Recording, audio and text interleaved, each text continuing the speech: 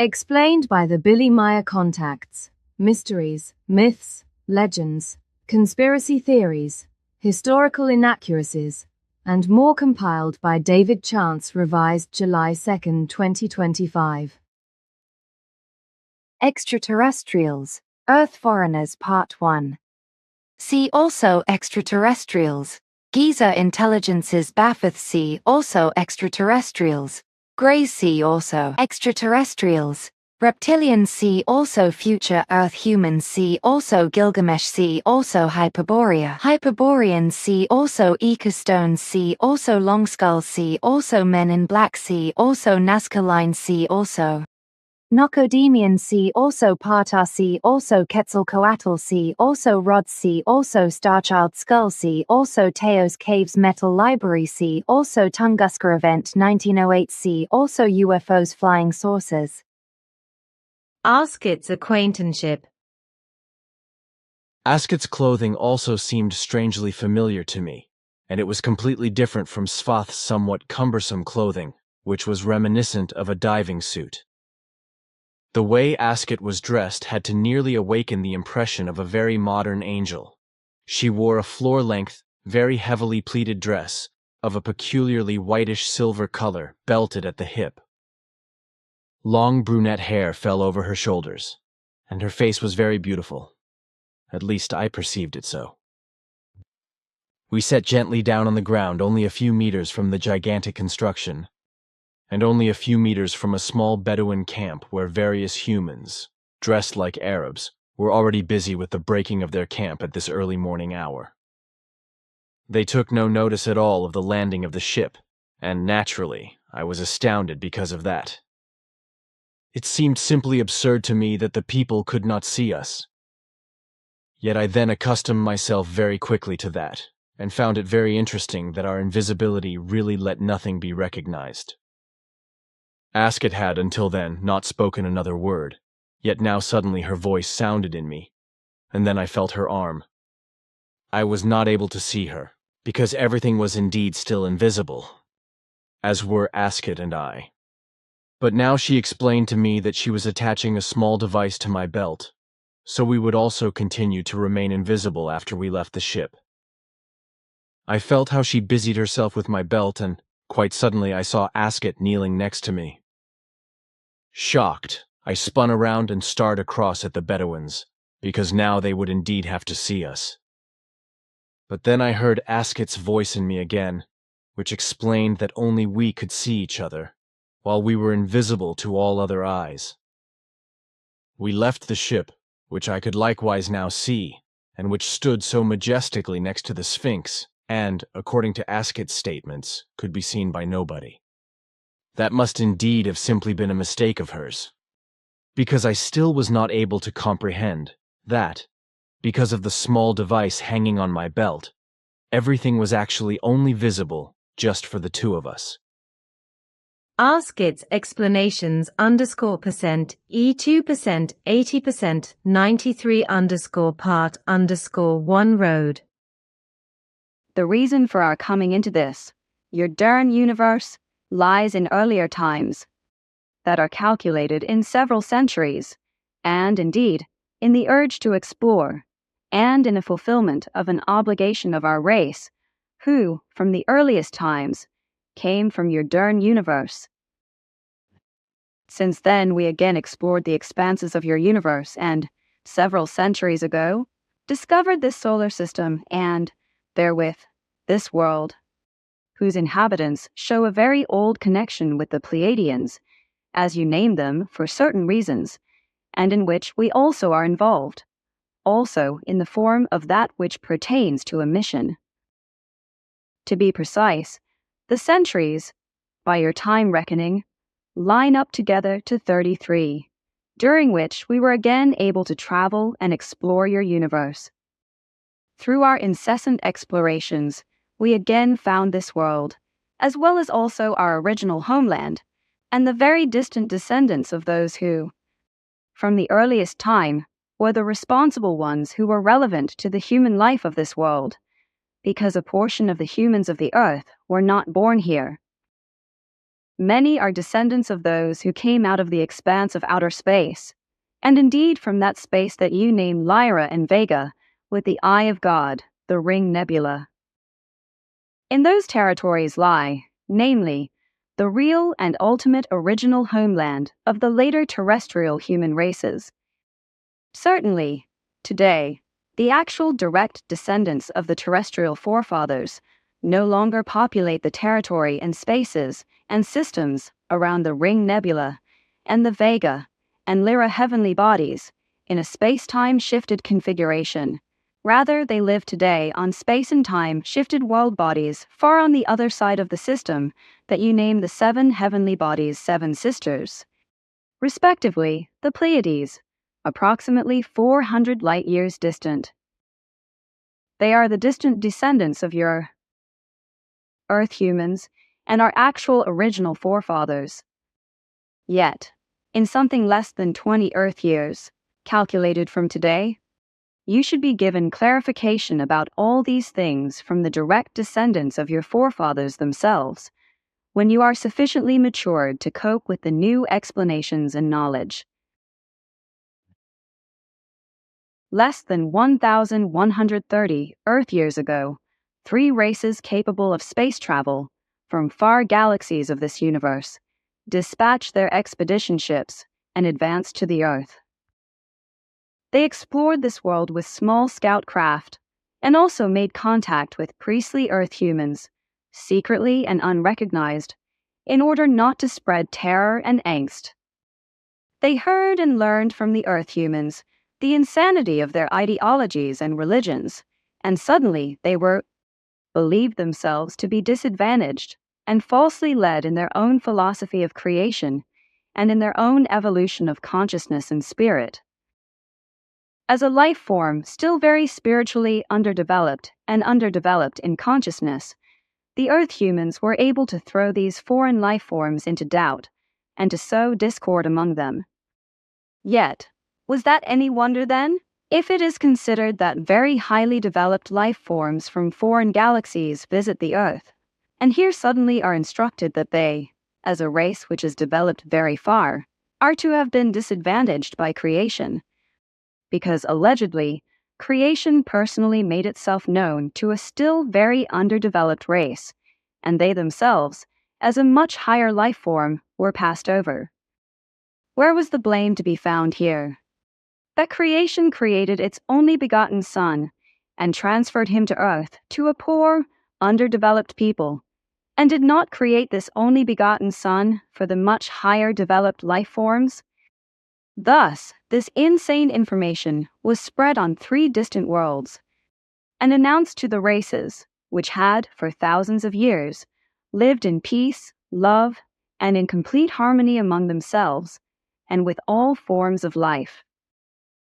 The insanity of the terrestrial religions was taken up by scientists, and further expeditions were sent to Earth in order to work for years to investigate all required religious facts. After the return of these expeditions, it was concluded, after exact clarifications, that all peoples would be instructed according to the terrestrial Christian religion, and indeed in all matters. This was a fatal error, because, within only 11 years, this peaceful humankind from a distant planet, having previously lived only by the creational laws, changed itself into the faith-based, Christian image of the Earth human. At first, fights and discord originated only in the narrowest circles. Then, however, everything expanded very quickly, and it came to public unrest. Already the life forms soon murdered each other, until everything degenerated into a malicious worldwide war. Finally, encroachments into the 2 other worlds resulted, one of which was then destroyed. Different spacefaring races became attentive to that, and finally intervened, and forcefully terminated the deadly discord, which had already slowly carried itself into the entire solar system. The terrestrial religions, brought there through the expeditions, and the destruction releasing Christianity, were strictly forbidden to any life forms. all existing religious material was destroyed, and the old way of life again became the highest law. Any advance and any further visit to the earth was forbidden, and a decree was even issued that, if unexpectedly a ship should stray onto earth, and no further possibilities of progress could be found, the entire crew, together with their ship, must totally eliminate itself. The Earth human has become capable of destroying his world in an atomic explosion, which would bring very dangerous consequences for the entire system. The entire inner solar system could be destroyed through an atomic destruction of this Earth, and fragments of it, or the planets, could be driven out into space as very dangerous projectiles.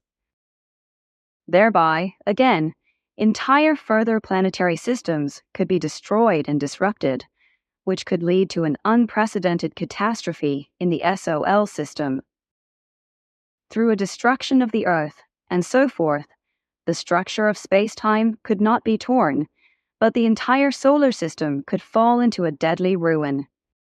In and of itself, this danger is really not small, because, as the Earth finds itself in a very exposed spot, this gruesome event could actually become reality if the destructive power is great enough and is of atomic origin.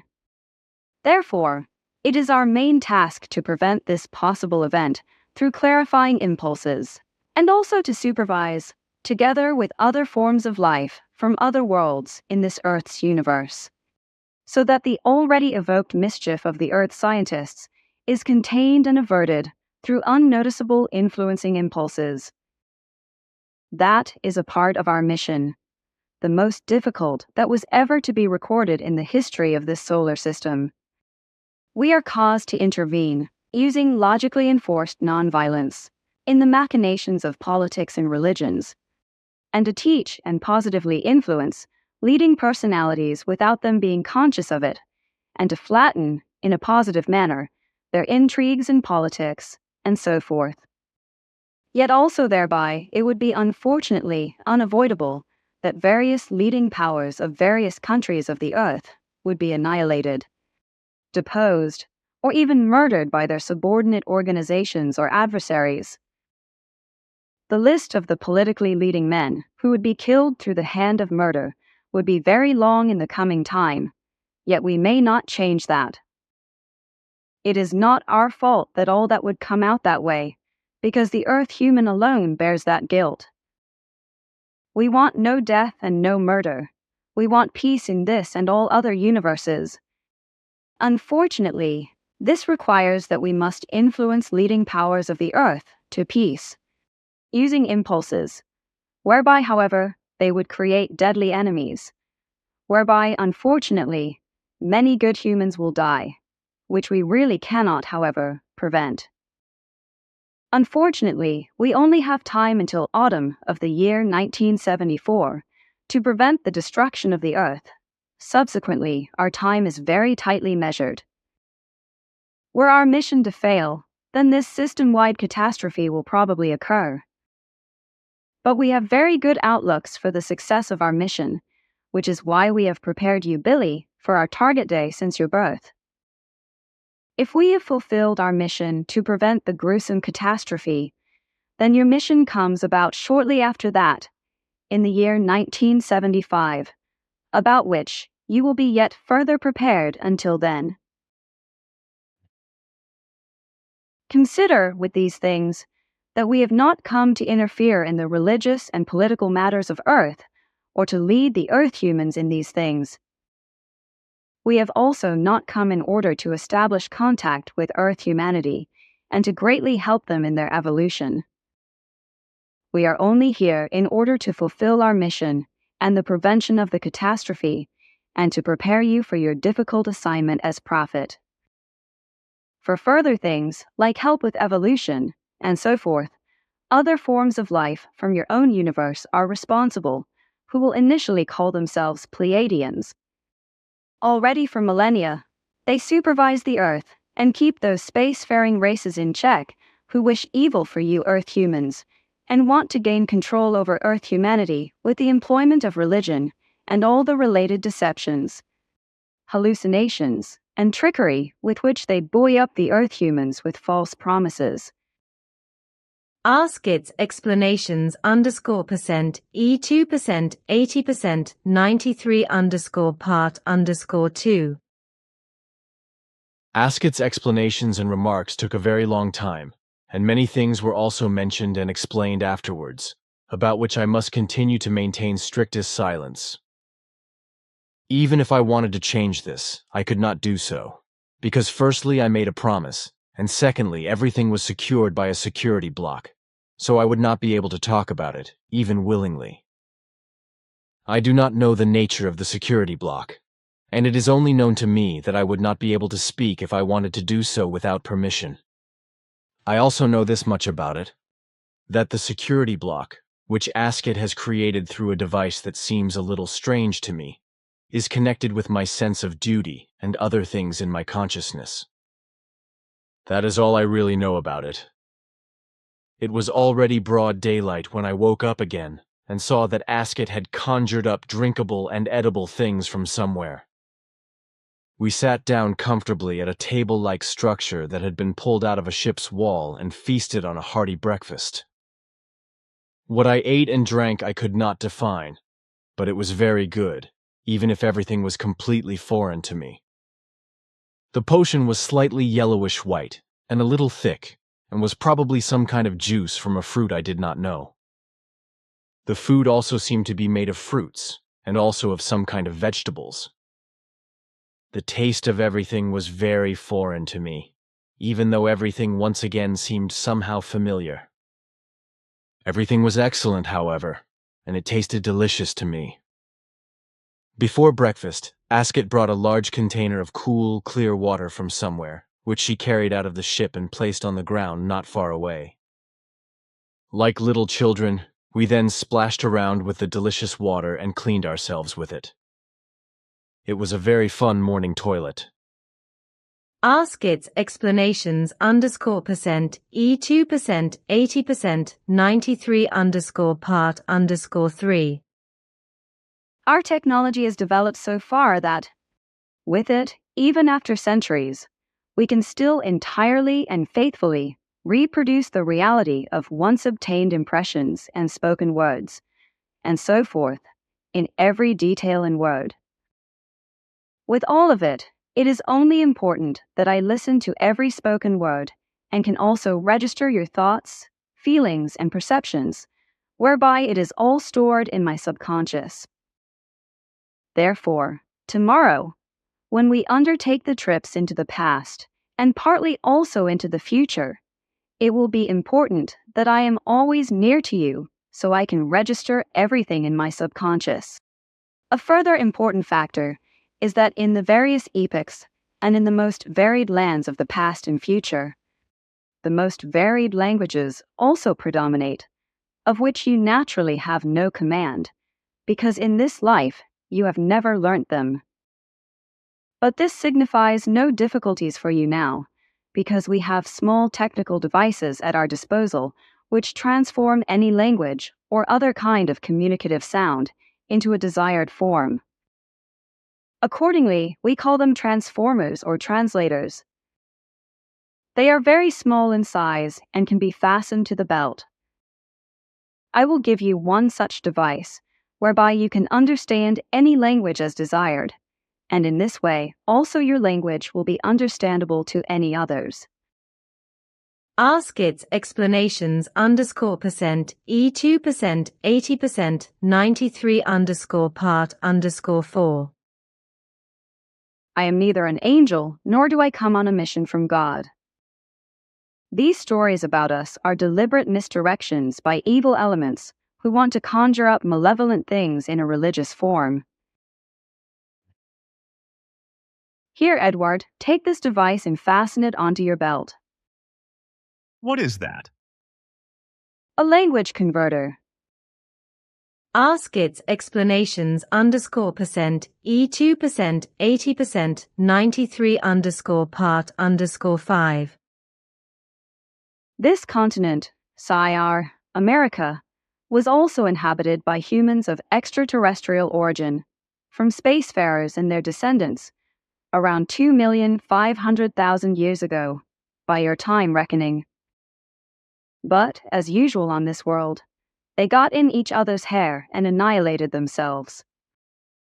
They invented atom bombs and exploded them in a blitzkrieg. Even today, after many, many millennia, you still name many regions of this continent the same as they were named in much earlier times. These designations were handed down up to the current time, if also often in strongly altered form. But they still exist as testimony to that unreasonable and barbaric time. Those who wish to see hard evidence can find it at any time and view it and think about it. There are sites of former CTs which stood there many, many thousands of years ago and have been melted by atomic hells into glass-like masses. The best preserved testimonies have become curiosities in your time because the Earth human does not know their genesis. But very well known in this regard are names like Death Valley, which, however, also still has a relationship to other events in the present day. The Valley of Fire near the city of Las Vegas is another witness to the past and the timeless atomic insanity of humans who populated the Earth again and again. Ask its explanations %, E2%, 80%, 93 part _6. It is all right. But now look at these articles of clothing from my homeland.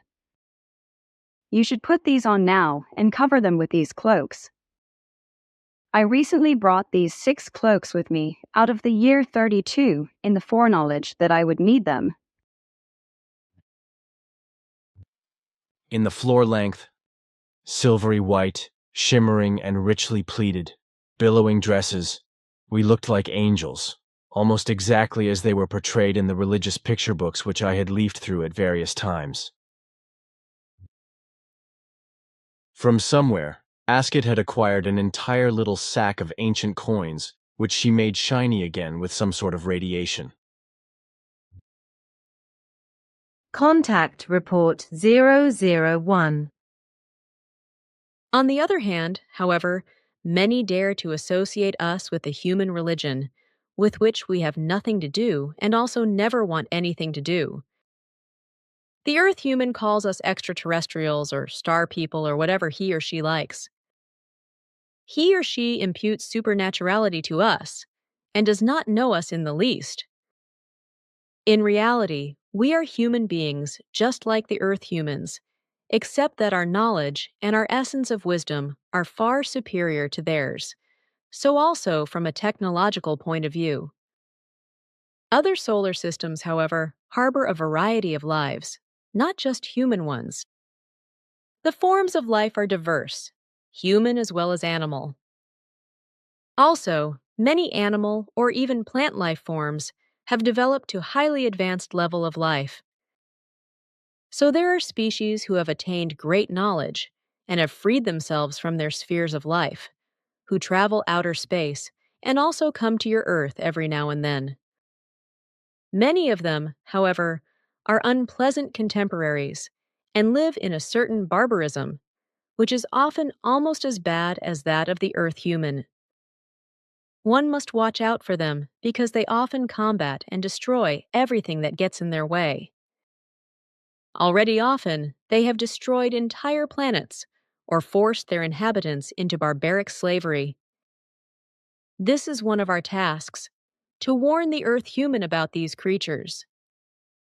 Let the human beings know this, because more and more the time approaches, when a clash with these degenerate human creatures becomes unavoidable. Another task is aimed at the sects and religions and the underdevelopment of human consciousness associated with these. But as already mentioned, beamship deceivers and charlatans are also heading in the same direction. Quite clearly, they put out the lie to the world that we or our brothers and sisters from other parts of the outer space would come here by order of God, by which they mean the creation, as angels or the like, in order to bring the Earth humans the long-desired peace and the truth of religion, and the protection and commands of God. This is nothing more than a well-thought-out lie of sectarians and deceivers or charlatans, because we have never acted by such orders, and we will also never do so. Bring this truth to the light of the world, and make it known to the human beings. This is another part of our task. If this doesn't happen, then humankind will slowly destroy itself and fall into complete darkness of consciousness. Contact Report 002. But I do not want to praise or flatter you, as we too have long gone beyond those things. It is not the manner or the desire of us simply to penetrate into the thoughts of others, when this is really not important. Moreover, we all have no right to penetrate into the personal secrets of others. If one penetrates into the thoughts of others, then there is always the danger that one will learn more from it than was originally intended. What about so-called UFO contactees claiming that their friends from the stars would only communicate telepathically between themselves? Certainly there are such creatures who only communicate telepathically. However, their communication was telepathic from the very beginning, or else they quite simply let their spoken language wither away. To our knowledge, however, Earth's space has never been approached by beings whose means of communication were purely telepathic. All the wannabe contactees allude to our being on a mission for God and the Christian religion, a malicious lie that is devoid of any truth.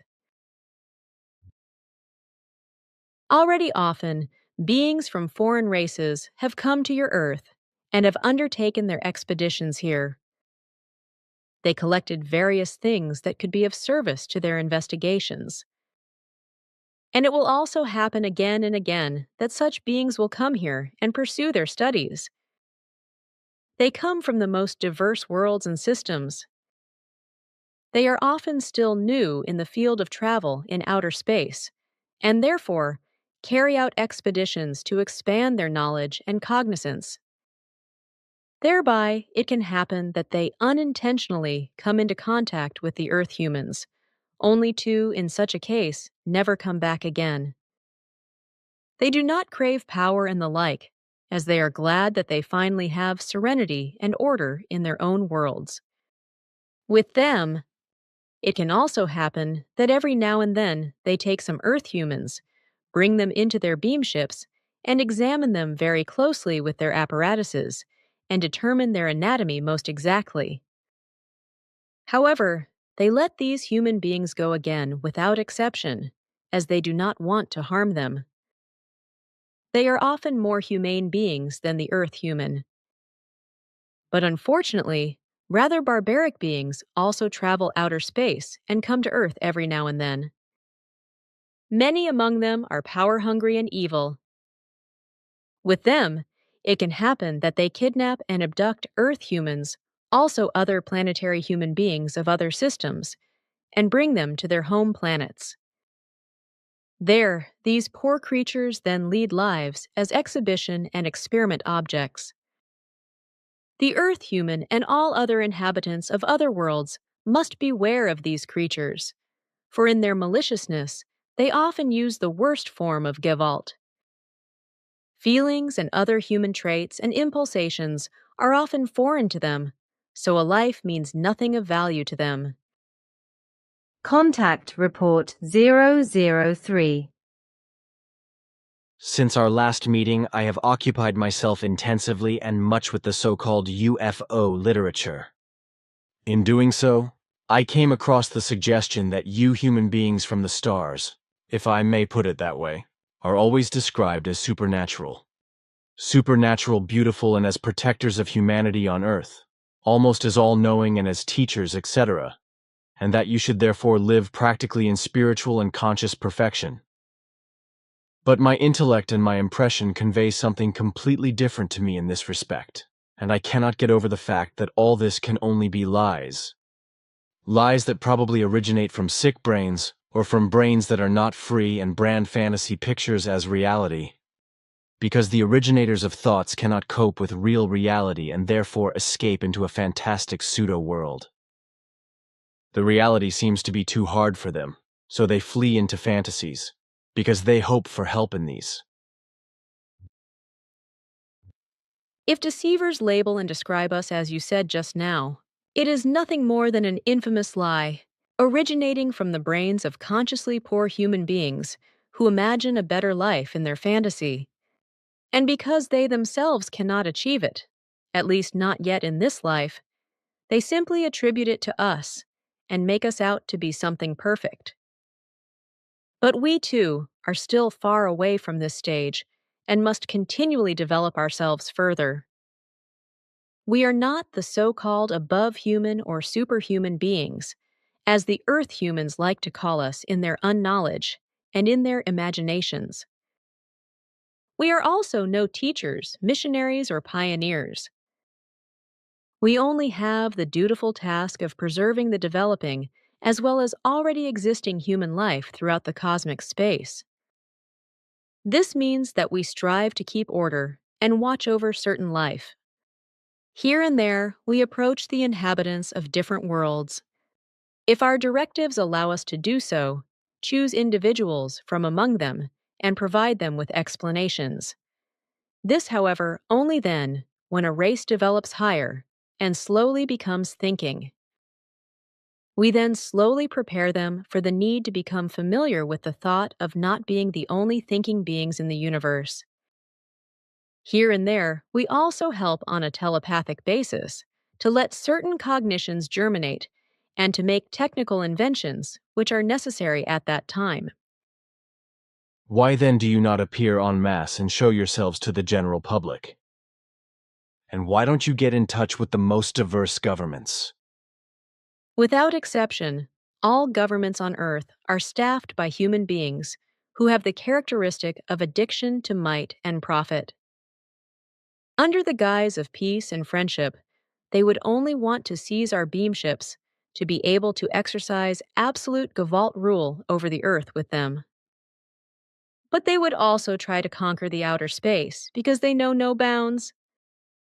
However, they are not even able to, on the Earth, create peace and friendship between the countries, not even among the human beings in their own country. How, then, should they be able to have such means of might at their disposal, such as are our beamships and their multifaceted facilities represent it? There is no interest in showing ourselves to the general public. Their consciousness is still short and small and confined in religious enslavement. On the one hand, the Earth humans would worship us as gods in their short reflection, as they did already in earlier times. And on the other hand, there would be many among them who, as criminals and greedy for might ones, would seize our beamships. But there are also those who are not to be forgotten, and there are countless millions of them who would fall into complete hysteria and fall ill in consciousness. For these reasons, it is advisable for the time being to maintain contact only with individual Earth humans and, to via them slowly let the knowledge of our existence and tasks become known, and to prepare them for what is to come. We are no wardens or guardians of the Earth humans. We only feel obliged to them because our originators were their ancestors, before they fled from the Earth as a result of self-inflicted catastrophes of some might-greedy ones, and escaped to the Pleiades. But I would still be interested in one thing, Simyase. It has often been written that the human beings from the stars would become very old, millions of years even. What's up with that? Do you believe these claims? No, because it sounds too unlikely. I can only believe it when I look at it in the way that a human being of about 70,000 million years of age is no longer a human being, but some kind of spiritual embodiment. You are right about that, too. A human being is capable of living for several hundred or even thousands of years when it has attained a tai, certain spiritual and consciousness-based, relative state of perfection, and a correspondingly high and healthy mode of life. You are surely aware that our dear little women on Earth keep their age a secret, and that they smear their lips, face, finger, and toenails with powder and colors. What do you think about that? Personally, I find makeup disgusting, but also all forms of painting the body, as well as fingernails and toenails. I think so too. But how is it with all of you? Do you also live in this delusion? Definitely not. You do not know, however, that the average lifetime with us is very high and amounts to several hundreds of years. That is, about 1,000 years. So I am still very young and only 330 years old, which corresponds approximately to your 33 years by your understanding. Contact Report 004. Just like the Earth human, we also have to learn a language. Except that this is much easier for us and causes us less effort. We are in possession of all Earth languages that are presently spoken or were ever spoken at an earlier time. This means that we have accurate records of them in the most diverse forms. Language training courses, as you would call them, were compiled from them. This work is done by linguists and machines, similar to those you call computers. Then other machines of a similar kind serve to transmit and enter the language into us. This means that we get connected to such a machine or apparatus, through which we then receive the desired language transmission. This occurs through a hypnosis-like state induced by the machine. As a result, the language terms and senses are implanted and registered. This process takes 21 days. After that, we need another 9 to 10 days in order to speak the language correctly. This means that we then have to practice speaking and pronouncing in the right way with the help of the apparatuses and the linguists. To learn a language, we need 30 to 31 days in this manner. We have a different language than the Earth humans.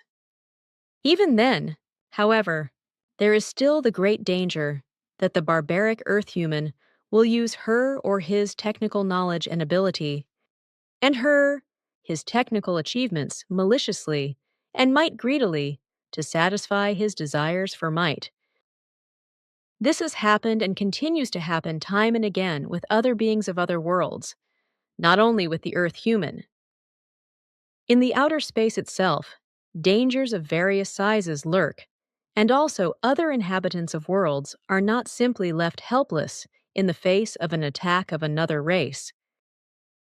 There could follow deadly defeats and complete enslavement for the Earth human, which would be equivalent to a falling back into primeval times. But it could also be that the planet Earth becomes completely destroyed because the technical prerequisites for this are already created in the outer space with very many humane and inhumane races up to the last relative perfection. If the Earth human wants to carry his barbaric imperiousness and greed for might out into the outer space, then she or he must reckon with her or his complete destruction, and no other planetary beings will rush to help her or him. But the Earth human being must also prepare to defend himself, against malicious intruders, which she or he can only accomplish, however, through a complete unification of all the peoples of your planet. The dangers from the outer space are great and are lurking in all corners of the galaxies. Mostly, these are inhumane, might-greedy beings who know no feelings, or only inferior ones, or those very badly out of the control of the good human nature. Others, however, know how to defend themselves, and they inevitably always do this radically. Other world races do not let themselves be senselessly warred or driven into exile, servitude, and exploitation, as is customary among the peoples of the earth. They will defend themselves by Gavalt, and still for a long time, they will be vastly superior to all the technological possibilities of the Earth humans. Where this is not the case, however, they are often under the protection of further and higher developed intelligences, whose techniques reach the final relative perfection. The Earth human must become familiar with the thought that her or his ancestors had brought the whole humankind, and the Earth itself to the brink of ruin, and had to partially evacuate the planet in a wild escape. But it should also serve her/him as a warning that greed for might and barbarism are deadly attributes. That this is the case has also been experienced by a second race in your solar system. In their boundless hatred and in their uncontrollable greed for might, they destroyed themselves right down to the last, and hardly any being survived the fight. They annihilated and destroyed their own planet in a tremendous explosion, and nothing remained of it but many thousands of asteroids that still orbit your sun today, as a memorial to the deadly irrationality of human beings. Remnants of the once splendidly blooming planet Malona, which its inhabitants destroyed in their barbaric greed for might and irrationality. Contact Report 005, a note. The following excerpts explain how some ancient Pleiadian ancestors found their way to Earth. See also Contact Report 9:120-170, Contact Report 70, S23-181, and Contact Report 121, B79-90. Only the knowledge and ability of our ancestors, who had settled on the Earth and had begotten their descendants here, prevented the terrible end. Deep in the unknown space, in a space-time shifted solar system of the Milky Way, a solitary star floated far away from the normal orbits of the satellites orbiting the Sun. After the thousands of years, it, the destroyer comet, then rushed suddenly and unexpectedly into the closest sphere of influence of the Sun and its planets. Now already illuminated by the reflecting rays of the Sun, it approached the orbit of the outermost planet at tremendous speed. Still only a few hundred units away from the next worlds, it evoked hellish storms in these, which destroyed large areas that had been cultivated by the human beings peacefully emerging there. With trembling for their arduously gained goods and their already hard lives, they suddenly found themselves exposed to the immense and uncompassionate forces of the universe. Helpless, doomed to be handed over from life to death, they stared out into the sky, to the gigantic wandering planet which raced towards them as a cosmic mortal projectile. On the night of the third day after the incursion of the destroyer into the planetary pathways, the middle of the night may just have passed. The drifter from outer space entered the elliptical orbit of the sixth planet. Full of horror and consternation over the immense forces of nature, the human beings fled into the vast plains that covered the planet in great numbers. 2/3 of the humankind that inhabited the planet was killed and destroyed in the unleashed hell of nature. Forced by cosmic determinations, the survivors had to find a new beginning, devoid of any culture, set back to a primordial time of the development. The humankind of the distant solar system, 2/3 of which were destroyed at that time, found a new beginning which was hard and full of privation. Nevertheless, in less than 9 centuries, the human beings built up a new civilization and culture, created and driven out of the hardship arising from cosmic forces. The people succeeded in preventing further cosmic catastrophes and annihilations. Through arduous research, work, and voluntary commitment to the very last one, they created plans for their new culture and for a far-reaching technology. Dwellings were built that could withstand the G-vault of nature, and generation after generation brought together their knowledge and skills. Their spirit and their consciousness and their knowledge refined themselves rapidly, and soon the succeeding generations had reached a technology which, without any imagination, defied all possibilities. And there came the time when the descendants flew out into the unending expanses of the universe in round, plate-like flying ships with beam drives. Other solar systems and planets were flown to and expeditioned. New worlds and possibilities opened up in order to transplant the peoples of the home planet, which had meanwhile become too small for the new humankind. The scientists, with their spacecrafts and abundantly provided means of all kinds and fantastic application possibilities, used the dimension gate known to them to, in another space-time configuration of the Dern universe, reach the Milky Way area and explored the space for ever newer things. They found many new habitable worlds and solar systems, which they often made subservient to themselves, using their beam weapons in short one-sided fights in order to conquer them for the settlement of their race. However, apart from their horrendous material and gene-based technology, they also perfected their consciousness and their spirit, so that nothing which they wanted to experience remained foreign to them anymore. The use of their powers of consciousness became implicitness to them, and so they gradually raised themselves to rulers vis-a-vis their peoples. They called themselves kings of wisdom, with the word Ishwish, which is on the earth translated as God. Far superior spiritually, and in terms of knowledge as well as consciousness to the normal people, they soon dominated it in evil dictatorial form. Yet after centuries, having grown tired of the godlike scientists, the people rose against them initially in silent revolution. Oppressed, however, by the spiritual and consciousness-based powers, and by the tremendous knowledge of the gods, the people had to submit to their rulers. But the will for freedom made them secretly prepare for the fight. It glowed like a smoldering ember for 4 centuries, to flare up in the given moment as untamable wild conflagration. According to the earthly calculation of time, it was about 230,000 years ago when the Liberation War broke out. Evil fightings covered many planets, and much was destroyed. A scientist named Asael used the opportunity to make himself self-reliant and flee. Secretly, he managed to bring a large fleet of spaceships into his possession, to man them and to flee under heavy acts of fighting.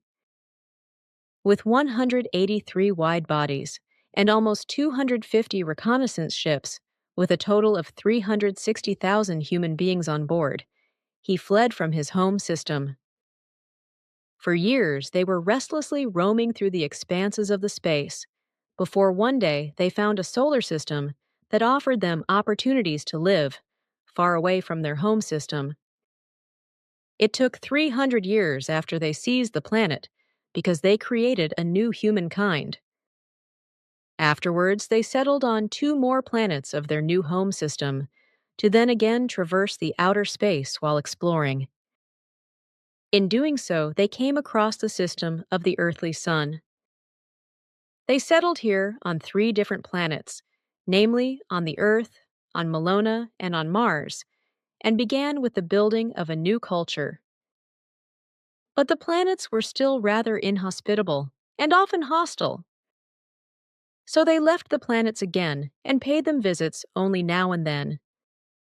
When then, on the second planet, the Earth, first intelligent life started moving, they came back and lived there. But in accordance with the human beings reflecting, power struggles broke out again, and they left the Earth. From the new home planet, however, the development of the Earth was constantly monitored and expeditioned year after year. From time to time, it was tried again and again to settle the planet. Also, beings were deported to the Earth, and these were simply left to their fate without any technology and help. They became stunted, wild, and bestial. Then, finally, the time came, when the major step was finally ventured. A certain culture was built up on the Earth, which lasted for several millennia. But again, greed for power broke out, and everything was destroyed. So the Earth fell again into its old existence. Then it took again several millennia before a new attempt was made. This time, however, no more in the sense of an actual expedition. On the home planet, once again, differences of opinion arose, because the scientists again elevated themselves to gods and subjugated the peoples to servitude. From this, it resulted that a group of scientists and other human beings who thought differently banded together and seized various spaceships. Almost 70,000 human beings fled and settled on the Earth. Their highest leader, Pelagon, was freely recognized by all as Ish-Wish God and led a tight regiment. He had nearly 200 sub-leaders, each of whom was responsible for a special field of knowledge. They were, so to speak, sub-gods, or also called guardians. On the home planets, however, war broke out and much was destroyed again. But the human beings finally achieved the freedom and the peace. That has remained so ever since, and will also never change again. According to the earthly time calculation, that was around 50,000 years ago. Note, see also Contact Report 711:47-106. Only on the Earth itself things were not always so peaceful, and many mistakes were made.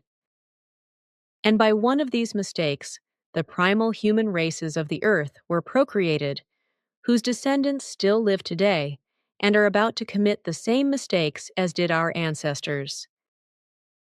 Contact Report 006. I also like to laugh. Contact Report 007. My next question deals with the earthly human races.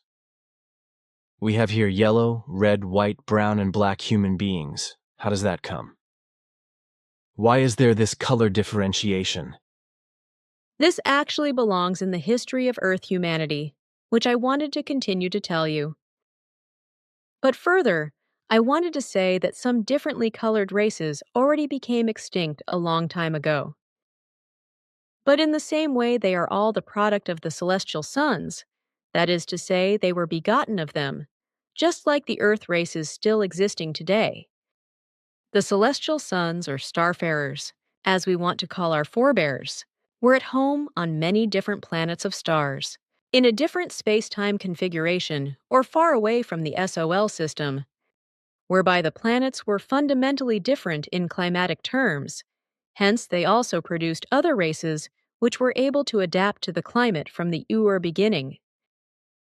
Due to the climate conditions, also a corresponding skin color developed, of which there are innumerable in the universe. Their body sizes were also different because, depending on the gravity of the planet in question, they ranged from only 50 centimeters tall up to several meters. There were and are even beings, which you call gigantic ones, giants or titans, and such beings too once endued the earth with life.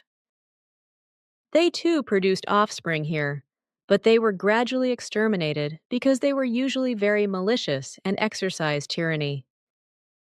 The different color races of today are thus descendants of our variously colored forebears, who came from different planets of foreign stars. Well, you are right with your view that the human beings of the Earth are not descendants of the apes. They were partially begotten by our forebears, who also mixed themselves with Earth beings, who were simply called Eves at that time. But the Earth beings at that time were of the most diverse forms and kinds.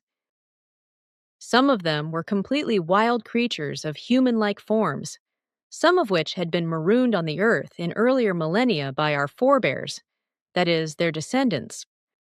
These descendants of the marooned were abused by foreign spacefarers. The Eves were besides Earth-created hominid living creatures, nothing more than very wild descendants of those marooned thousands of years ago, from whom at that time any tools were taken away. But since our forebears were mixed races of different colors and sizes, they of course also produced different colors and races of different sizes, completely according to their characteristics.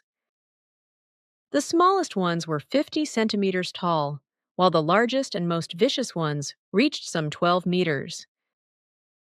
Their appearance was also varying, and some type of them were only remotely reminiscent to human forms.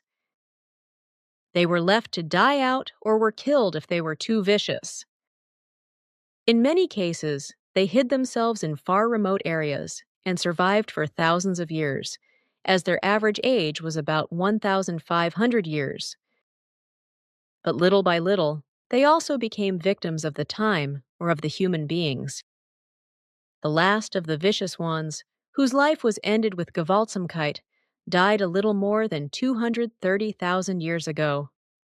Today, according to our knowledge, only 7 such beings of the old human life forms still live on the earth, where they remain so well hidden that they will certainly never be found and will one day die a peaceful death, and that without descendants, because they have become too old and passive for propagation. So far, you have never told me where you actually always stay, when you are not carrying on conversations with me. We have our bases on the Earth, as well as on many other planets, where we stay continuously.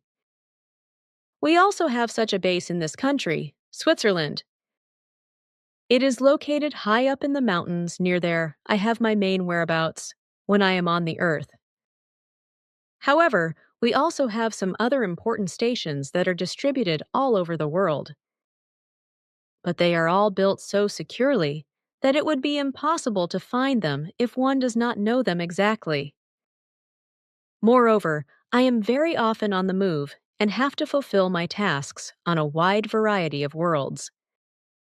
I also often go to visit my home, as you tend to say, and so I also often spend time on the Pleiades, as we call them for the time being. Contact Report 008. Just ask. But be conscious of the fact that I am not allowed to reveal any secrets that would still be detrimental to the development of the consciousness of the human being of Earth. You mean the Aquarian Age? Sure, that's the era I'm talking about. It will bring developmental change events for the human beings of Earth. Very good ones, but also very bad ones. Particularly grave are in this regard the religious influences, because this intellectual, spiritual consciousness-based era brings forth very many new and evil types of religions and sects, where through the human being is supposed to be even more struck in their delusion, whereby also sectarian mass suicides and murders are to be feared. But we want to try to prevent this, because otherwise the same thing will happen that happened to our ancestors, namely that the sect rulers and scientists will as time goes by also elevate themselves to ishwish and brings about the same catastrophe over creatures and solar systems as it was also characteristic of our forebears and many other races. But now once again a question regarding the age. How is this then with you? The laws are of equal value throughout the universe. When we have a higher life expectancy than the human being of Earth, then this is conditioned by life.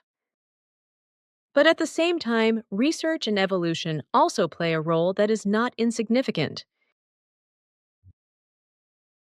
But we do not want, and also are not allowed to exercise any coercion to convince the Earth humans of the truth. Contact Report 009.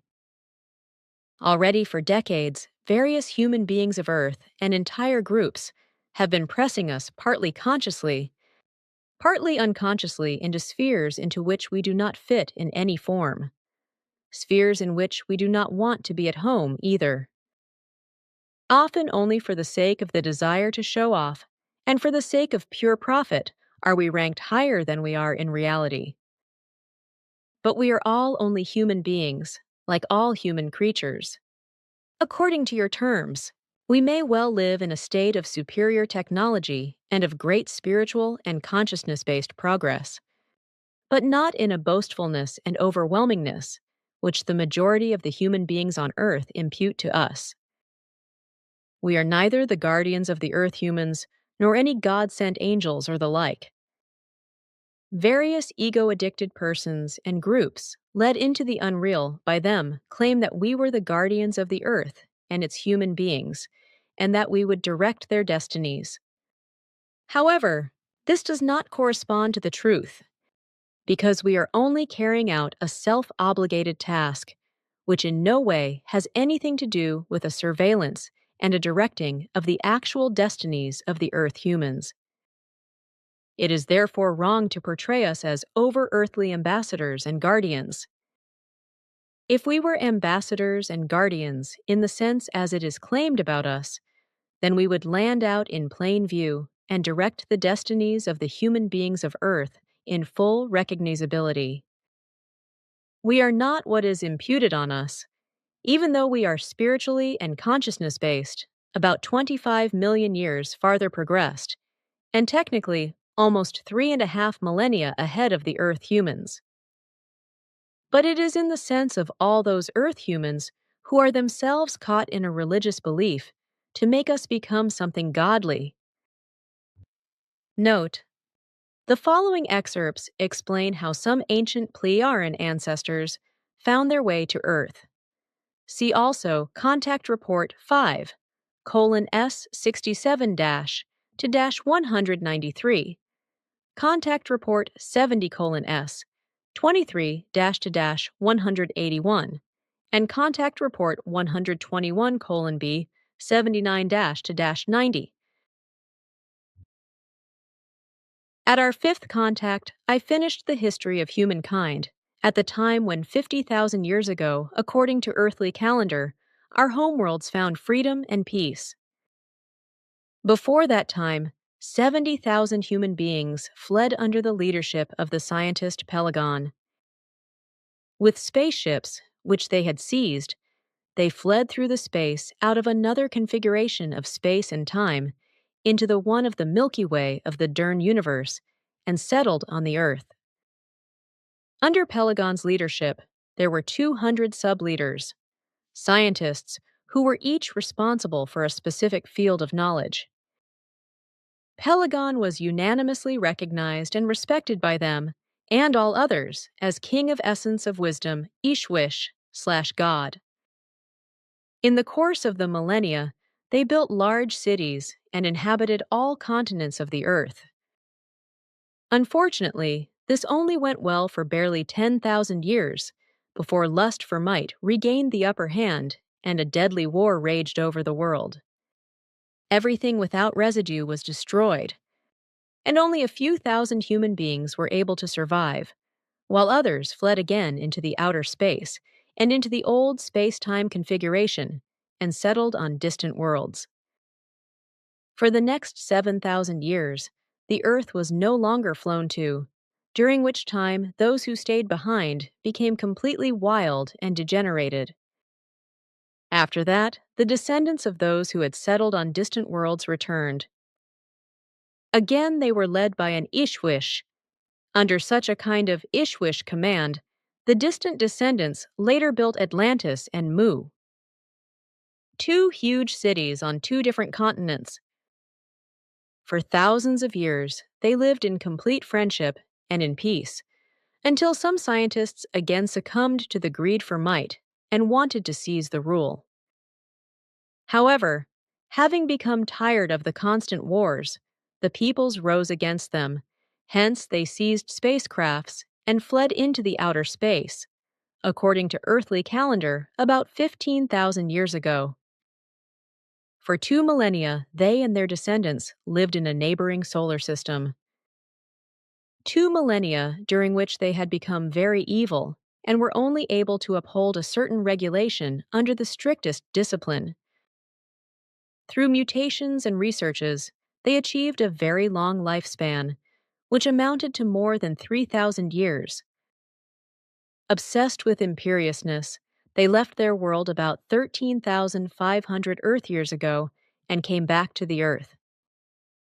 Their supreme leader was the scientist Arus, who was also called the Barbarian.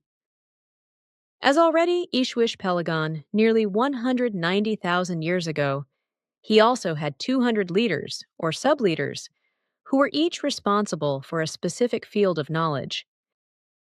They settled in two parts in the far north and in today's America, Florida, whereby they constantly forged ahead to Atlantis and Mu in order to invade them with war. And only a few millennia after their renewed requisitioning of the Earth, they succeeded in completely destroying Mu and Atlantis. Few survivors went into servitude, while great scientists were able to flee and return to the original homeworlds in the Pleiades. But thousands of years before that point in time, the new intruders spread across the earth, and Ashwish-Arus ruled with a firm and bloody hand. But also, his sub-leaders usurped all kinds of things and made themselves more and more independent. Within only 3 decades, they acted largely at their own discretion, even though they feared the punishments of the Ishwish-Arus. They pushed very far away from them the codex of preserving their own race pure under all circumstances, and not allowing it to fall prey to mutations. Forbidden and secretly, they went out and captured Earth-created life forms, but so also turned wild or mutated beings, which were very distant descendants of former human beings from the outer space. The female creatures, beautiful in their wildness, were tamed and copulated with or fertilized with genetical manipulation by the leaders who called themselves celestial sons. Case by case, depending on their own races, they thus created mutated creatures, completely new life forms that were of dwarfish stature, very gigantic or similar to animal forms. Simjasa, the supreme leader of all sub-leaders, copulated with an EVA, a female creature who, according to his understanding, was still preserved as the most human-like and also quite beautiful one. The descendant of this act was of male gender and a human being in good form. Semjasa called him Adam, which is tantamount to human being of Earth. Another copulation of the same kind brought forth a female creature, and in later years, Semjasa determined that these two Adams had to mate together. In the meantime, however, many other creatures of the same kind were conceived, who banded together into large groups and tribes. From them, today's humankind developed, which was already at its beginning, according to its races distributed to the most different continents.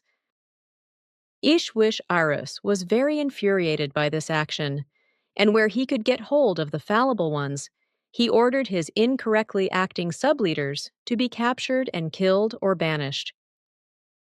In the course of time, however, he changed his mentality, and he recognized a new might that he could exercise over the newly created human beings of Earth. Through newly appointed guardian angels and sub-leaders, he cast a spell over 3 humankinds. These were the forebears of those whom you now call Indians, then the inhabitants who had settled around the Black Sea, and thirdly, those who roamed in the south below the Mediterranean Sea as gypsies, and were therefore called Hebrions. Through his guardian angels, Ishwish, Arus, let these humankinds be subjugated, and a spell be cast on them. As supreme ruler over them, he let himself be worshipped and prayed to by them. In his megalomania, he let himself in relation to them be celebrated as creator and creation, and his sub-leaders as creational helpers. He enacted harsh and strict laws, which without exception demanded the blood of a culprit. His son, Jahav, who took over his reign after 3,400 years, was only very little better, for he too, as proclaimed Ishwish, demanded nothing but blood and death among the three enslaved humankinds. It was only the later descendants of the gods who became more humane and developed in the sense of the spiritual evolution. When this was finally the case, they decided, in accordance with their change of mentality and consciousness, to leave the development of the Earth humans to their natural courses and to withdraw themselves to their original home. So the last of them left the Earth 1,943 years ago and returned as peaceful creatures to our Pleiades, where their own humankind had, in the meantime, become very highly developed. Today, they live united as particularly long-lived with the normally aging, who on average reach 1,000 years of age. And so today, we are one single people in peace and freedom. Contact Report 012. Not just you alone make mistakes. They also happen to us here and there. I'm about to start crying, damn it, again. I really feel like it too. Sadly, not everything can be predetermined, because we all have to make mistakes in order to learn. Contact Report 014. We are also subject to mistakes, which I have already mentioned. I want to fix some of the mistakes I have been making. I just do not want to make a mistake twice. Contact Report 015. As a result, I have to admit that I succumbed to some errors that brought me to wrong conclusions. You, however, with your feelings, have drawn the right conclusions and laid the perspectives correctly. Obviously, you are superior to me in such things because you are able to start from purely earthly aspects. However, I do not want to exclude that you can arrive at wrong decisions through this form, just as I did with mine. In the end, we are human beings, albeit from different worlds and from different consciousness-based and spiritual stages, but still fundamentally similar forms of life, who have to go the way of their evolution. So this does not exclude that I also make errors, which I ask your friends and acquaintances to understand. My life form is indeed higher developed in all things of the physical and swinging wave-based manner than your people's, but yet we are also not standing at the degree of that absolute full development, which would exclude errors. This, one should always consider. We are really not those Vsin of absolute full development, as they are so gladly exploited by pseudo-contact persons for religious benefit, because these supposed Vsin of absolute full development are either cheating and power-grabbing creatures who want to bring the human beings of Earth under their harsh rule, which actually happens in a few cases, or they are quite simply pseudo-Wesen, who exist only in the imagination of the pseudo-contact persons. As my life form is just as imperfect as yours, it must be absolutely understood that I am also subject to errors. Nevertheless, if I slip up in such things, then I name them openly and stand by them, for it would make no sense and be of no benefit if I were to cover them up or deny them. This would only redound to my own disadvantage. But now, once again, is the time for us to say goodbye. But I will call you again myself in a short time, for there are still other important things to make clear. But then call me directly to China or Chihuahua, for those places are more along the way than this place here in the middle of nowhere where I had to take my moped for miles. Can it also be the South Pole or the North Pole? Note, sarcasm.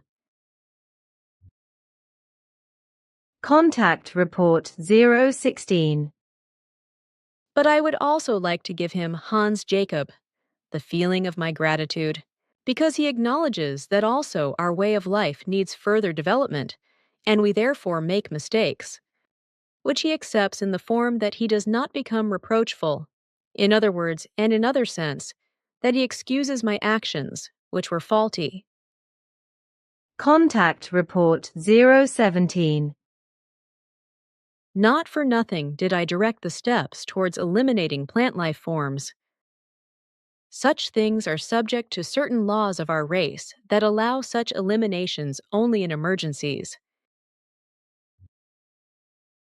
Oh, so you got a fish, huh? That seems to be your modern language again? Right. And it means you laughed at a man and wants to get married? No, I feel much better without a man, at least now. I may have something planned for later. The dear Earthlings make their stupid jokes about Moon and Mars and other space people. They draw them as scale-reinforced monsters with fixed skull antennas, feelers, 5 breasts, and many other idiocies. They call these things humor. Do not you read newspapers and magazines, etc.? Sure, because I move here and there among the terrestrial human beings, shielded from the earthly human vibrations, and get hold of something readable from time to time, but I have never found such things in it. If, of course, you only read Mickey Mouse, Fix and Foxy, and Superman booklets, then you might not be in the right place. I actually know them, and I think they're funny. However, other readables are mostly only newspapers, etc. Contact Report 020. We do not want to create a global truth organization, or in a short time flood your world inhabitants with the truth, because such an enterprise would not be useful for our cause. Only small groups are useful when their members are fully and totally truthful. Through them, the truth will slowly be spread and will encompass humanity over generations and centuries. Contact Report 021. On the other hand, I approached you several times with a suggestion to get you crystals which you could sell. And what if checks reveal any radiation that is not of earthly origin? Our technology enables the extraction of such radiations from all material forms, if they do not contain changeable life. Thus, I have also removed all radiation phenomena in the minerals and crystals given to you, so that when they were introduced into earthly space, they constitutionally absorbed the radiation inherent in the earth in a few moments, so that no difference can be discerned in comparison with similar earthly crystals and minerals. How can you free them from their radiation? What is the process and how does it all work? Our apparatuses extract the radiation from the things and release it converted into good form again, so that it can be absorbed again by the planets concerned. The whole process is a regeneration process of natural order. The apparatus could therefore be called a neutralizer according to your terms. Contact Report 022. But can you explain to me once why your mental transmissions always appear so stereotypical in me at a later point in time, and that there are no repetitions of any words or sentences? These later transmissions of our conversations are so completely different than when we are in intellectual exchange with each other. I often have a lot of trouble writing your reports, because you just keep dictating and never repeat a word. Your report submissions come into my consciousness just as we did the conversation. This often leads to the fact that I have to omit words or entire phrases when writing, in order to be able to follow dictation in writing at all. This is not always the case, but it is often the case that I write wrong words. Sometimes in your transmissions it seems to me as if your thoughts are a mechanical sequence, as if they were coming out of a machine. I always have to think of a tape that reproduces exactly what it has recorded. Therefore, I have come to the conclusion that you do not carry out your transmissions personally, but have them transmitted by a machine or something similar. The reason for this could be that you suffer from the same evil as we human beings on Earth. Namely, that you also cannot remember word for word what has been spoken between us or elsewhere.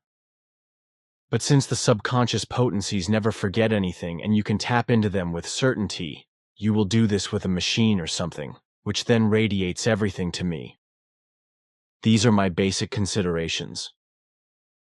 Of course, I can be wrong in all things, but the degree of probability of these considerations seems to me to be the greatest. These considerations would also be compatible with the fact that not a single word is repeated in your transmissions, and that I therefore often have great difficulty in writing down the sentences and words coming in at normal speaking speed quickly enough.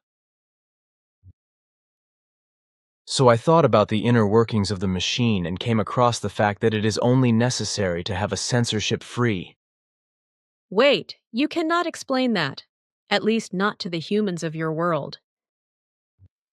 I will therefore have to consult with the others and judge everything with them. But I suppose that our High Council will have to make its decision on this, because if we have to eliminate certain things completely, then we have.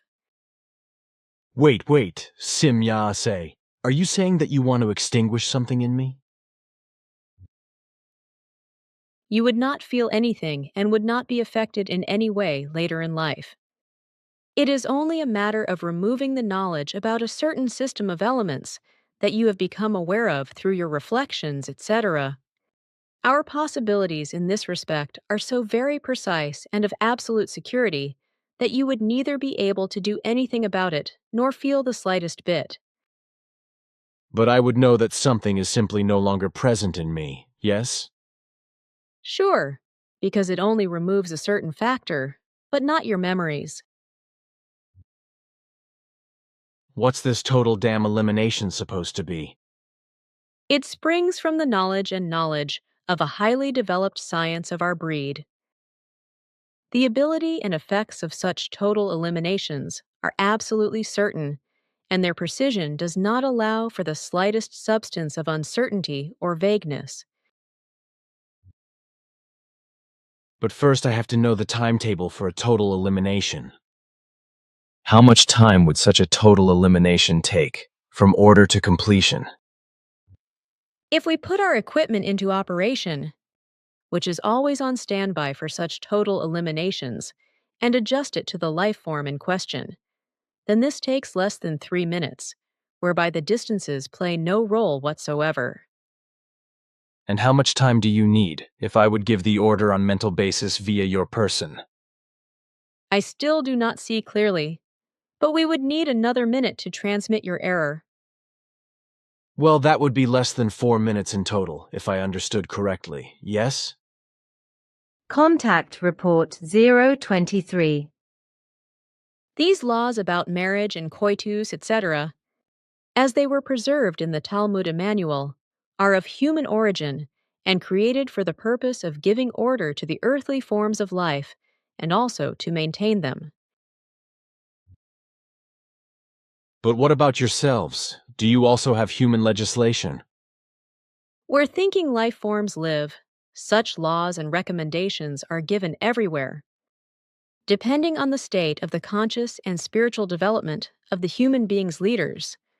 However, these laws have been taken from the natural laws and shaped in a responsible form into human natural laws. So they are laws and recommendations of natural logic, and in no way full of illogical and even dumb primitive as they are created and applied in your world. Actually, you have already answered my next question with your answer regarding the existence of your laws, which aims at whether you also know forms of criminality and other degenerations, etc., to which you have to apply laws and recommendations. Laws and recommendations, etc., are only necessary where they must maintain order. But where order has become a matter of course and no degenerations occur, human laws and recommendations are also superfluous. The logical conclusion to be drawn from this is that you, too, are not beyond the state of degenerations, and that consequently, order has not yet become a matter of course.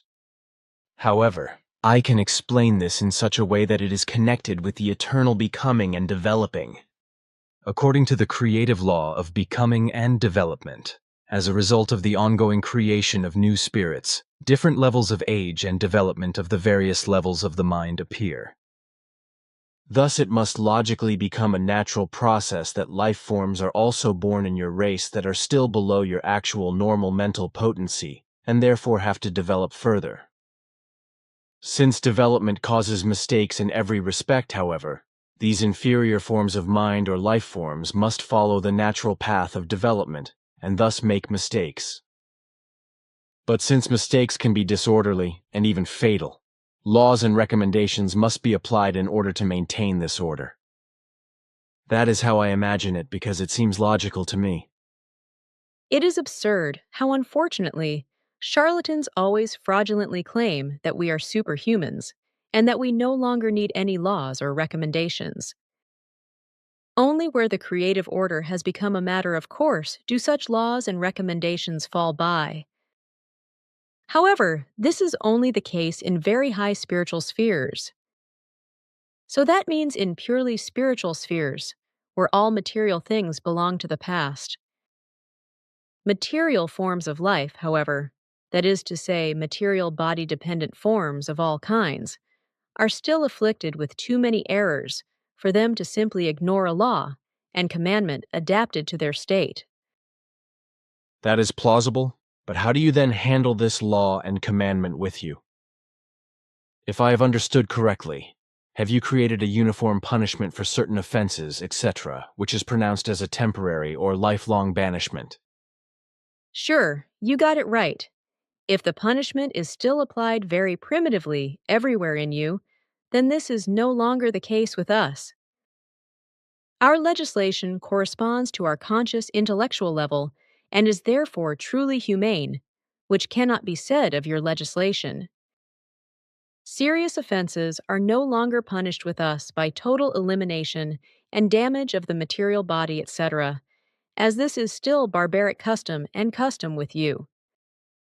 Our unity adherence finds its application in a banishment for time or for life. The fallible life forms are banished in this respect to other worlds, which serve exclusively only this purpose. Moreover, only same-sex life forms are banished to such a world, that is to say, only male or only female life forms. This prevents reproduction, and no offspring can be conceived. The exiled are on their own on their worlds, and have to take care of themselves through their own work. Any mechanical or apparatus aids, etc., are made available to them, but they are deprived of permission to make such aids themselves if they could be used for escape. In order to emphasize this provision, regular checks are carried out on these worlds, and any secretly manufactured products of this kind are eliminated. In addition, any personal physical contact with any other forms of life outside the places of performance will be completely eliminated. On some of our worlds, fallible life forms are banished also on large islands in large seas, if the fallibility rate of the respective worlds is only very small. However, the whole handling and execution is the same as for worlds specially selected for this purpose.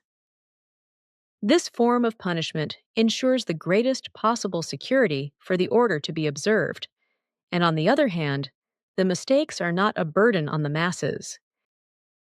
Besides, however, this form of punishment is very humane and expedient, because during the lifelong or temporal exile, the misguided are not inhibited in their development. Besides, crime and the like is practically non-existent in our country. Could it not be that at very early times our Earth once also served extraterrestrial beings as such a planet of banishment? Sure, your assumption is correct. In primeval times, variously fallible life forms were banished to your Earth from various worlds in the universe, including our race. But these early times can no longer be grasped by us either, and we have no precise data about them. But how is it now with you with the so-called marriage mate there also male and female as with us? Or is the procreation of offspring perhaps carried out in a different way than in our country? Are you perhaps breeding your little children in test tubes or in breeding farms? This is typical human nonsense of earthly origin, a product of pathological imagination. Creation has endowed each individual form of life with very specific values so that it can reproduce in a very natural way. The law of unity is of equal value in the whole universe, namely, that two values of different, and thus female and male sex, each uniform in itself, together form and result in a large unit or a hyperunit, thus also in the form of the reproduction of any material life forms. But what about marriage and the procreation of offspring? Fundamentally, our laws and recommendations in this regard are still partially preserved in many of your ancient writings, for they were transmitted to you by our distant ancestors. With our race, often only marriages of non-monogamous shape are done, after most exact clarification of all facts concerning togetherness. Of course, mistakes in these things cannot be excluded, but they will be eliminated or corrected if necessary.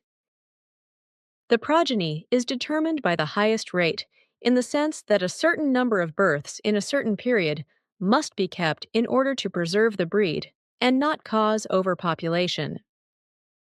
It is naturally the duty of each individual life form to procreate offspring for the conservation of the species and to exercise control over them. Forms of life that are united in a marriage, that is to say, woman and man, remain classified in this union for the duration of their lives. Divorces, as you know them, are inadequate and allowed only in those blatant cases in which the laws and recommendations of the marriage covenant are grossly violated, with the guilty then falling into banishment. These are, however, occurrences which belong to the absolute rarity with our races. The handling of the laws and recommendations for the individual things of marriage and sexual intercourse, etc., I do not have to mention here specifically, because you can read Talmud Emmanuel from this book. Our laws have been the same for thousands of years and are consistent with Emmanuel's interpretations of the Talmud. A change has only occurred in the form of a tightening, because this was humanized and changed according to our time and our development. The uniform punishment in these things forms the temporal or lifelong banishment. If I remember correctly, Rashid in the Talmud called these things in chapter 12 about marriage and coitus. So you mean that these laws are still valid today as they were at Emmanuel's time 2,000 years ago, and that you, yourselves, have adapted the penalty for your races simply to your time and your conscious and spiritual state in the form that you simply pronounce a lifelong or temporal banishment as a measure of punishment? Sure, I am sure. What happens when a person of your race falls in love with a person of another, spiritually and consciously underdeveloped race? Exactly the same as yourselves. People love each other with all their feelings, just as I love you. But you have not yet fully answered my question, because in it was also hidden the how, what, and why of a conjugal union or non-union. If, however, a person of our race falls in love with a race that is different from the rest of the world and is mentally and consciously inferior to us, in the sense that the two want to unite, then this possibility will be clarified according to our laws. If the facts show that the necessary conditions of all kinds are fulfilled, the marriage may take place. It really doesn't matter whether the otherworldly way of life lives under our own spiritual and conscious state or not, because in cases of underdevelopment, it is developed by our scientists according to our conscious state. I think that is very fair, but are such incidents common occurrences? No, they're actually quite rare. But now one more question, Simyase. How great in number is your humanity?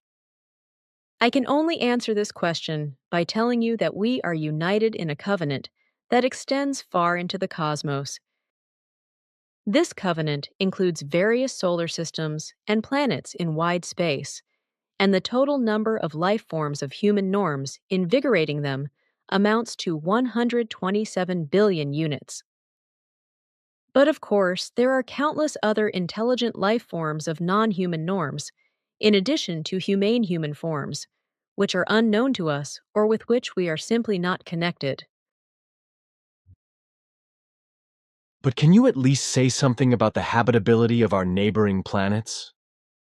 I can only explain so much that different planets were inhabited by our races in earlier times and are still important as bases for us today in minimal masses. Certainly, there are several different life forms active in your solar system from the vastness of the universe, but they are not located here. Like us, they have their bases, but their breeds live very, very far out in space on their own worlds. Familiarity sometimes simply awakens feelings that are unreal. Sure, and we too are subject to these things. It has often seemed to me, according to my feelings, that you are a human being of our race. Contact Report 024. Unfortunately, it is often very difficult to find our way in your human beings of the earth, because through the uncontrollability of your feelings, we are often misled and then have to correct ourselves. Contact Report 025. With regard to the illogical questions concerning financial aid, etc., I would like to make an explanation for the questioners here. Because every human being on Earth should bear in mind, firstly, that we do not have any corresponding things to do with goods and means of payment, etc., as they are customary and common on the Earth. Even if we wanted to, we could not serve you with financial means, which you call money, because we do not have such goods, etc. But when we are here and want to help humanity on the Earth in its consciousness-based and other development, then this means a self-imposed obligation that we do not let ourselves be made to do things at the order of the Earth humans. Our task corresponds to a free-willed undertaking. Contact Report 026. For a long time, I have suspected that there are other extraterrestrials in our world besides you, but with very different desires and hopes. These beings may be wholly alien to your race, at least some of them, but others must be of your own race. I could imagine that not all extraterrestrials who are mischievous in our affairs have the finest intentions and cultivate them, but I do not know why you let them. But it might be so. Because every form of life is justified in its existence and can think and act according to its own forms, at its own discretion. We must not exert violent influences if this is not vital, so we can only act on the path of instruction and emergency attacks, as determined by the directives. So I start from the assumption that certain forms of life which are strange to you are trying to wander around from the vastness of the universe on our Earth and in the space of the world, and to influence other forms of life in various forms. On the other hand, I also suspect that one or more groups of descendants of your old race have not yet returned to you, and that they are still living according to the forms of a deity. Since they still have to live according to the old forms, it can practically only be that they influence many life forms, and also the Earth humans according to this, and appear as emissaries of a god. With your speculations, you are very right, because there are other forms of life in the earthly space than just ours. There are also still some splinter groups of our own former races here, but also on other worlds where they still live according to their old forms. They constantly try to influence the life forms, especially the Earth humans, according to their forms. Already the ancestors had appeared as gods, and they still do. They are anxious not to release the Earth humans in particular from this form, and to continue to make them dependent on themselves through Stoic references to religious heresies, etc. and to cast them under their spell. For a long time, they have been trying again to break into your world in order to subdue humanity on the Earth. Contact Report 028. Even if we ourselves have not yet reached perfection and are forced to make mistakes, we have nevertheless evolved to such an extent that we are superior to the human beings of the earth in many forms. That is why we only adopt determinations that are anchored and justified in absolute logic.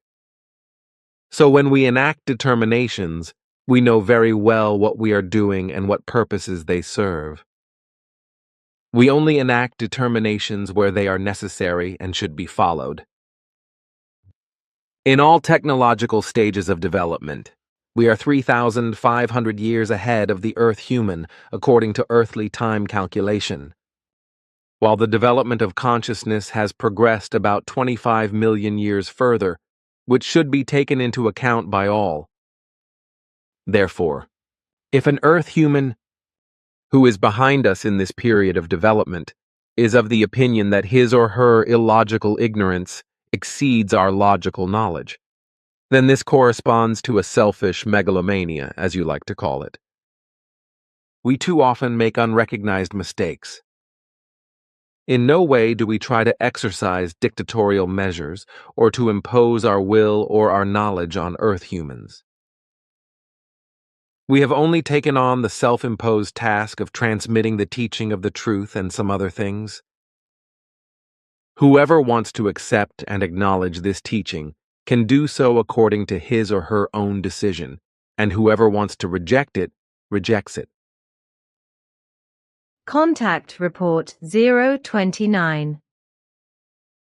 At the present time, we are the most highly developed life forms that travel this Earth from outside your world and are also stationed here.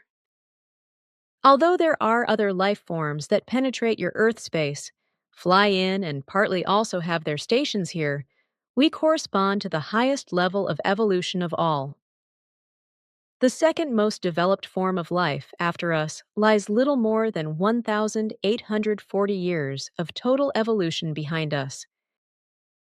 Of all present extraterrestrial life forms, which currently live in the earthly space, we are therefore a little more than 1,840 Earth years ahead in the total evolutionary standing. When we therefore communicate explanations and interpretations, then these correspond to the highest level of knowledge and wisdom and the highest known truth, which must not first lead to truth in a confrontation through any explanations and interpretations of much more deeply developed life forms. What we therefore convey to you is the finely known truth up to and including our spiritual level. Contact Report 030. You will also have the opportunity to take a few pictures of star systems and galaxies, etc., and also to see from a distance the original homeland of the human races. Today, it offers a strange picture whose origin is based on a violent destruction of a very large star. The destruction was triggered a very long time ago by a barbaric and power-hungry Ishwish, which ended in the destruction of himself. According to his senses and predictions, however, the destruction developed exactly in the form of the desired image, which was to serve the life forms of the universe as a memorial to his power. The predicted form was a gigantic image of an eye now looking through the universe as an evil memorial to human insanity and human greed for power, but otherwise millions in the entire universe, but of natural origin. True to its eye-like appearance, the structure has been named Ishwishmeta in connection with the producer since its creation. This name means, translated into your language, Eye of God, or God's Eye. According to your astronomical data and designations, you will find the Eye of God in the constellation of Lyra, and you name it the Ring Nebula or M57. Note: additional comments about this are found in Contact Report 051:87-95. Contact Report 031. A note from Contact Report 248. Billy, as you know, I have always had difficulties with millions and billions, which I, the devil knows why, often confused with one another. Now, the same problem has arisen with light years and kilometers. In previous conversations with you and Simyase, with regard to the Great Journey, etc., there was often talk of nonillions and decillions, with respect to distances. With this, kilometers were always meant, but I, the dope, have then always said and written light years. Tar. 71. These data, indeed, did not concern light years, but rather kilometers. The camera is a product of your technology, and it was acquired by one of us. You surprise me. You must have gone into our villages or cities then. Is that so strange? I always see you in your suits, and with these clothes neither you nor any of yours could step into the eyes of the dear Earth humans. Sure, but we also have clothes of your type. We need these because we move amongst you here and there, naturally shielded from swinging waves, so that we won't be harmed by the swinging waves of the Earth humans. However, we can only do this for a short period each time. We don't have identity papers of your kind, because we don't need such things in that form. Should it happen, however, that we get asked for such documents, then we are able to adjust this by influencing thoughts. This adjusting takes place through the power of our thoughts, by which a mock appearance is created for the concerned questioner, and information from actual persons of your world is simulated for him or her. An eventual police officer, etc., would thereby get the impression that he or she had some documents in hand, etc., and that he or she was verifying them. That is deceit, Simyase. No, it deals only with the creation of a hallucination, if you want to call it that. One of the highest mountains, as far as I know, is Chimborazo in Ecuador. Surely, and by calling it, you have named the highest mountain on Earth. This mountain is indeed surrounded by many myths and legends, and in earlier times has played a very important role in the activities of extraterrestrial intelligences. This he has done, but please don't call him Fa Tais. Dear God, because this always evokes in us painful memories of the very early times of our history. We have indeed maintained the designation of Ishwish, but it has acquired a completely new meaning for us. There certainly are still many subtle differences which can be perceived between ordinary persons and Ishwishes or other advanced life forms. But everything is still fundamentally aligned towards there occurring no more differences in appearance, so that each life form is equal in value to any other. But now I have a question. Do you speak any other language besides the one we are using now? Yes, some English and Greek, naturally also Swiss German, and some Bawi. The old Greek form of the language? No, the new Greek. That is very good because I have also mastered that language. We will be able to speak in this language then, and I won't need to use my translator device. Of course you cannot know this. My father doesn't speak a word of German. What he has spoken until now was our own language. But you see the small device on his belt there. That is a language transformer, a language converter or translator as you would call it. With this language device, we can transform one language into another and make it understandable to both.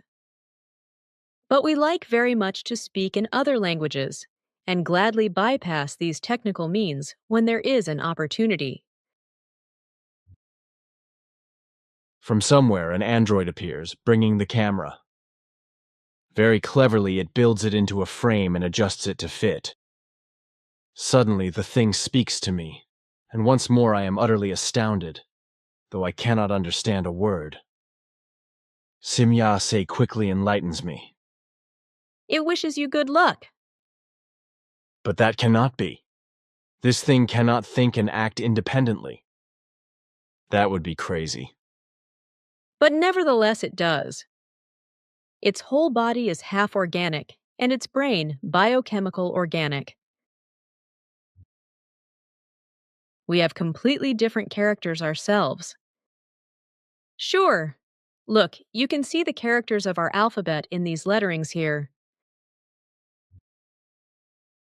Now I have it, Simya-se, but I still lack the umlauts, etc. Are there also any such pronunciation keys of this kind? In our language, these do not exist. I make the interesting observation that Simya-se's face is suddenly seized with a slight red, obviously in reaction to the words just spoken. Secretly, I am delighted by this, for now I know for certain that she is influenced by feelings, even though she has always been cleverly able to hide them. Apparently, one only had to touch the right place to make her lose control over her feelings. But now I have one more question about your script. How old is it actually, and where does it come from? That is very easy to explain, because these characters that we use today are only 11,000 years old. We took them over at that time from our ancestors who lived on the Earth. Our old characters were very complicated, while these now are very simple. It was developed by several of our scientists who were on the Earth at the time, who used constellations as seen from Earth as templates. They connected certain constellations with lines and obtained the characters' shapes as a result. Our script consists of small circles and lines, being that the circles represent stars and the lines just connect them. That's interesting, and your explanation is enough for me. I'm only surprised by the fact that this script is no longer known on Earth. It has simply fallen into oblivion after it was adopted by your Earth human ancestors and was used during a few centuries, during which, however, it was modified in many ways. Only a few of the Earth human alphabets today have characters which trace back to ours, before they were modified and made unrecognizable. That's amazing. So the writing was not developed and put into use by the Earth humans themselves? If you speak of the earthbound forefathers of your human races, and not of the sons of heaven, then you are correct. Because the script was first brought to earth by the sons of heaven, that is, by those who were actually responsible for the original arising of today's Earth humans. And since I am already speaking of this, I want to ask you something before we jump into null time, the timeless, or in the eternity as you call it, for 7 minutes, which will happen in a few minutes. The perceptions there are completely different from the ones that are normal in material life. For that reason, it is also not possible for us to empfinda and receive your thoughts and feelings, because we are still in the process of consciousness-related and spiritual evolution. Therefore, neither I nor my father, nor any of us, will be able to reproduce for you later your feelings and thoughts, so that you may write them down yourself. If nevertheless you wish to do this, there is a technology-based possibility. Of course I am interested in remembering all my feelings and thoughts, but am I not able to do this myself? Yes, of course. But you know that your remembering ability is not so highly developed that you can repeat longer memories word for word. That is also not the case with us, which is why we need technical means to reproduce words from symbols and impulses, which then can also be transmitted to you telepathically, and which you are able to write down in your own words then, that you form from the impulses and symbols. For this reason, the words that are written are not exactly and literally the ones that were spoken, but they still represent the exact meaning of what was said, which you, according to the impulses and symbols, dress in your own words. The cabins which you can see there, beside the screens, are equipped with all necessary means to capture Empfindungen, feelings, and thoughts. The collected impulses are automatically stored in a special computer and may later be reproduced by it according to convenience. The adjustable and fully adaptable helmet that you see there is fitted with very fine probes and also encompasses a special sensor network in the form of a fine mesh, which intercepts all types of energies and converts them into impulses, which are then forwarded to the computer, where they are registered.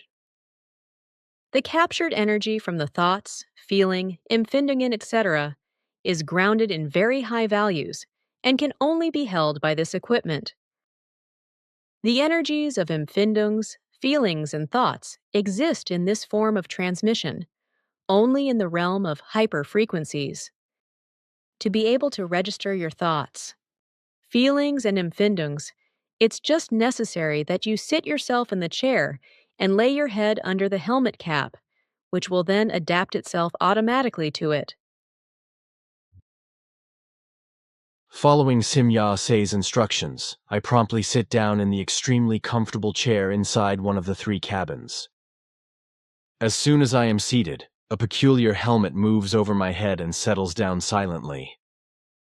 It is so large that it encompasses my whole head, only leaving my face open so that I can see out from it and watch everything.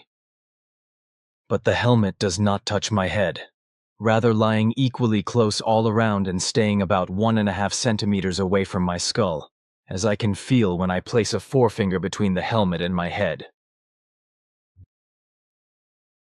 Man, what are you doing, Asket? What are you give me a kiss on the cheek? Girl, what's with that? I always thought that this would be a thing that is only done on Earth. But I see that a change has occurred. I'm sorry. You mean my arm? Yes, I could have a device made for you, which would completely replace your arm. A semi-organic apparatus. I had not really thought I allowed myself to be guided by my compassion alone.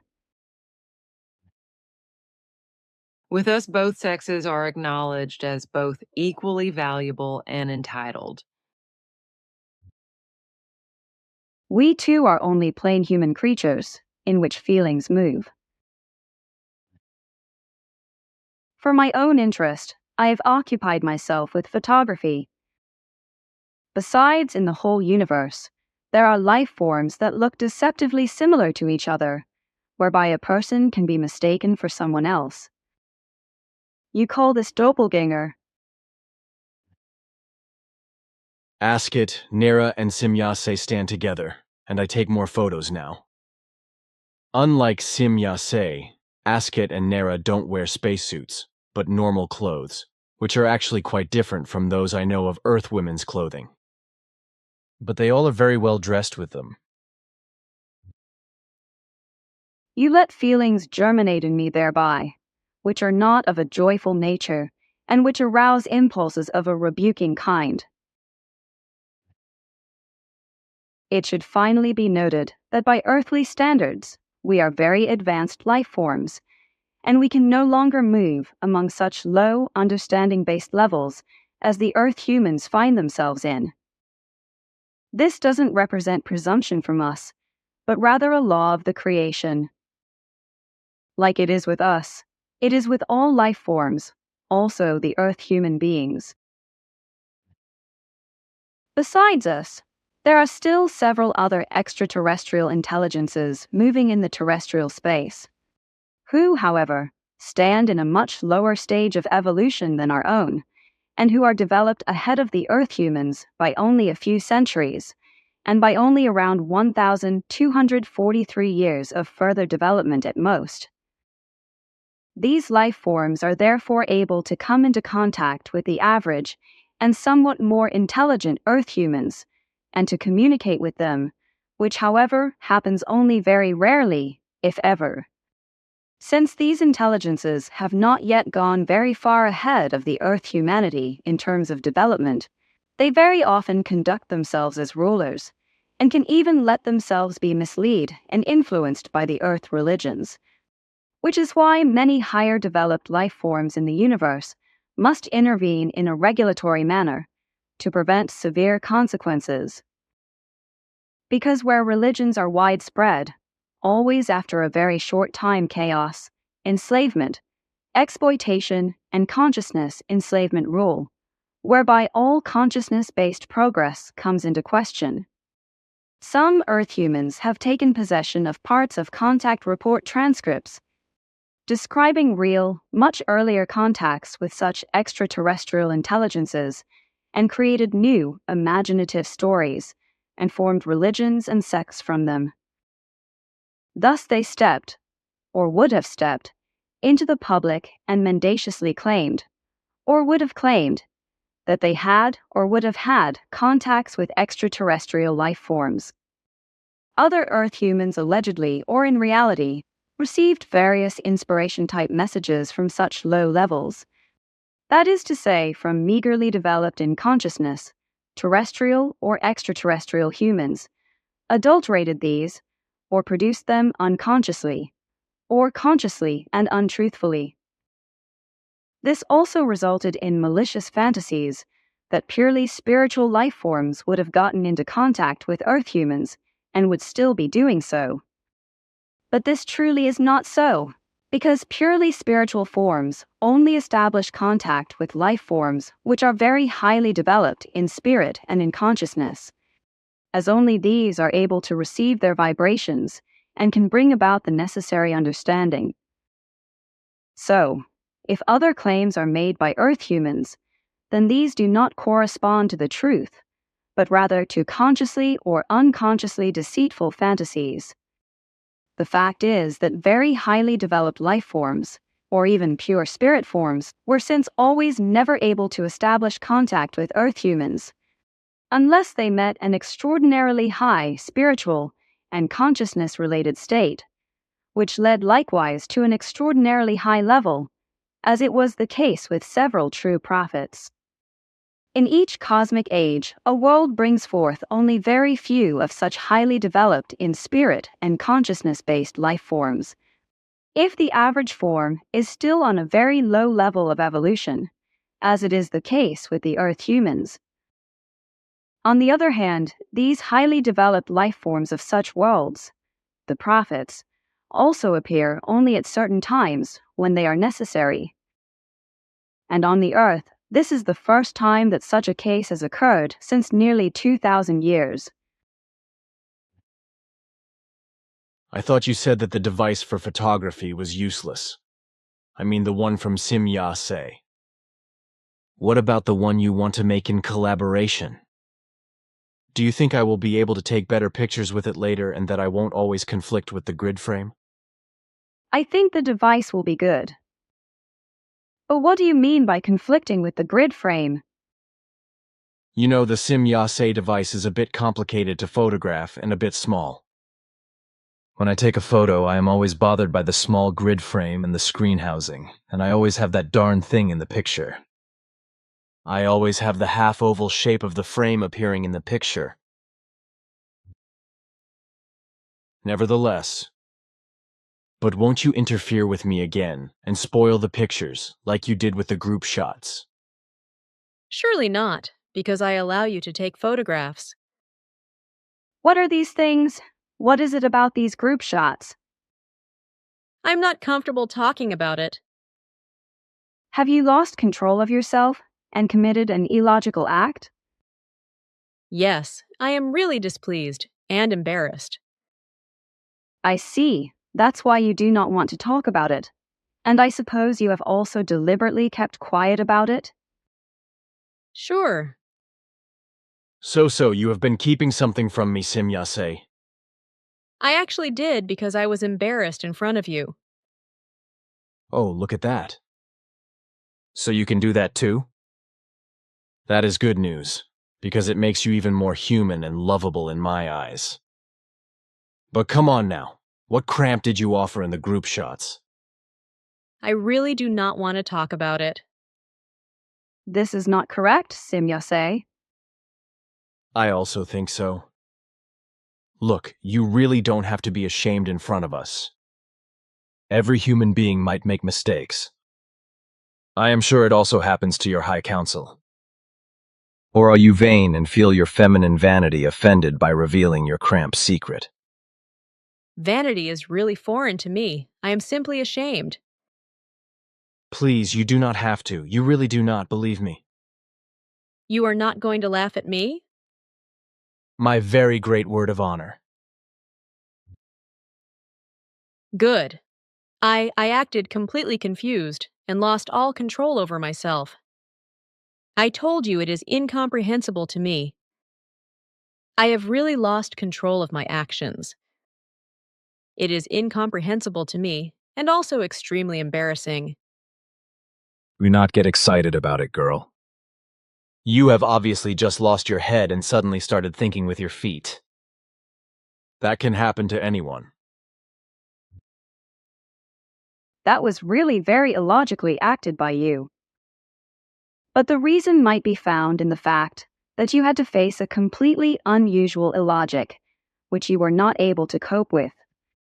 This led to a short circuit, so to speak, in your otherwise logical manner of thinking, which set off a veritable chain reaction of illogical actions, which could only be ended by running through their sequence of actions to the end. Sure, it must be so. But I do not understand why I could act so irrationally. That is very simple. A human being who thinks only logically can no longer imagine illogic at all. But if such an illogic approaches him or her, they are no longer able to overcome it with their logic and fall into a confusion. This confusion, however, triggers illogical conclusions that lead to such actions. These in turn have to die down before rational logic is able to break through again. It was a wonderful pleasure for me to see you again. Farewell. Ask it, what is it with you, girl? You, girl, you are crying. What is it? She is very sad, because you are a very good and dear friend to her. Recently, it was explained to me that in various governments of our Earth, extraterrestrial intelligences are carrying on their activities and are even permanently employed there. What is this all about? Can we believe these statements? You call such things fairy tales. So this means that there are no star people working in our Earth governments? That's what it says. If these statements were true, then peace would have come to Earth a long time ago, and earthly humanity would have been taught the truth by the governments. But since we extraterrestrial life forms, according to our directives, have no right to interfere forcibly in earthly affairs, we must confine ourselves to the form of selecting predetermined Earth humans for this purpose, in order to be able to transmit our knowledge through them. But it is said that these extraterrestrials would secretly and undetected participate in or with government agencies. This is also not so, which your logic itself can confirm.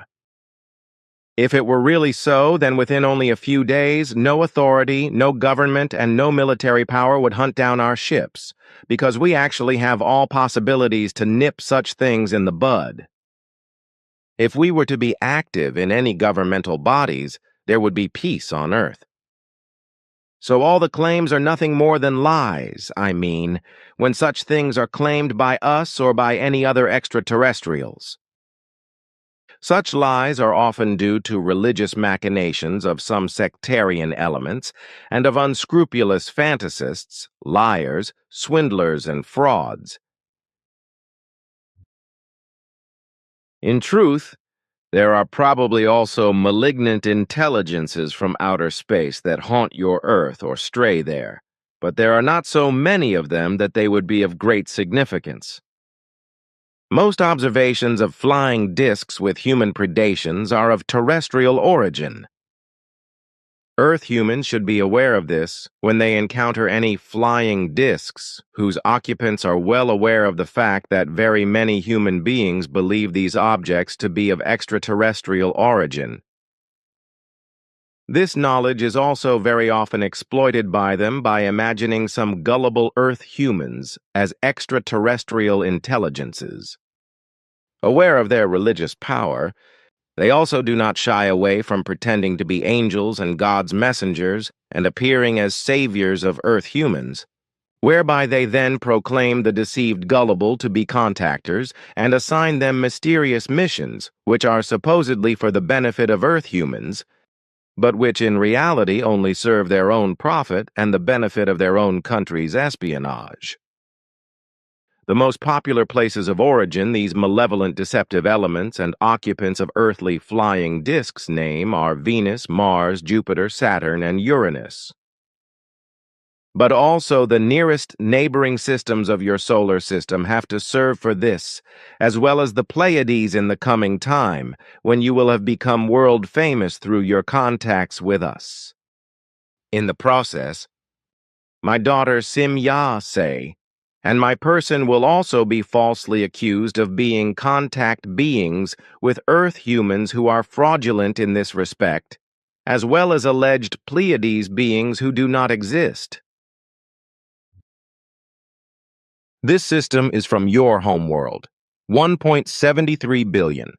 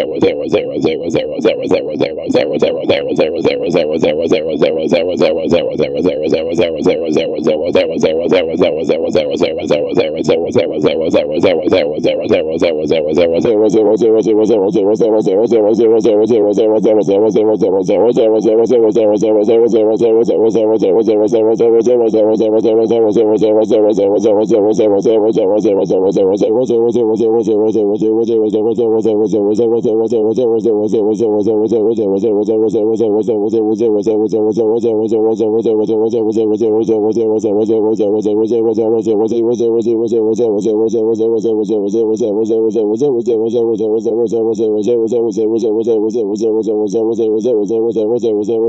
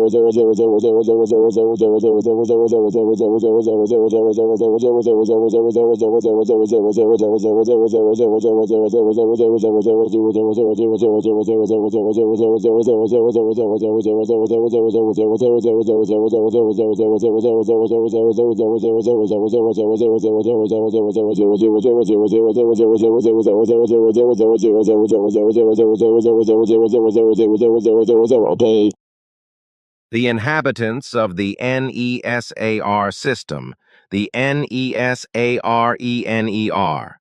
were a technically and consciously very highly developed people, and they formed a uniform race of humanoid form. For a period of 17,000 years, they lived in complete peace with each other and with the races of the other systems known to them in their galaxy. Their evolution in consciousness and technology was very high, but unfortunately only in the knowledge of the use of their powers of consciousness. They did not possess a spiritual goal in and of itself, and they also had no knowledge of the creation. All their spiritual knowledge rested solely in the partial recognition and observance of the laws of nature. According to these, they acted correctly, but were unable to attain any spiritual goal. By omitting the most important factor of creation, they remained one-sided and exposed to the danger of being led into confusion by unreal consciousness. This danger was very great, and it grew constantly because the Nesarines moved very far away from their galaxy. In terms of research, and came into contact with intelligences which were completely foreign to them and which imparted to them very foreign forms of thought and teachings as well as philosophies. As long as these were still compatible with the laws of nature, everything went well. But then it happened that 3 expedition ships of the Nesarines strayed into the SOL system through a false leap in hyperspace and found human life forms on Earth. That was exactly 1,067 years ago in Earth time. 908 AD. Very similar to Earth humans, they mingled with them and lived together with them for about 50 years, unrecognized and very interested in all earthly things. In particular, their attention fell on the religions dominating the Earth humans. With their highly developed technical possibilities, they collected everything attainable concerning the religions known to them, stored them in their apparatus, and allowed themselves to be very strongly influenced by them.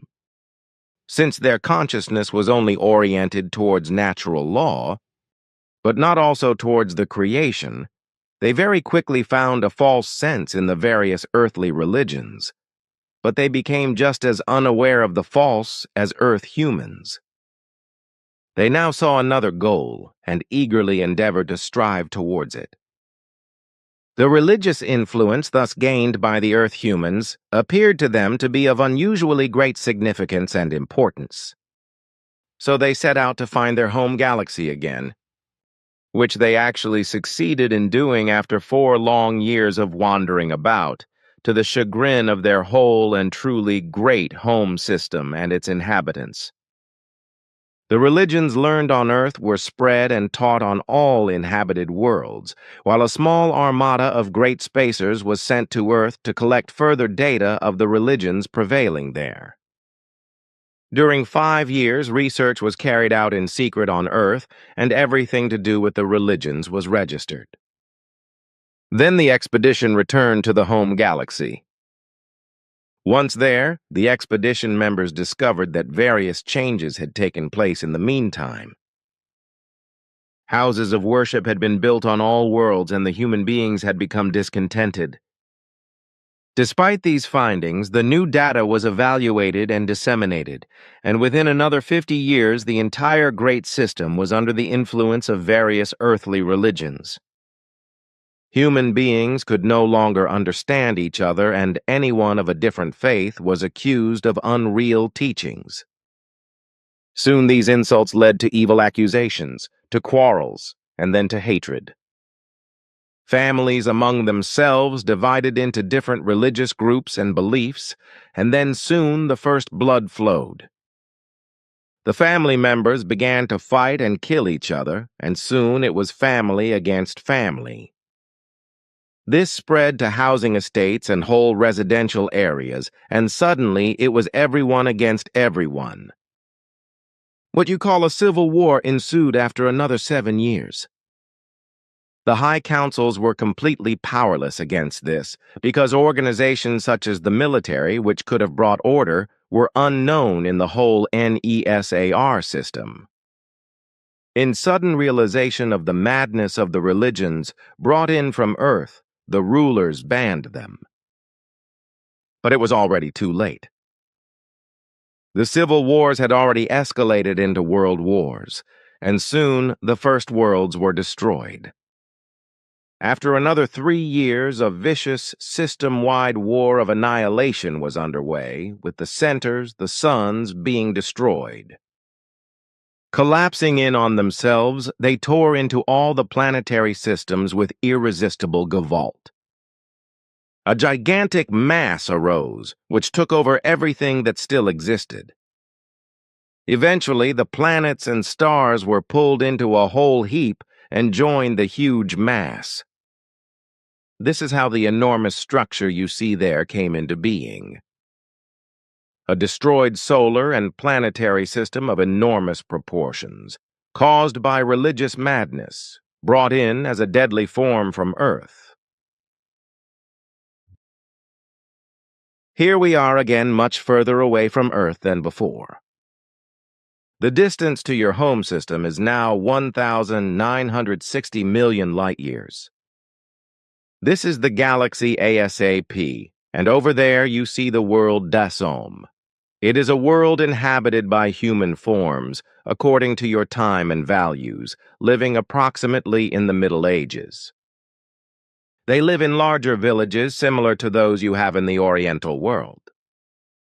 A second race from this world doesn't live in permanent houses.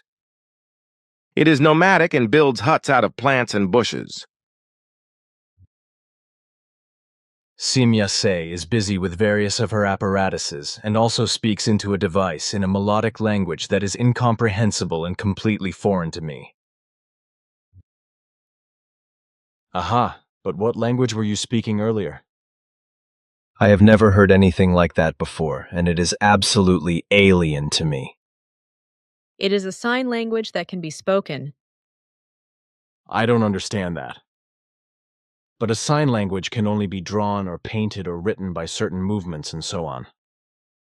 That is not so, because sign languages can actually also be spoken. To explain this to you in more detail would take a lot of time. Besides, I'm not tired, hungry, or thirsty. So what is really being tinkered with?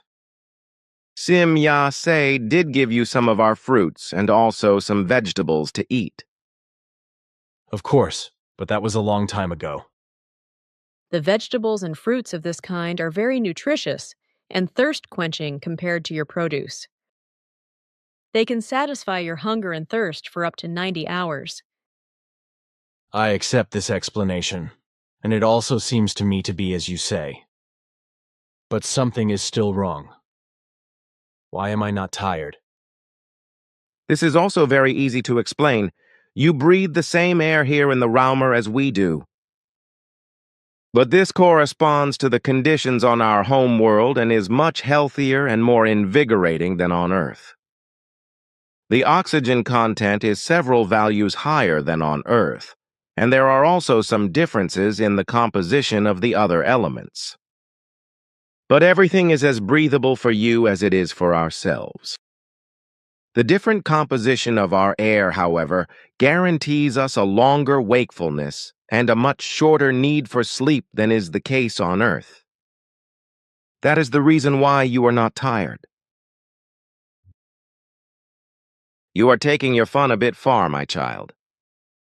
Aha, so Simyase is just teasing me? I was just teasing you a little bit. Do you mean loosely along the lines of love likes to tease? If you think of it in terms of friendship, then yes. I am interested to know if there are worlds and life forms in the universe that are roughly equivalent to earthly norms. Parallels can be found everywhere. For example, there are also worlds that are very similar to Earth and on which there are also human life forms with almost the same development as Earth humans. One such world is found in the galaxy ARATOM, in the system NEB, and the world is called KARTAG. KARTAG is 8,000,000,008,000,000,000 light years from Earth, and the human beings living on this world are at war with each other. Their time is the time of nuclear use, and they are currently waging nuclear war. And this is not being prevented by you? It is not in our concerns to interfere there, because the system is under the control of a highly evolved life form that is trying to prevent disaster there. The Carthagian life forms, however, are at an important turning point in their evolution and at the end of their nuclear age. They are still destroying each other with nuclear bombs, but this will not last much longer. Foresight says that in less than 10 days their war will be over, and they will join the decrees of the controlling intelligences. So they are a little more evolved than Earth humans? That is so. They take the final steps to pass through the barrier of unreason. Interventions may only be made when discernible catastrophes of galactic or intergalactic magnitude loom. What you see there is now Cartag. Now go with Simyase. She will show you the world up close. On Cartag with Simyase. I thought you told me that the inhabitants of this world here were somewhat more advanced than Earth humans. I don't see any planes or anything. If they are throwing nukes at each other, they must have some, right? You are wrong. Their flying apparatuses do not meet the standards of terrestrial aircraft because they are already beamship-like. They also do not drop their death projectiles from their flying apparatus, but shoot them up into space with rockets and then steer them back down towards the enemy. The rockets are similar to those used on Earth to shoot up satellites. Only their technology and propulsion forces are fundamentally different from those on the Earth. But now see the city ahead and look here on the screen. We want to take you to the galaxy Beberus, to the world neighbor in the system Cras. Where is that and what's interesting there? It is 9,380 million light-years from Earth. This galaxy was in very early times a favorite destination of many races who became proficient in space travel. There are many planets there, which you on Earth call primordial worlds, and which are inhabited by many animal forms. Often these animals are very gigantic and of unusually large growth. They exceed all normal standards of like animals on other primordial worlds in the universe. And this very fact attracted very many space races to these worlds. Even today, this is so. Do human beings also live there? Sure, but they are not life forms brought forth by these worlds. On primordial worlds, there are no human life forms yet, because these usually only come into being at much later times. We are not aware of any primeval world that is inhabited by dinosaurs and human life forms at the same time. I didn't know that. But as you say, human beings still live there on Neber. Is this an exception to the rule? No, because those life forms were transplanted there. The human beings on Neber no longer correspond to the actual evolved life forms of this species, for they are feral and degenerate. In the course of several millennia, they have evolved into wild beings, as was also once the case on Earth.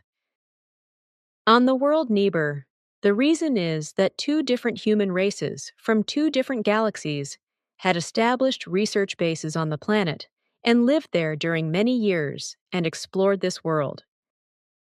As on Earth, they built pyramids and were thus protected by solid walls from the hostile and rampant environment.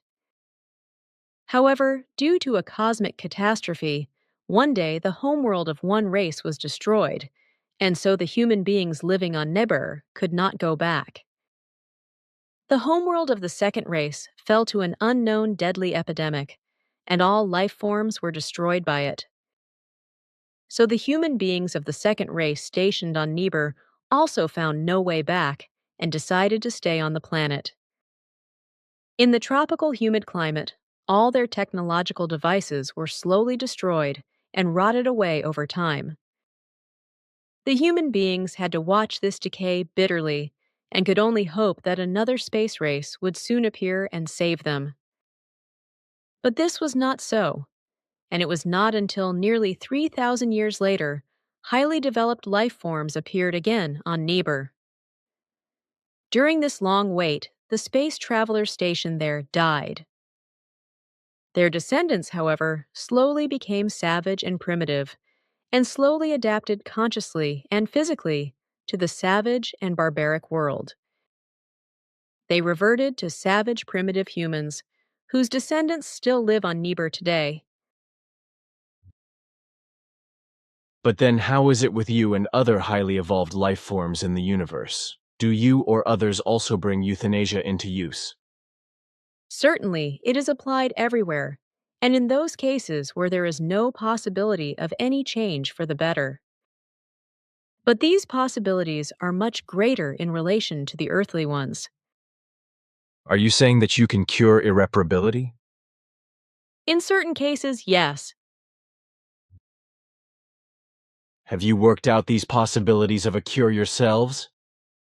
Only partially, because as is usual in the universe, we have received help in this regard from higher evolved life forms.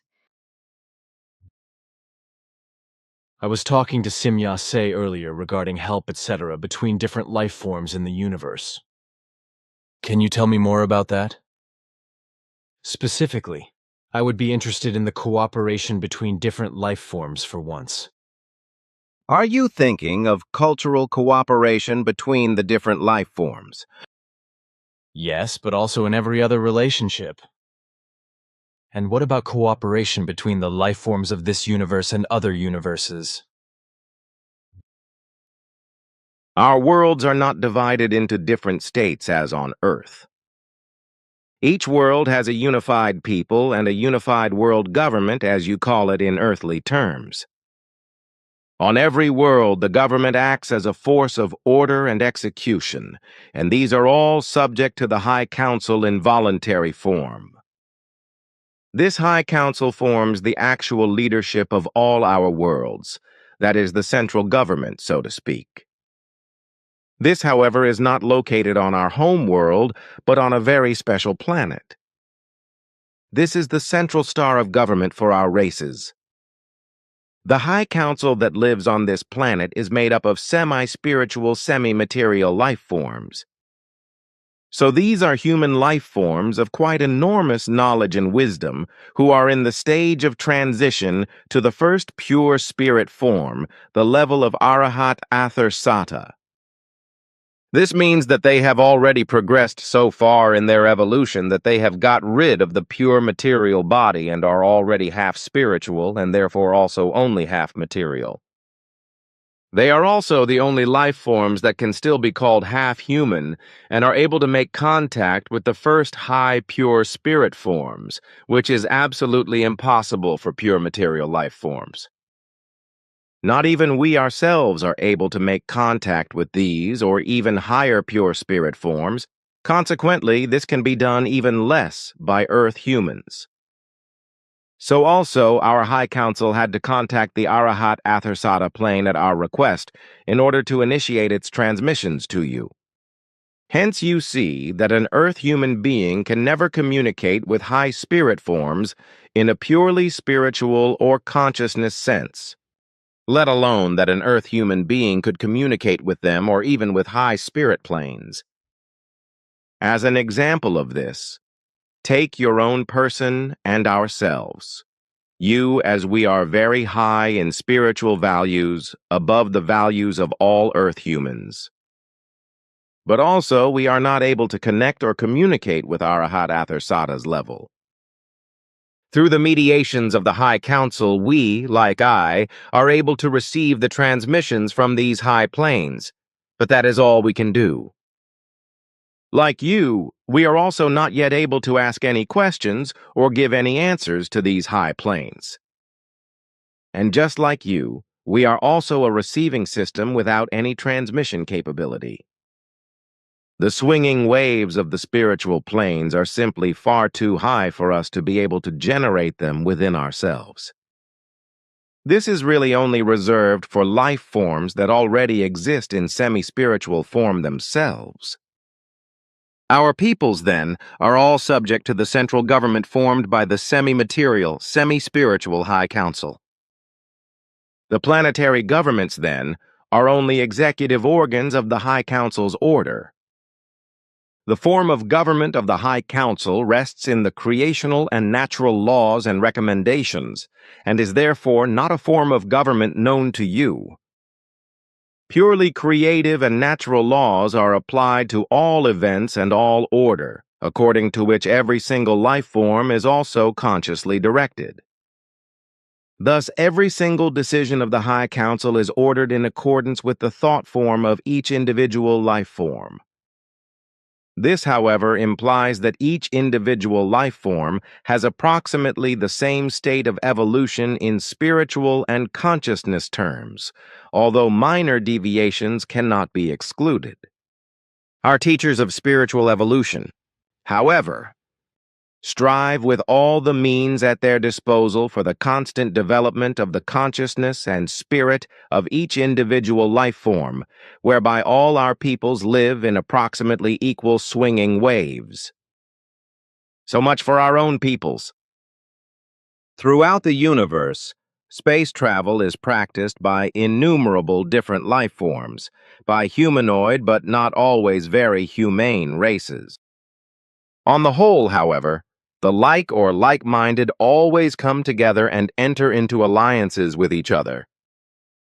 The values of these alliances are geared to mutual help in every respect, so also to the relations of all things evolutionary. This is a wonderful cooperation in all aspects of life, which even reaches into other universes, such as the Dal universe, in which you have now also been. All alliances, whether universal, inter-universal, galactic, or intergalactic, are oriented towards peace, towards progress in all material aspects of life, and towards evolution of the spirit. In all this, however, struggle is not excluded, for battle-seeking or inhumane life forms appear again and again, and according to their forms, exercise violence. These must, of course, be countered. This leads now and then to fighting and to the destruction of life forms and materials, etc. As alliances exist between different life forms, therefore, law and order services are established to monitor the entire inhabited space. These services of order are carried out with great spacers, such as mine. These are actually great spacer stations, which are equipped with all conceivable technological possibilities. In order to drive away possibly appearing enemies or, if necessary, to destroy all their material so that they are bound to their planets. With these great spacers, a service of order is thus maintained which extends over many systems of galaxies.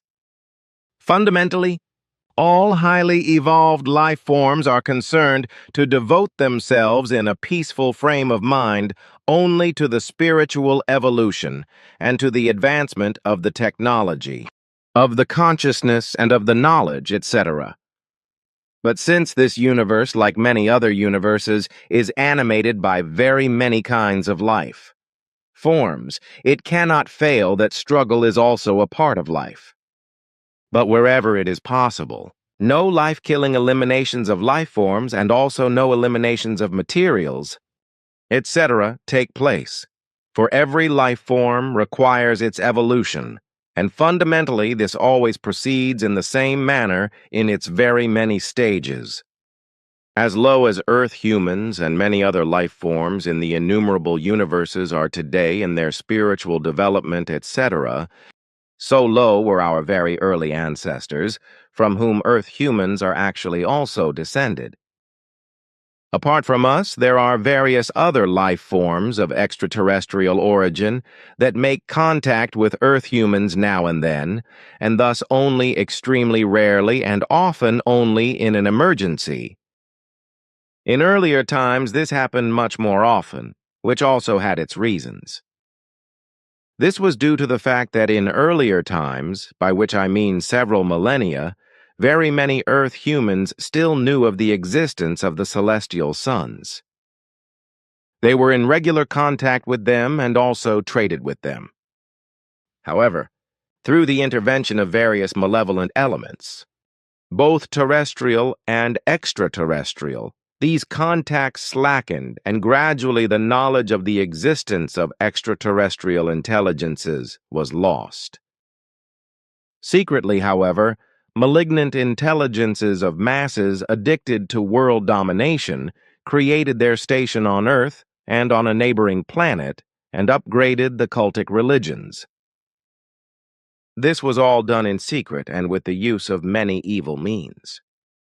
Apart from these machinations, however, there existed undertakings of other and not evil intelligences, which endeavored to bring about the real evolution of Earth humans, because these were, after all, descended from them.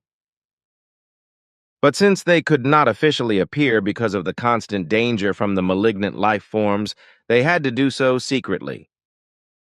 Besides, after so many millennia, Earth humans could not be expected to suddenly appear officially again with beam ships and spaceships, for the knowledge of them had been lost to them. A sudden open reappearance would have caused worldwide panic. Then the SOL system moved into the age of Pisces, and this offered all interested extraterrestrials a new opportunity to intervene in earthly events without the human beings being able to notice it. The cultic religions built up by the malignant intelligences offered the best conditions for this. Since it was no longer possible to approach Earth humans with logic and truth, the most subtle truths were smuggled into cultic religious stories and spread all over the Earth. This offered the possibility of paving the way for the truth and spreading it via cultic religion.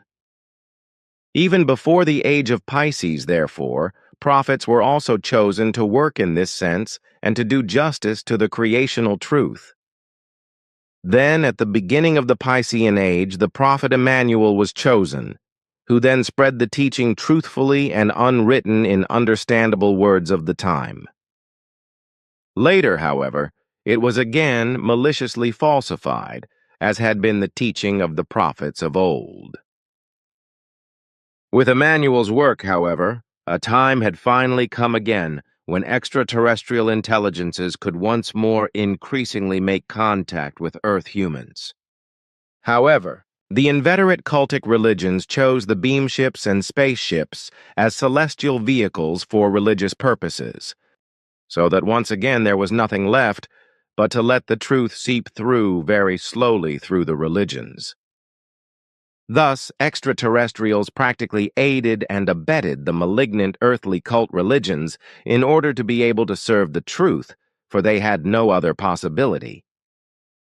Earth humans had already reached the point where, if extraterrestrials had officially appeared, they would have engaged in acts of war against them, but this had to be avoided at all costs. There would have been the possibility of influencing consciousness, but as you know, this is forbidden by important directives because no life form may be illogically interfered with by force if it concerns any matters of development. So these factors meant that landings with beamships and spaceships could only be carried out secretly. But contacts with Earth humans had to remain just as secret. Then came the first labor pains of the Aquarian Age, and suddenly Earth humans began to listen within. But he or she also began to think and to investigate, and suddenly he or she realized that logic was to be found only in truth. He or she realized that in seeing and hearing there was a lot of deception and only rarely the truth. Thus, in a very short time, he or she developed their faculties of reasoning and searched inquiringly for logic and truth through conscious learning and thought work. This, however, is a marked characteristic of the Aquarian Age, and to this characteristic, all wisdom-knowing intelligences adhere. And this, among other things, is also one of the main reasons why extraterrestrial life forms only reveal themselves to certain individual Earth humans, upon whom they impose certain tasks which they can carry out according to their knowledge and their concepts, if at all. Until now, these tasks had to be woven into religious phrases in order to make them accessible to Earth humans. But now these times are over and the truth must be spread as the truth really is. If, however, Earth humans again bring contact reports of alleged extraterrestrials in religious form, then they are guilty of lying, and they lead back to their own delusions and unreal machinations as well as to the world dominion addicted. Malignant intelligences or to earthly religious machinations and delusions in this respect of some misguided Earth humans. 885. The present time of the Aquarian era demands the thinking of the human beings of Earth and the evolution of consciousness and spirit. These factors, however, cannot be attained by seeing and hearing with the physical organs concerned, but only by reason and understanding. Therefore, if we were to make an official appearance with our beamships and spaceships, the effect of thinking and researching would be annihilated for a life form, such as the Earth human in his or her present stage of evolution, still thinks and researches in spite of everything in the form that everything is real to him or her, that he or she can see with their eyes and hear with their ears, or that they can touch.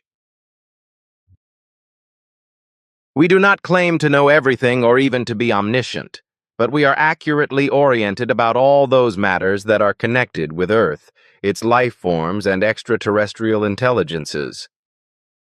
Our technology is the highest and most advanced of all life forms that visit the Earth. This technology is therefore also what guarantees us the best possible control, so that nothing can actually escape us that is connected with Earth humans and extraterrestrial intelligences, at least in those earthly areas that we are currently monitoring. Therefore, I explain to you that only 3 life forms of terrestrial origin have been flown out into space by beamships in this century. This corresponds to absolute reality, for it is precisely for such occurrences that the best precautions have been taken on all sides in order to be able to control them with the utmost precision. It is therefore absolutely impossible that an Earth life form, an Earth human being, should be allowed to experience a flight into space through us without our being oriented about it. And when I speak of us, I am thinking not only of our own race, but of all extraterrestrial life forms that move in earthly space. They are indeed different, and some of them even have a quite low level of development. Admittedly, we are not in direct contact with all of them, because certain factors do not allow us to do so. But we have contact with several of them and partly work together. However, they are mostly all known to us, but so are their technical and consciousness-based possibilities. This allows us to include them with extreme precision in our controls, so that with absolute certainty, nothing of their doing can escape us. We are always precisely oriented about every undertaking, and it is impossible that our devices and apparatus would not register something. Of course, from time to time there are strangers with whom we do not come into contact and whose origin we also cannot clarify. However, these are rare cases. In addition to these evil life forms, there are also extraterrestrials who abduct Earth humans from time to time, which Meier has also told you about. However, these cases are relatively so rare that they are hardly worth mentioning, although the abductees usually never return to the Earth. But here again, there are exceptions that are extremely rare and hardly worth mentioning. Most of the time, the abductors are time and space aberrations who only arrive to the Earth through their ignorance, through technical damage, or through irrationality. On the other hand, however, there are also some inhumane races to whom Earth, when they discover it, means a welcome expedition planet where they rob life forms of various kinds, but this is just as rare that it should not really be mentioned. Our weapons are in any case always intended only for defense, but never for attack. Neither we nor any other life form in this or any other universe can afford to have no or unsuitable weapons.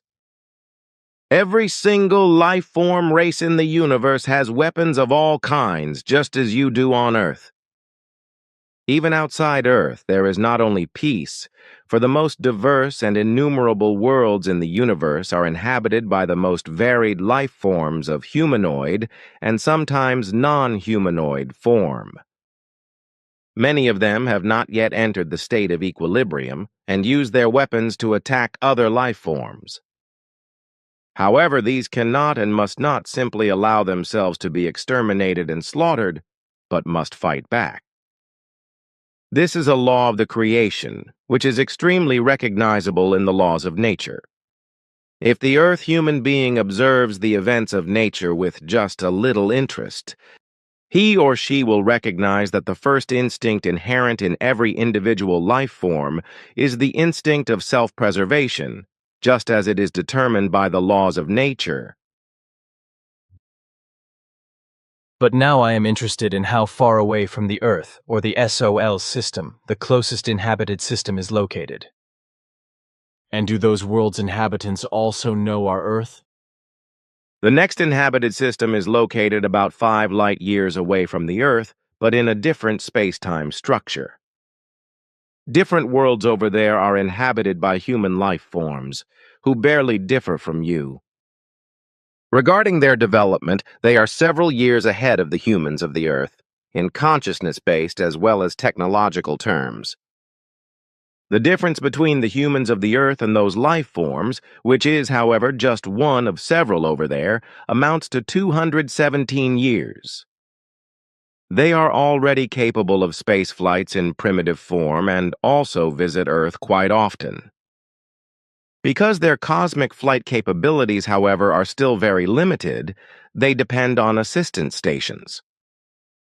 Midway between their world and the Earth, they have thus established such a space station, which you can see over there far out in space.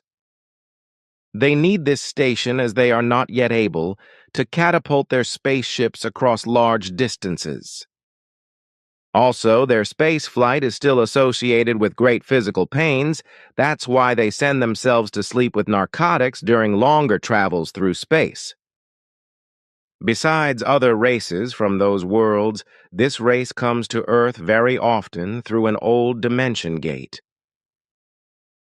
That's because their home world, which is no bigger than the Earth, is with a very high number of humans suffering from overpopulation and needing enormous quantities of food.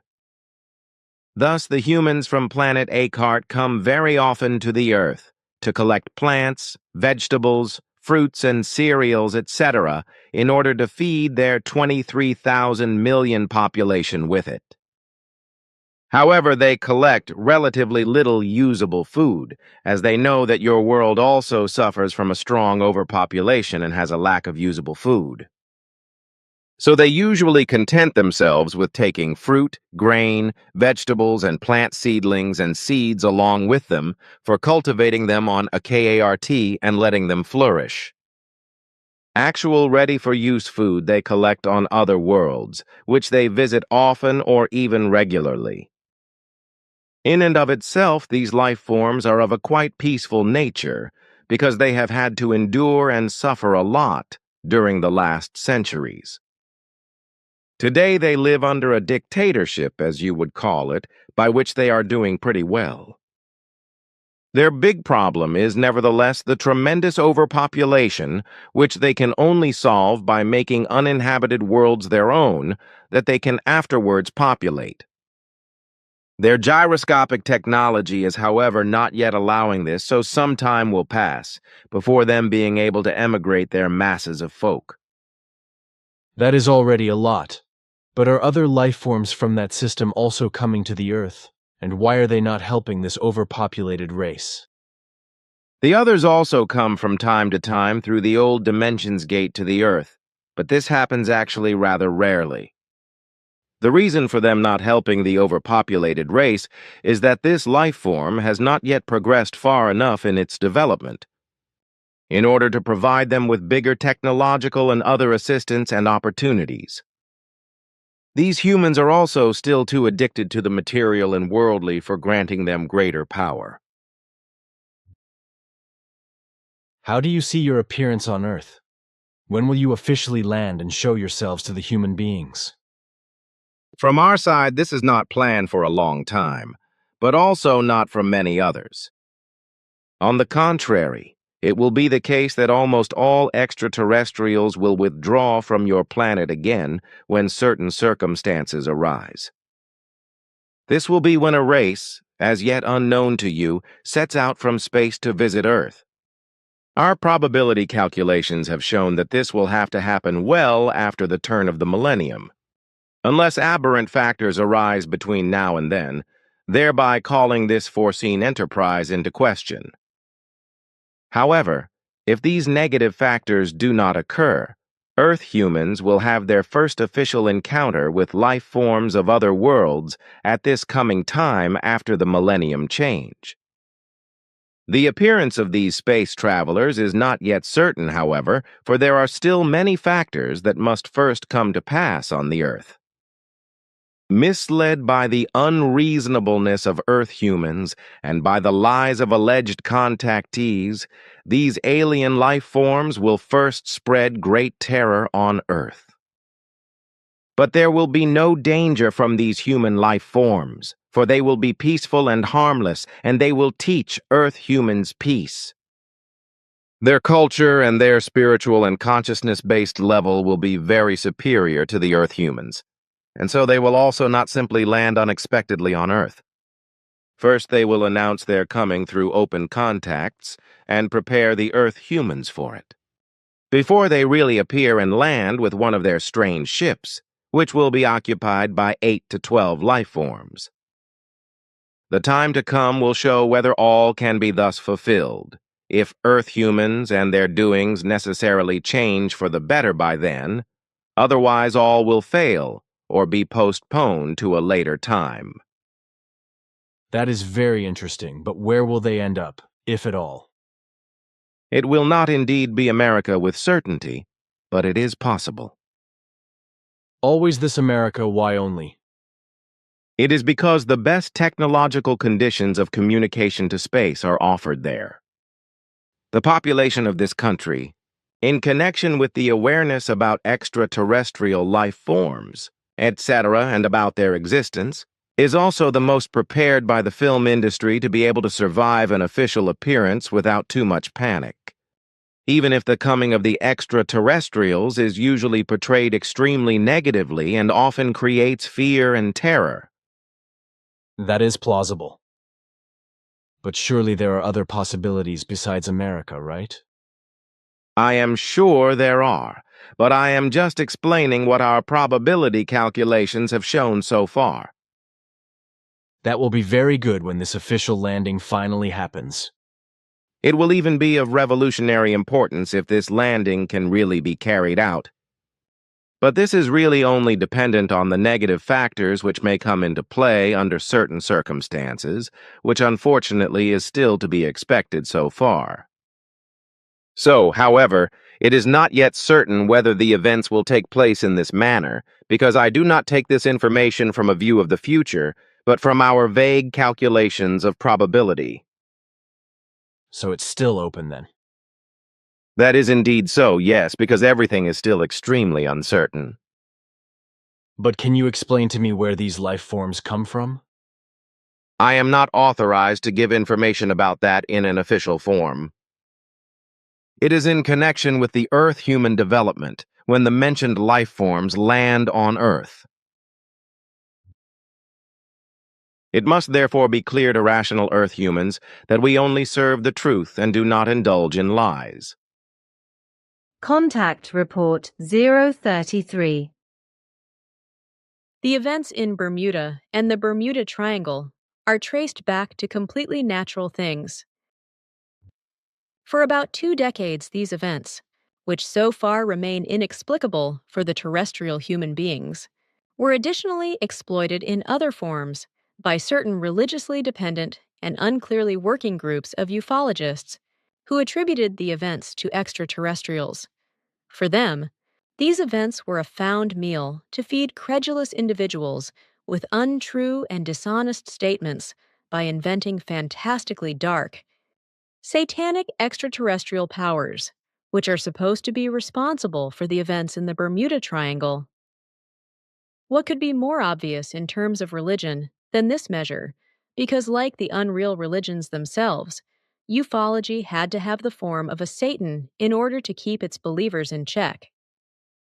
Since ufology was built on a religious basis and only functions in this form, it inevitably had to create two powers in this respect, namely good and evil bad, black and white, divine and satanic.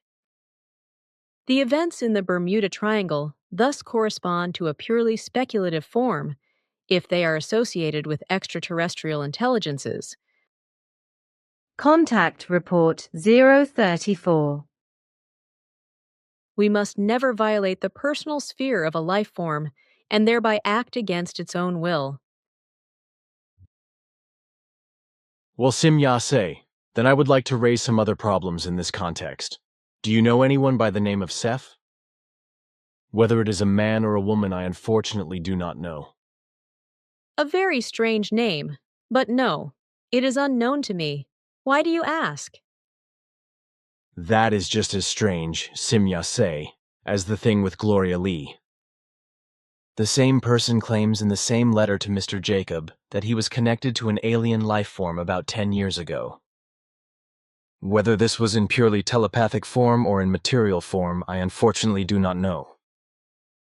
Anyway, this person, if his or her statements are correct, must have experienced certain things via this life form, which obviously refer to us.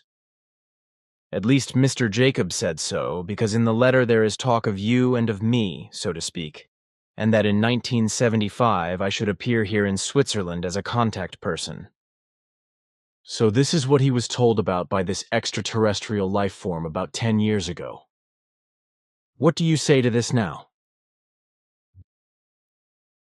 He is a man at the age of 41 with the name Alois Rickenbach. I told you that we must not disclose the secret of the personality of a life form unless they wished to disclose the secret themselves. It is now 14 years since this man, who wrote the letter to Mr. Jacob, was connected in a primary telepathic and personal manner with a life form called SEPH. It was a life form from Alpha Centauri, who at that time expeditioned the Earth for 11 months. In this context, Seth and the man met unexpectedly and made friends, as you call it. In the course of the 11 months, Seth enlightened the man about different things and facts, and also explained to him the coming of you and me, because Seth was well informed about this time viewing. But we do not know each other and have never seen or spoken to one another. Seth also learned many things through the man and came to the conviction that the Earth humans had to be told various facts. Thus, he instructed the man to make known certain facts concerning extraterrestrial life, etc., to his fellow humans. And since Seth knew many events of the future, he also knew about your and my existence and explained it to him with the wish to spread this knowledge. But the man was afraid of this step and explained to Seth that he was not up to the task. Disappointed, Seth withdrew and left the Earth again, and so the contact with the man came to an end. Then you could somehow influence him so that he at least contacts us again. I am not allowed to do that, because that would mean a forced intervention on his own freedom of decision-making. Then not. But how is it possible that you were able to find out all these things in such a short time? This is only possible through our analyzers, which I am not allowed to describe to you officially. Certainly, there exist 2 small stations deep in the sea in the Bermuda Triangle, which are also inhabited for 3 years by extraterrestrial intelligences from our Federation. However, those are actually very distant descendants of the former inhabitants of the continent. But they are of absolutely peaceful nature and do not endanger any earthly life forms. Their spaceflight-capable flying devices are also able to navigate in water and can dive to great depths. That is necessary because their stations are located deep in the sea. Very often, they can also be observed in those areas, while they surface from the water and vanish in the atmosphere. However, they have factually nothing to do with the events of the Bermuda Triangle, which is unfortunately claimed regarding them. Do you have a better memory? It is probably much superior to yours, but my power in this regard is not unlimited either.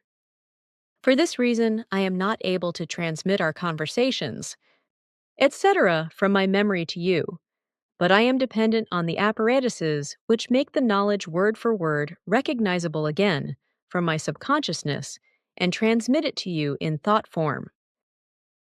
No material form of life has an unlimited power of memory.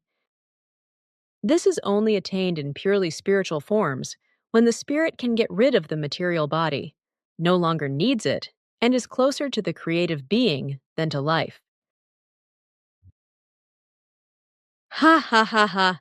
I find that a funny phrase and steal God's time. Then at least you have something to smile about. Ha ha ha! But that is really funny. I will learn this phrase if you will allow me. After all, it's not my doing and it's a human common good, so to speak. You are also a human being and so you also belong to this bunch. Contact Report 036. As I have just learned, a misunderstanding has crept in between my daughter and you, which please do not pay any further attention to. This is of no further importance, and it clearly shows you that we are not immune to errors either. We have voluntarily assigned ourselves to this task, to which we are incumbent, here on the Earth, endeavoring to transmit very much worth knowing to the Earth humans, and also bringing, together with you, a valuable teaching as well as knowledge and wisdom. This too is warmth and love, and these correspond to much more than we are actually creationally based obliged to. Look here. This apparatus, it's an area analyzer.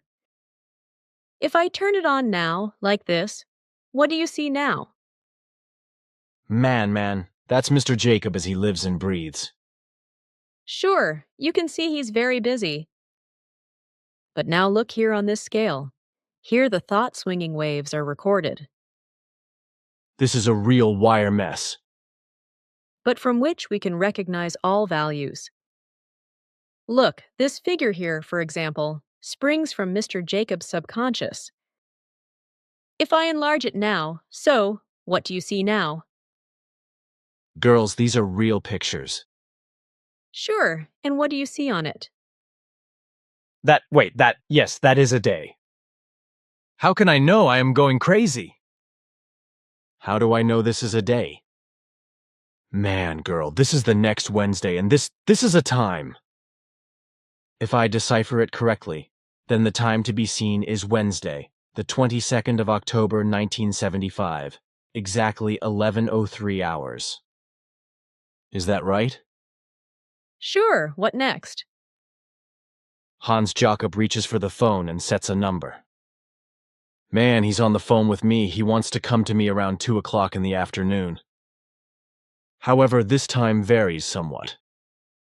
You decipher and recognize the facts very accurately because exactly your findings are transmitted by the analyzer. Mr. Jacob does not yet know anything about these coming events, for he has not yet become aware of them. But his subconscious already knows what is to come and is now working in this direction. And as you can see, we are able to record these facts through our analyzers and read them. That's the way we oversee and monitor, and so get very accurate data about all the things that matter to us. In the same way, I have also learned that our statements regarding your influence on certain events in your own group are questioned. So I did not look to the future, but only used our analyzers for these things and monitored the subconscious of different persons in your group. Fantastic. With these things here, nothing is hidden from you at all. That would actually be the case if we used them without interruption. But since this is not the case, and we still have a lot to learn, we use these devices only for overseeing and monitoring purposes. Everything else that is necessary is worked out in the normal way that is also given to you, namely in the way of the thought work that corresponds to the normal course of evolution. But since this way requires that mistakes are made in order to gain knowledge, we are also subject to wrong decisions, wrong actions and misjudgments, and mistakes, etc., just like the terrestrial human being. That makes sense to me. But may I see something else on the analyzer because... Sure. You can simply hold your hand on this surface here. Then this globe will rotate here until it reaches the desired place, until it is recorded under this needle here. If you then put your hand on this plate here, you can call up any desired life form on this map enlargement, according to your thoughts, which are transmitted through this receiver here into the apparatus. So you know exactly where this life form is at the moment. If you then touch this button here, then the life form you want appears in this screen, and next to it, the analyses that you now know and are even able to decipher. Maybe sometimes I let myself be guided suddenly by my feelings in certain things. That must be the case, because I have made various factors of your own, Billy's myself. But somehow I feel quite comfortable with it, and now I know that emotions don't always have to be switched off and are very valuable for certain decisions. Perhaps my people have put too much emphasis on controlling their emotions and thereby expropriated themselves of something. Contact Report 037. For quite some time so far, unknown to us, intelligences have been visiting the Earth. It was not until 1961 that we became aware of them when they seized 2 Earth humans for study purposes, brought them into their spaceship, and subjected them to a physical-chemical analysis. Note: see Betty and Barney Hill.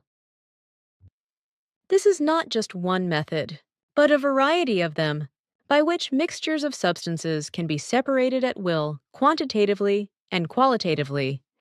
Whereafter, the chemical compounds can be determined quantitatively and qualitatively in their structure and composition according to their characteristics. Very refined and ingenious methods, combined with an equally ingenious technology, allow these analyses to also be carried out with living life forms, without them being harmed in any manner. To our knowledge, this is still unknown on the Earth, but widely used and widespread among certain space-traveling races.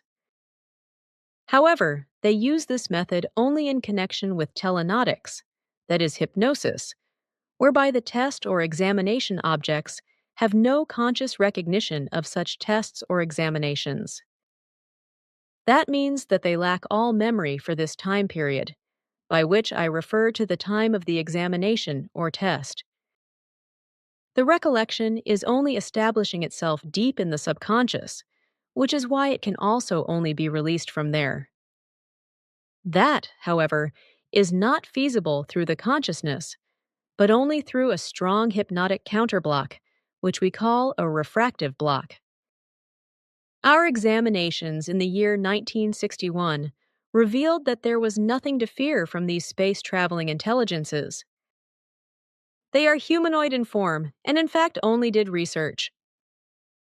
Their forms are absolutely human, though their body dimensions are somewhat different from ours. Their size varies between 126 and 163 centimeters. They originate from the planetary and star system Zeta Reticuli, as I already explained to you.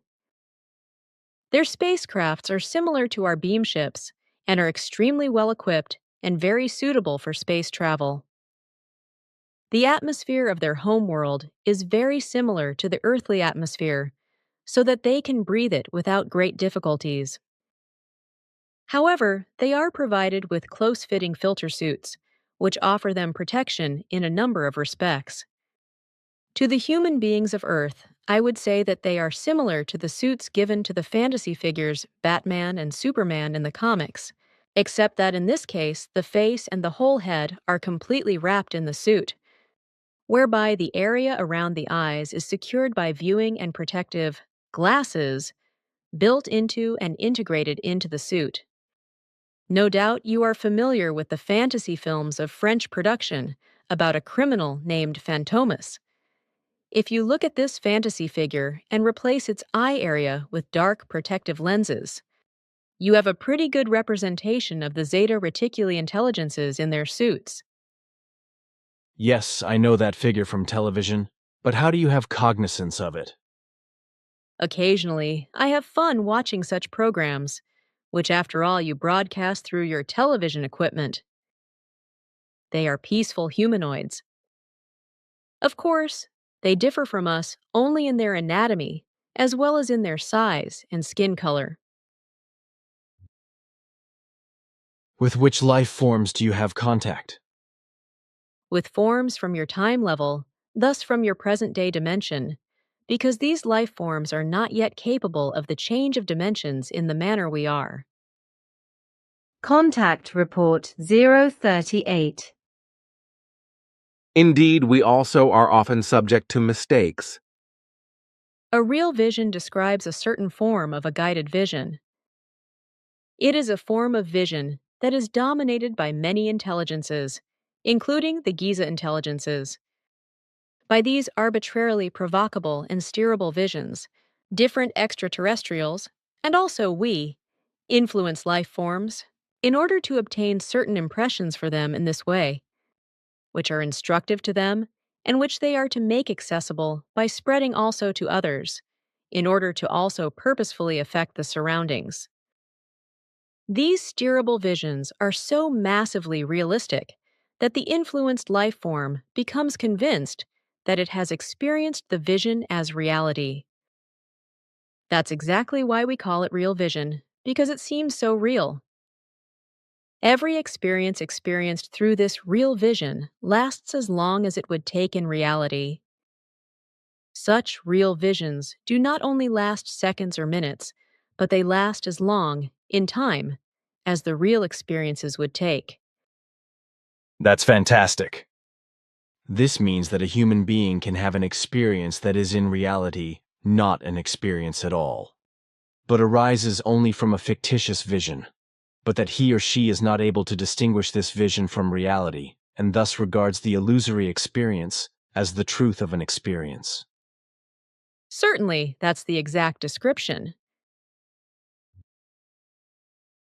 But now you said that these real visions last exactly as long as the real experience takes in time.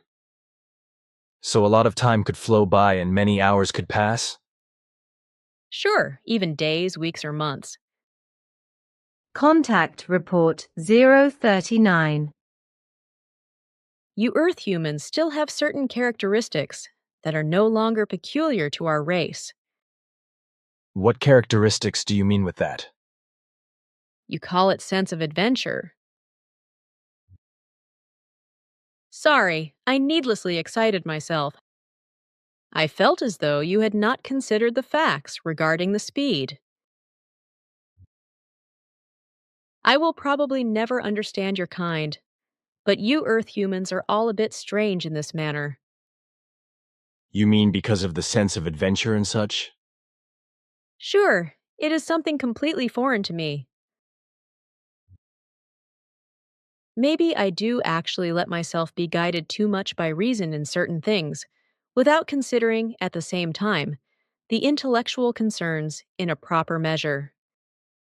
It may well be because of our high level of development that we have a different nature in such concerns. With certainty, our somewhat finer dimension also exerts a certain influence on it. Sometime, I will have to talk with my people about it, because I think that a different forming in these things would be of use for us. I know from Ask It and You that 91% of the extraterrestrials visiting the Earth are purely human-like, human life forms, albeit with some deviations from our appearance. Through Ask It, I have also seen various such intelligences outside of and far away from the Earth, such that were rather gigantic in stature and reached more than 4.5 meters, while the smallest dwarfs and short ones were 40 centimeters tall. But they were all really recognizable human forms. Some looked like Yetis, others like Cyclopes, miniature Goliaths, etc. Two forms, which I have also never seen on the Earth, were completely different, however. Both were more animal-like than human-like. These were, thus, two forms that belong to the remaining 9%, and are nevertheless non-human-like human beings. Well, then I have another question. Can you tell me how many extraterrestrials of a good form had contact with Earth humans since ages ago? Very many extraterrestrial intelligences came to the Earth from the entire expanse of the Milky Way for thousands of years. For several centuries, however, there have only been very few, and only a few of these tried to pursue communications with the Earth humans or even come into closer contact with these. Mainly, the only ones who did so were those who were interested in showing new and better, or simply future ways to the human beings of Earth. On the whole, these intelligences were very distant descendants of your indirect ancestors, and only in very rare cases were these different forms of life, but they were still, to a large degree, of a human-like, human form. I can say the exact answer to your question, but with the fact that of all the extraterrestrial visitors to the Earth, only 0.57% of those entered into contact with Earth humans.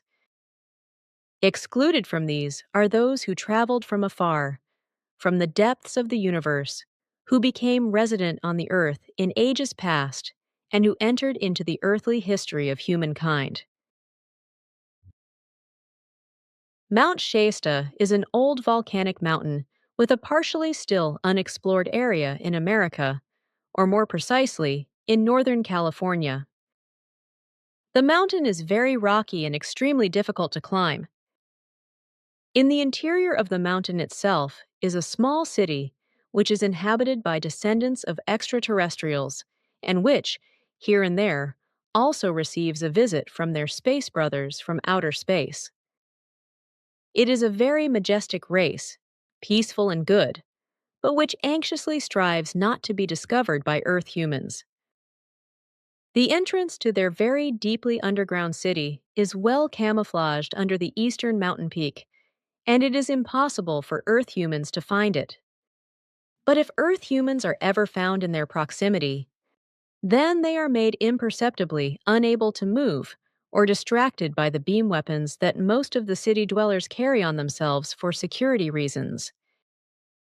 Their golden spaceships of a spherical form, for they master spaceflight, can sometimes be seen when they do not protect these from view. Human beings of this race are very well proportioned in their appearance. Their hair is mostly natural blonde, long and curly, which is very fit for their graceful, Hyperborean nature. Sometimes, despite their shyness of Earth humans, they go into their villages to conduct unrecognized bartering with them, after which they depart and flee in a great hurry, however, if Earth humans come too close to them. But Mount Shasta is not the only place where this race lives, for already at very early times, they divided themselves into 3 smaller peoples, with the other 2 living unrecognized and deep underground on the Aleutian Islands and in Alaska. The whole population amounts to just about 700 human beings. That is fantastically interesting, and now, a few things dawn on me. But you have just said something about their appearance, from which I could infer that with this race living underground, it concerns very distant descendants of the real Hyperboreans. You infer correctly. Man, that is incredible. Then these would, indeed, be the descendants or distant descendants of those who, 180,000 or 190,000 years ago, carried out the actual decolonization in the form that can be regarded then as the early history of the current human race, at least for the white race. Among them, then, must have also been the Ishwish who gave Enoch great wisdom. Methuselah went to this one in a later incarnation of Enoch, and Noah was later commissioned by this one's guardian angels to build that ark, with which he actually landed then, on Ararat. In that dimension, the world is already suspended in the distant future, but the inhabitants on the Earth of that time very rarely penetrate from that. The world there, note. One of 3 worlds existing in a dimension which was previously accessible through a naturally occurring dimension gate, which no longer exists, in the Bermuda Triangle, is about 870 years ahead of your time. Thus, the human beings are also accordingly developed in their technology and have their own beam ships, with which they arrive at your Earth every now and then.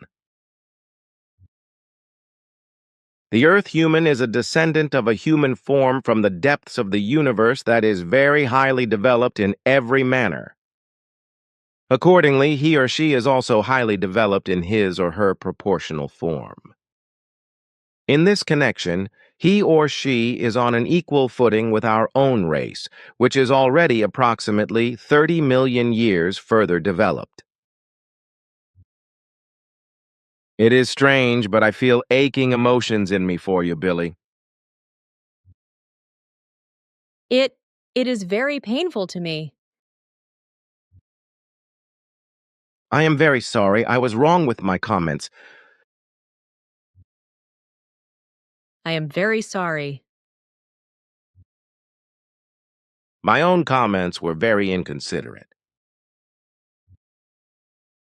You make me seriously agitated. Soon, we glide out of the airlock into free space and rush onto the moon of the third world.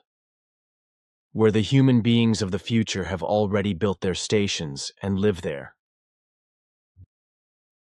The human beings of this dimension and time have, indeed, become much more peaceful than those on your world in your time, but they are still barbaric and quite aggressive, so they would force us to land, which would be very unpleasant for us. Beam ships? Girl, then these elves already master space travel. Sure, they also have about 500 years more development behind themselves than the Earth humans of your time, which I already said. There is now the possibility that, on occasion, I will have to walk on the Earth, protected by a vibration device. Contact report 040. You were very sad, and inside you cried bitter tears. It makes me feel pain inside. I could not find peace, and I tried. I feel embedded in what you call happiness. I feel great joy in me. Contact report 041. The first question concerns your offspring. How do you do that if you want offspring? Wait a minute. Simya say, you have to bear in mind that human beings are very misguided about these things. This is especially due to sectarians who work especially on UFOs and stamp the extraterrestrials as sent by God and angels, thereby glorifying them. In their boundless fantasy, they then ascribe to them a spiritual almost perfection or total perfection, through which they are to bypass the normal path of procreation and procreate the offspring in a spiritual way. This idiocy rests on the one hand in the religious assertion that Emmanuel was conceived in a spiritual way by the dear God.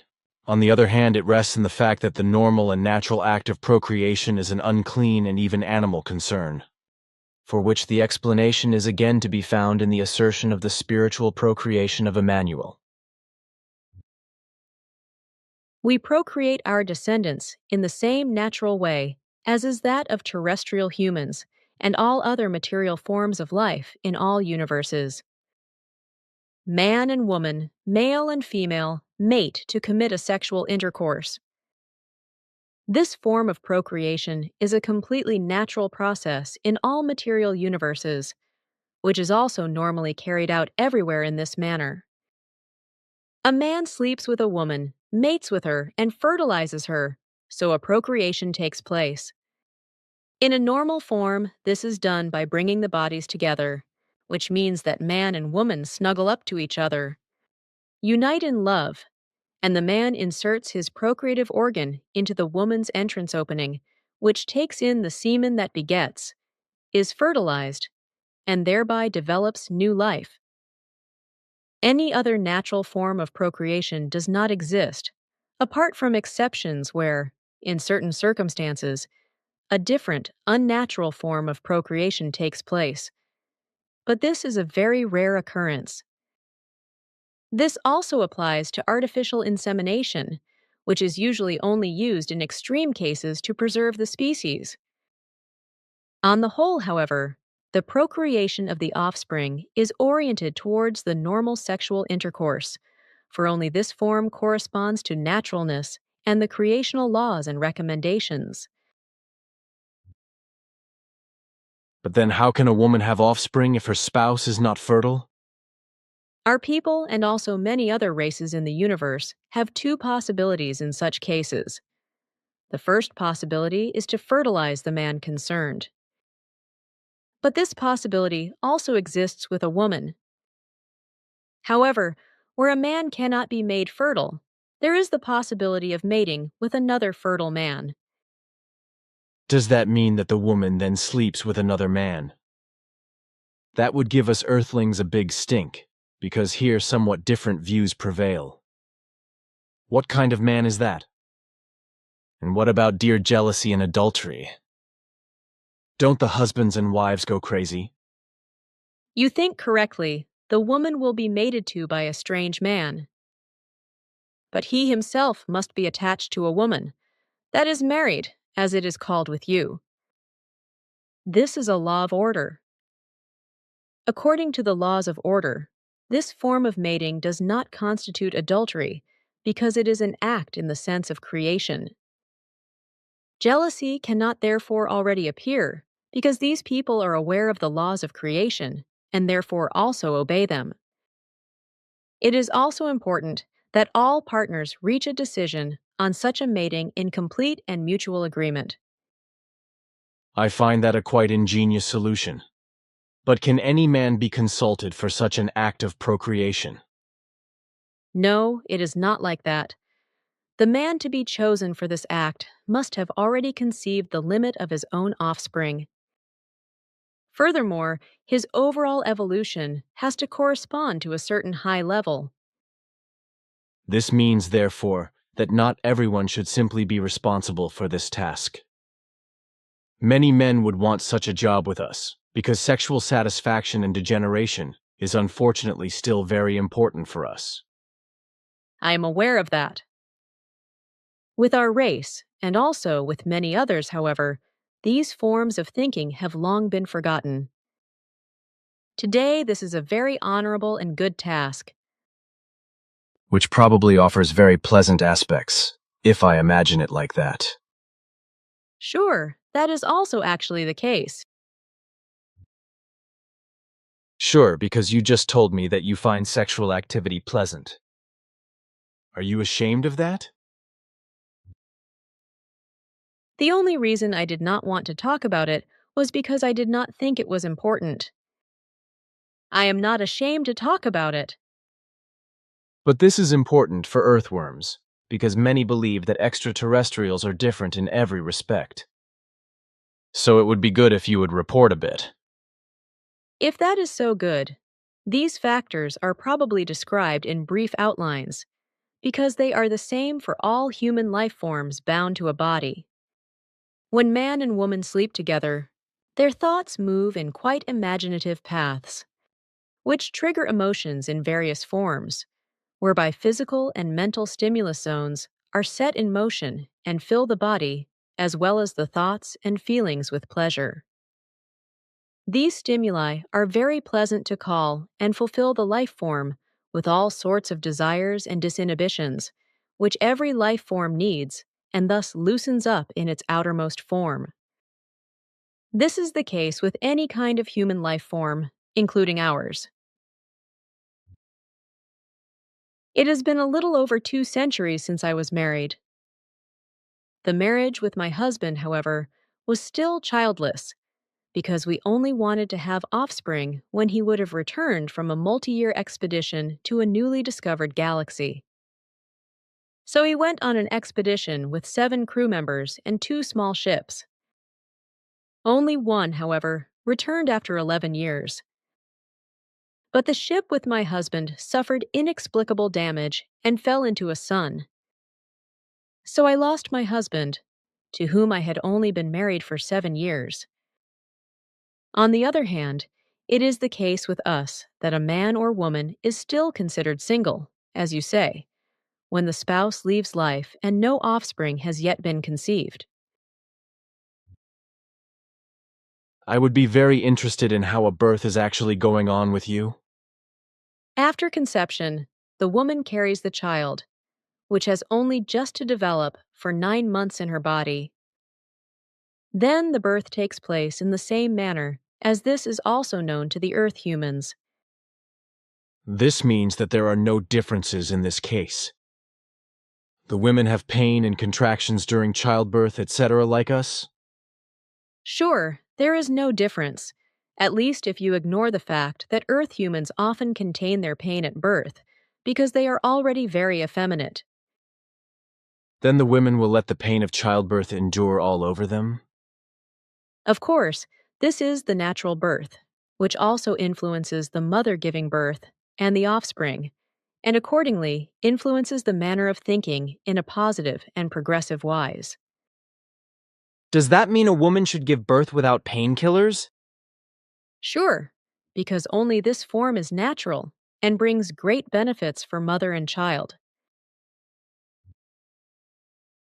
I get it. There are consciousness-based and physical benefits anyway, if I understand correctly? How many years have you matured physically and consciously? If you think of the fertility, then the answer is 12 years, because with this age, every human form is capable of producing offspring. Up to the age of 70, however, marital abstinence is usually practiced in order to make very strong efforts in intellectual and consciousness-based, as well as in activity and training-based matters, in order to be able to educate oneself. This is also the minimum age, usually, that marriage is considered. The pure body maturity is completed at 18 and a half years. Consciousness-based maturity is also attained at 18 years of age, while the period of education-based activities, etc., is completed at around 70 years of age, which does not mean, however, that learning and evolution are stopped as a result. It is not the case with us, as it is, unfortunately, the case on the Earth, that a person rarely acquires further knowledge after his or her regular schooling time. Because with us, the further training in material and consciousness-based form continues during the entire further lifespan. Well, how is love now with you? I mean, especially between man and woman. But a true love between man and woman is a very special creation energy sensation through which man and woman come together. In contrast to the mostly only emotional love, as it still prevails among terrestrial humans, our love is of a fine spiritual-based nature, and very pure, profound, and therefore lifelong lasting. But between man and woman, and in general between the human beings of our race, there is always only open and honest, fine spiritual-based love, which is only restricted in a controlling manner in certain cases when the situation requires it. I see, that is very clear. So you are really highly developed human beings and not robots. And also in regard to true love, you are ahead of humankind on the earth by enormous developmental periods. But how do you educate your children? This is the task of the parents. On the other hand, however, there is control by the High Council, according to whose rules training and order, etc., also find their correctness through the creation energy teaching. In this form, marriages are also entered into, which is why we do not know divorces, as is, unfortunately, so often the case with you on the earth. Do you not have marital quarrels then? I mean disputes and disagreements? Do you think of us as super life forms? Certainly not. I ask only because this would be interesting for the earthworms of my level, and also otherwise to know. When two life forms live together in an alliance, differences of opinion inevitably arise. However, these do not have to ausarten into quarrels, as is so often the case with the Earth human beings. So without exception, there are also differences of opinion in our marriages. And it would be very abnormal if it were not so. Also with us, like everywhere else, all life forms are varied in their evolution, so never two exactly alike poles are found together. If it were different, it would mean a flattening and abolition of evolution. Thus, two differently directed poles must always come together if evolution is to come about. This means, however, that these two different poles constantly rub against each other, so that two different opinions collide, and therefore differences of opinion must arise for the purpose of evolution. This is an irrevocable law of the evolution, to which we and all other life forms in all universes are assigned. You also know everything. Remember, I am still learning. I am having fun with you. Contact report 042.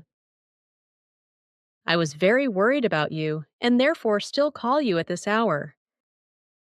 It was very hard for me to wait until you had finished your work. What happens to you with the deceased, that is to say, with the lifeless bodies? Do you somehow shrink them into coffins and transport them to the next sun? Or do you bury them as you would us, because they are simply buried 1 meter 80 deep into the earth in cemeteries? Or do you somehow cremate them? Or do you just totally eliminate them? Earth burial is just as familiar and customary to us as it is on the Earth. For this purpose, we have special storage facilities away from the inhabited areas. From ancient times, we have also maintained cremation for very, very rare cases. However, when such a cremation is desired. Apart from burial in the ground, however, the total elimination of the dead bodies is not usual. Burials are nevertheless things of individual requests, so one or the other form of burial can be used. But what is it like now? Should one rather let oneself be roasted, or better prefer the earth burial, or maybe even a total elimination? But to your question, it has to be said that the burial of the deceased is the natural form, because it has been like this since the beginning. But everything speaks against a total elimination, etc., because the loss of certain fluidal powers which will persist for some time in the lifeless body, etc., must not be ignored, which of course become volatile through combustion or total elimination. My next question concerns the transplantation of body parts or organs. We have been transplanting body parts from the dead to living bodies, that is to say to living people, such as hearts, kidneys, and eyes, etc., for years. What is your opinion about this? Should one do this or not? This is the type of development of the still primitive science, which, with a few exceptions, always has very little success. For example, our scientists also work with transplantation of eyes and other organs. However, these are then transferred to them from the cultivated living material of the particular life forms. Therein, they have achieved complete successes. However, eyes, limbs, and organs of all kinds are cultivated and transplanted by our scientists because the natural human eye, limbs and organs, and the whole cell tissue, etc., cannot be replaced by any technology. So body organs as well as limbs are not removed from the living or dead in order to be transferred to the living. What do you do then when someone needs a new limb or organ? We have the possibility of a complete regeneration, where this possibility no longer exists. However, we replace what is necessary with organs grown artificially from the cell tissue of the person concerned, which survive the lifetime of the body with complete certainty. This possibility is also applied to lost limbs, etc. This means no transplantation in the sense that is now possible on the Earth. Certainly, Do you live on your Pleiades also in houses as we have them? the question is illogical. Certainly, we also live in houses, only we name these buildings differently. No, we do not live in the same structures, because our construction forms are all round, in flat round form with extensions, such as my jet ship, or they are spherical round. Mass housing opportunities as you know them are not given with us because all the By this I mean apartment blocks and skyscrapers, etc., in which people live as if in herds, like in silos, crammed together quite densely if possible, so that they even step on each other's ears standing up. No, these forms of housing are not what we have, because all forms of life are entitled to open freedom, which also applies to living in homes. Each family has its own home, which is built communally and needs no compensation, as this is usual with you. You mean mortgage or rent? Of course, such things are a thing of the past, because we have had no means of payment for a very long time. Thus, even the communally established homes do not require any remuneration. These homes are, however, not arranged in the same way as yours are, where they are built on top of each other. They are all rather single in a large country square of 100 by 100 meters, formed as a garden or meadow or park, etc., with many flowers, shrubs and trees and many other plants, as well as vegetables, etc. Only the structures of the villages and cities are of a different kind and also built for a larger number of people. In this respect, however, no comparison can be made with the Earth. Man, oh man, that requires an immense amount of land. Sure, but with us all inhabited worlds are made arable to the last possibility. Every usable area is cultivated and fertilized. Only areas that could not be cultivated were occupied with larger and several types of buildings at the same time, with buildings that you would call factories, with surveillance systems and beamship ports, etc. And who works in the factories? Robots and androids under the leadership and control of a few men and women, but who perform only technical surveillance and control tasks. What does the rest of Pleiadian humanity do? Are they twiddling their thumbs and lying on their ears? All have their tasks, on the planet itself as well as on other worlds. Good. How many people live in such a splendid home, which almost seems like a paradise if I can imagine it so?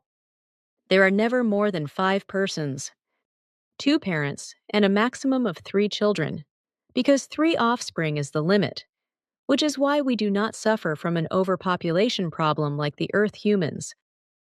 No, with us the Geranisa, mother-in-law, abstains from all interference in the interests of their married children. But now to something else. Do you also know music, literature, and art? And do you have appropriate schools? Sure, these things are common to all human life forms in the universe. We also have appropriate schools for these things, but they can only be attended by really talented people who will later work in these things for the benefit of all. The interested parties are judged according to the presence of talent and admitted to the schools, so only real talents are admitted. There are therefore no such things as are customary on Earth, namely that performers appear in public who make ear-hurting sounds. How does your music sound, and what kind of instruments do you have? I cannot describe the music to you, because it would sound completely strange to you. Likewise, the instruments would be alien to you. Where do you get the money from when you walk around our Earth shielded from vibrations and buy something somewhere?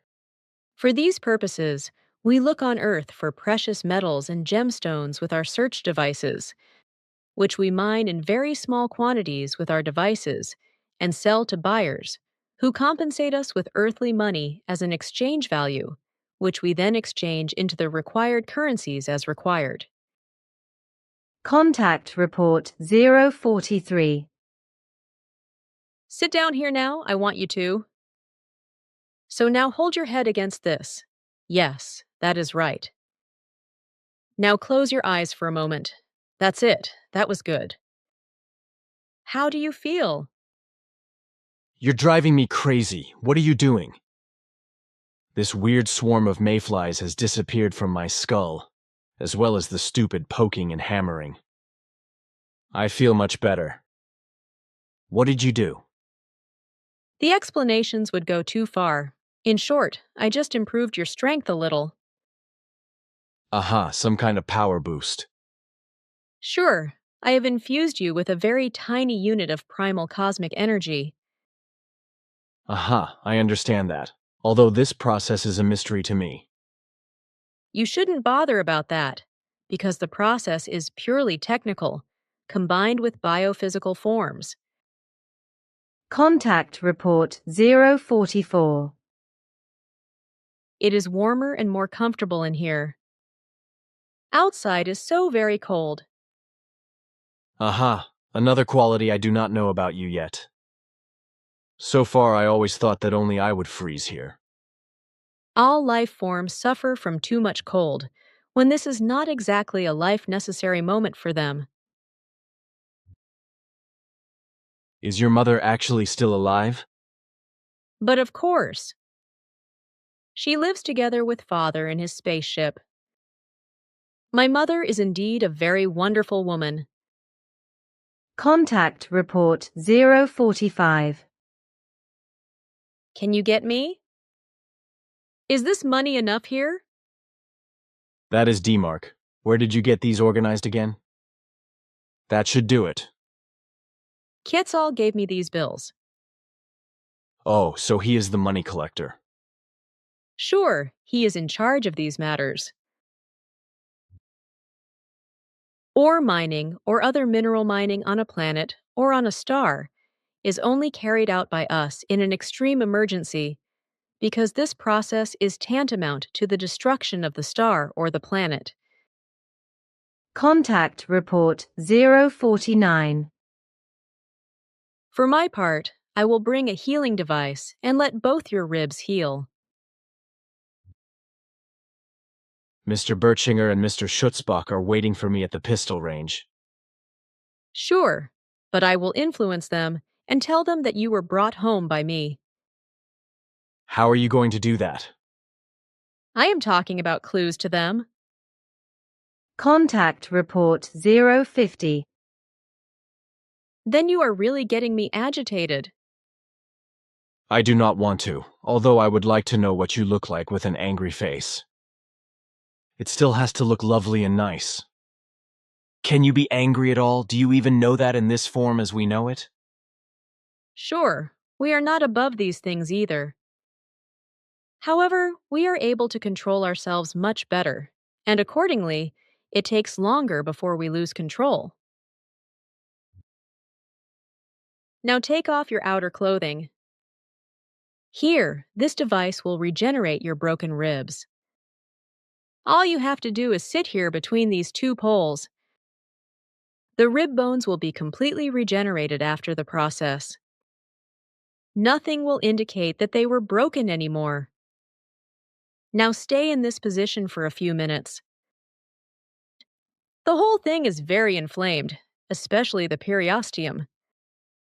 Unfortunately, I cannot eliminate the inflammation with this device.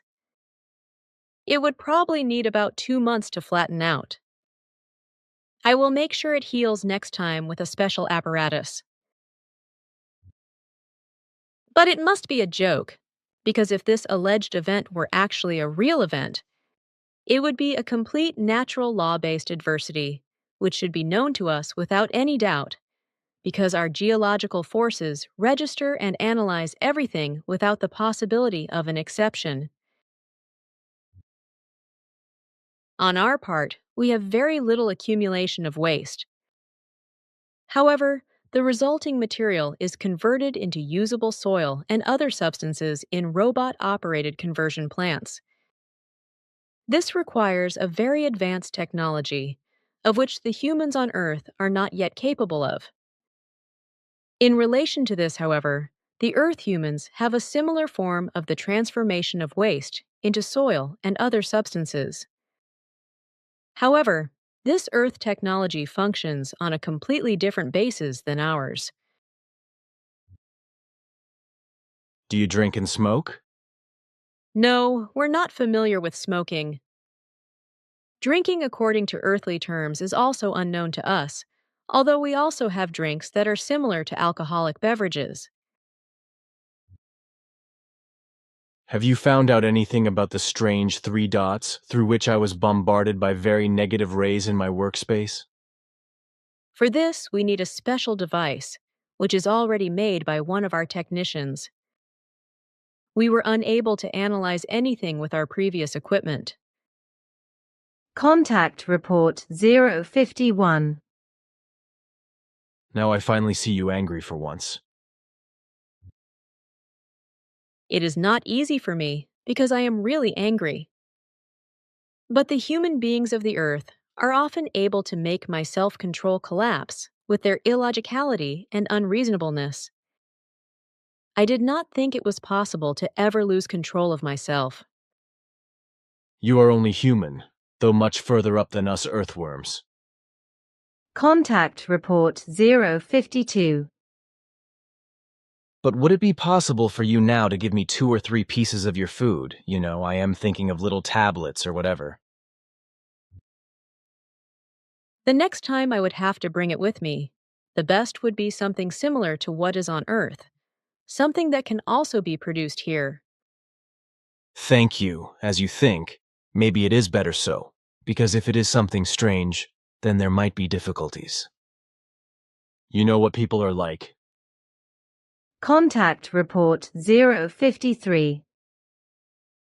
Slowly, I find my way in the Earth-human manner of conceptualizing and thinking. I also have to learn these things first, and we are not immune to mistakes. Contact Report 054. In Ascot's picture, it was found that she has much longer earlobes, which have also grown much further forward than is the case with us earthworms. What is the reason for this? I understand. It is a purely anatomical difference. Does it not have any connection with higher intelligence, etc.? No, So the meaning of the speech is simply that it is a pure race characteristic, a pure anatomical difference without any intelligence evaluation meaning. certainly. But tell me, do you all have blue eyes? Our eye colors are as diverse as they are on the Earth. But yours are a pretty nice blue. They are a really enjoyable sight. You love to compliment. Thank you. This is my natural eye color, but we women also like to color our eyes. We call my homeworld on our Pleiades era, and it belongs to the solar system Taygete, along with 9 other worlds. How long have you been stationed on the Earth, and how long has the station been in Switzerland? I have been entrusted with tasks on the Earth for 72 years. But my fixed time is only 4 Earth years. Our station in this country was built just over 300 years ago. Would you rather tell me how many other alien races are actually still stationed on the Earth? There are 7 more of them. Do you have all the stations here, and are you in contact with them? Certainly, they all have stations on Earth, as well as we all have connections and collaborations with them, because they all belong to our Federation's realm. Thus, I'm just talking about our people. Are the Giza intelligences included in these 7 races? They are not. But may you explain to me how your communication works over great distances? I mean, what technological form do you use? I can explain a few things to you, but it is not too much. Our one technical communication possibility you would call radio, but with the possibility of no delay in transmission. Also, the transmission does not take place through the normal space, but in use of the hyperspace, through which we pass our signals, disassembled, with faster-than-light particles, which spread over the whole hyperspace in fractions of microseconds due to their millionfold speed of light, and thus form again at the same moment at the target. What you are explaining to me is a mystery, because I do not know anything about these things. However, I have probably understood a few things, for example, the disassembling of the signals. Could it be a distortion taking place in some distortion device? No, the disassembling is a universal expansion of the signals and impulses in relation to the speed, with just the signals and impulses charged faster than light particles, which you call tachyons. Sim Ya Se deals with a device and then obviously talks to Quetzal in her mother tongue, which I unfortunately do not understand. Quetzal will endeavor to find the person with his area analyzer and will also carry out the evaluation immediately. We should be expecting his result in about 20 minutes. You said you called your home planet Era. How many human beings live there? 500 million. Approximately. Fine, you will not have mass pileups because of overpopulation. But now, in connection with this question, I would be interested to know how many planets are inhabited in the Taygete system. You were talking about your home planet and 9 more. Sure, in addition to my homeworld, there are 3 other planets that are habitable and inhabited. All others are already subject to die off or are only beginning to form. But something else. You know we do astrology on Earth, right? Of course, it is a science that can be traced back to our ancestors and which we still cultivate today. With you, however, it has lost most of its actual values and truths. I am aware of that. But how does astrology work for you? In the same forms as on Earth, of course, but with different planets and different overall perspectives. Unfortunately, I do not know too much about these things. But what about your birthday? If you convert it to our time, when were you born? To answer that question, I need to explain some important facts. For example, when I talk about Taygete or Alcyon, I am always referring to the whole system, not the sun or a planet itself. So I am from Taygete, that is from the system Taygete, but born on the planet Era, this. My homeworld is very similar to the Earth in all things, which is why it was chosen by our ancestors as a new homeworld at the earliest times, after they had left the Earth. Thus, all data of the planet corresponds approximately to those of Earth, with only small differences. The orbit around the Sun is 365 and 1/4 days according to earthly time calculation, while 1 day according to your time is 23 hours, 59 minutes, and 14 seconds. This results in almost exactly the same orbit and time of day as Earth has. In contrast, other planets show differences, like also in the SOL system, or at all other systems in the universe in general. All our time units are named differently, with us than with you, but with only small differences, they coincide with the earthly time units. So an odor is equivalent to a few fractions of a second of your hour, and even a musal corresponds pretty much to an earthly day. Our year we have divided into 13 Asar, which means 13 months, with a compensation period of 23 years. So you can see that we are only slightly different from your calculations. Our 13 months can be divided also into your 12 months by the conversion, after which I would be born then, according to your question, after earthly calculation on the 7th of February. So you would be an Aquarius too, according to our astrological data. That is almost crazy. It is just Aquarians everywhere. You are not wrong, for according to our calculations, the day of my birth would fall into the sign of Aquarius.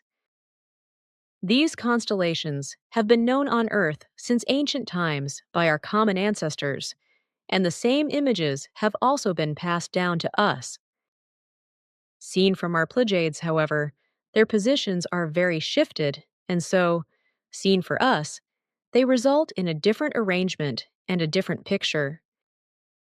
Our astrology, however, is naturally based on different constellations and values in our space structure than is the case on the Earth. Contact Report 055.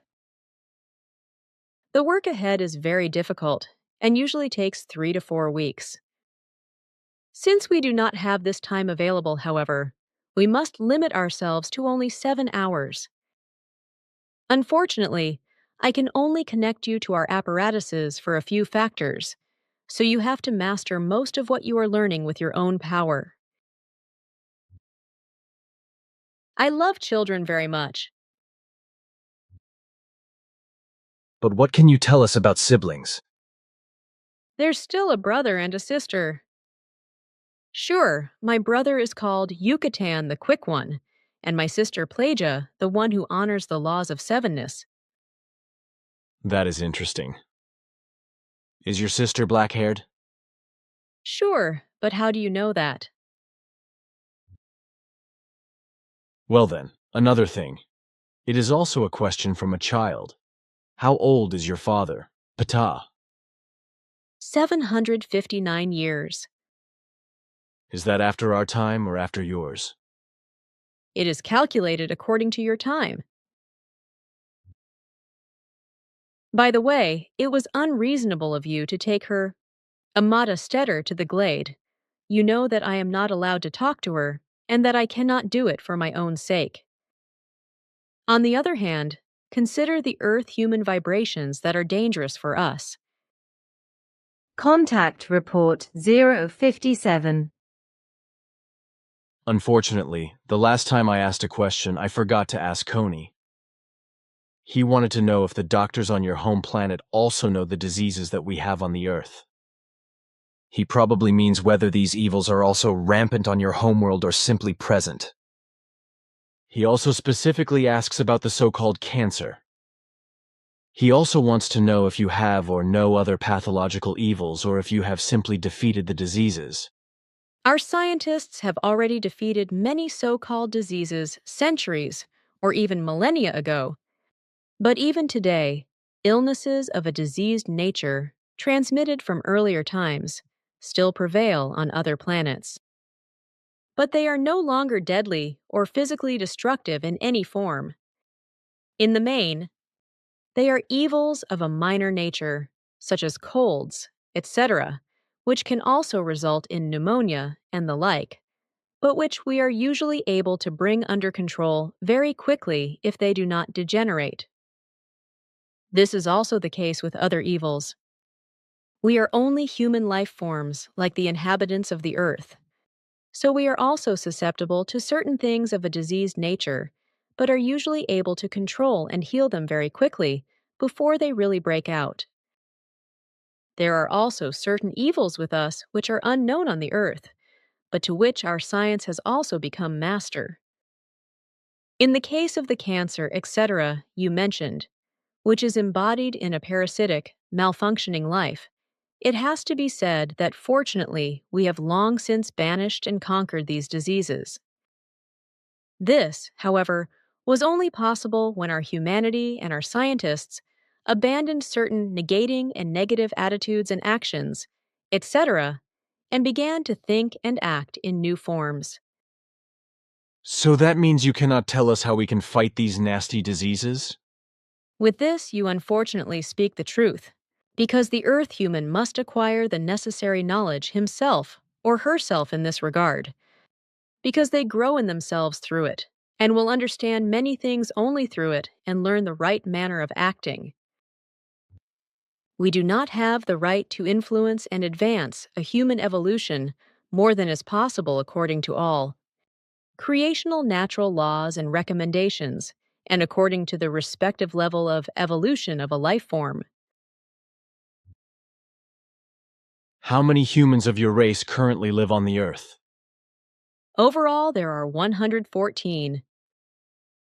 This is a quick one. What do you call your son Taget in your own language? Similar to yours, namely Taget. Aha, and what is the diameter of your home planet Era in your Pleiades system? It is very much like Earth's, as I explained earlier.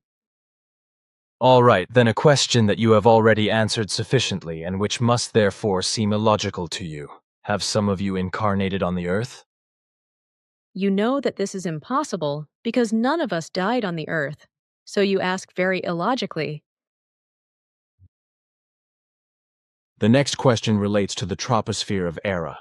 What gases and substances does it consist of? It is almost identical to the Earth. The tropospheres of our worlds usually contain between 75 and 70% nitrogen, 25 to 29% oxygen, and 1% trace gases such as carbon dioxide, argon, etc. Era itself has a higher oxygen content with 32.4%. Traces of argon and other gases are found at only 0.3%, and nitrogen 67.3%. However, this refers only to the planet Era, as I have explained. That's good, but you are obviously talking about the atmosphere, although the question is related to the troposphere. It is one and the same thing, because usually you call the troposphere the lowest layer of the atmosphere for simplicity's sake, simply the atmosphere, which, however, viewed from bottom to top, is composed of the troposphere, stratosphere, mesosphere, and thermosphere. But how great is the surface gravity of Era? The surface gravity is 1.00003 according to the Earth's basic measure, i.e., slightly more than the surface gravity of the Earth. The density is 5.521, the axis inclination 22.99 degrees, and the equator diameter 12.749 kilometers, whereby the escape velocity of 11.19 kilometers per second is to be mentioned. But can you now tell me how many years your race has already mastered space travel, by which I mean your ancestors up to the most ancient generations? It has already been 27 million years since our first ancestors built the first space-worthy flying vehicles. It was about 6,000 years before the Great Catastrophe when the destroyer breached into the home systems. You said you were 114 people in total here on the Earth. Is this number constant? No, it varies from month to month. Often we are less than 50, then again more than 300. Well, that depends on your duties, right? Sure, but also with the transport of our food and other necessary things. The question now is whether you also know something in this form. Whether you swallow any medication or the like in order to keep the offspring rate within limits, which does not work with us despite the pill. No, we do not need these things, because in observance of the natural laws and recommendations, we align with their order and abide by the periodic rules. So does this mean that you only make sexual love when this coincides with the female infertility period? This is not quite so, because human life forms remain human life forms as long as they are bound to physical bodies. Sexual needs also come to light outside the infertility period of a woman, so that the needs must also be met outside this period.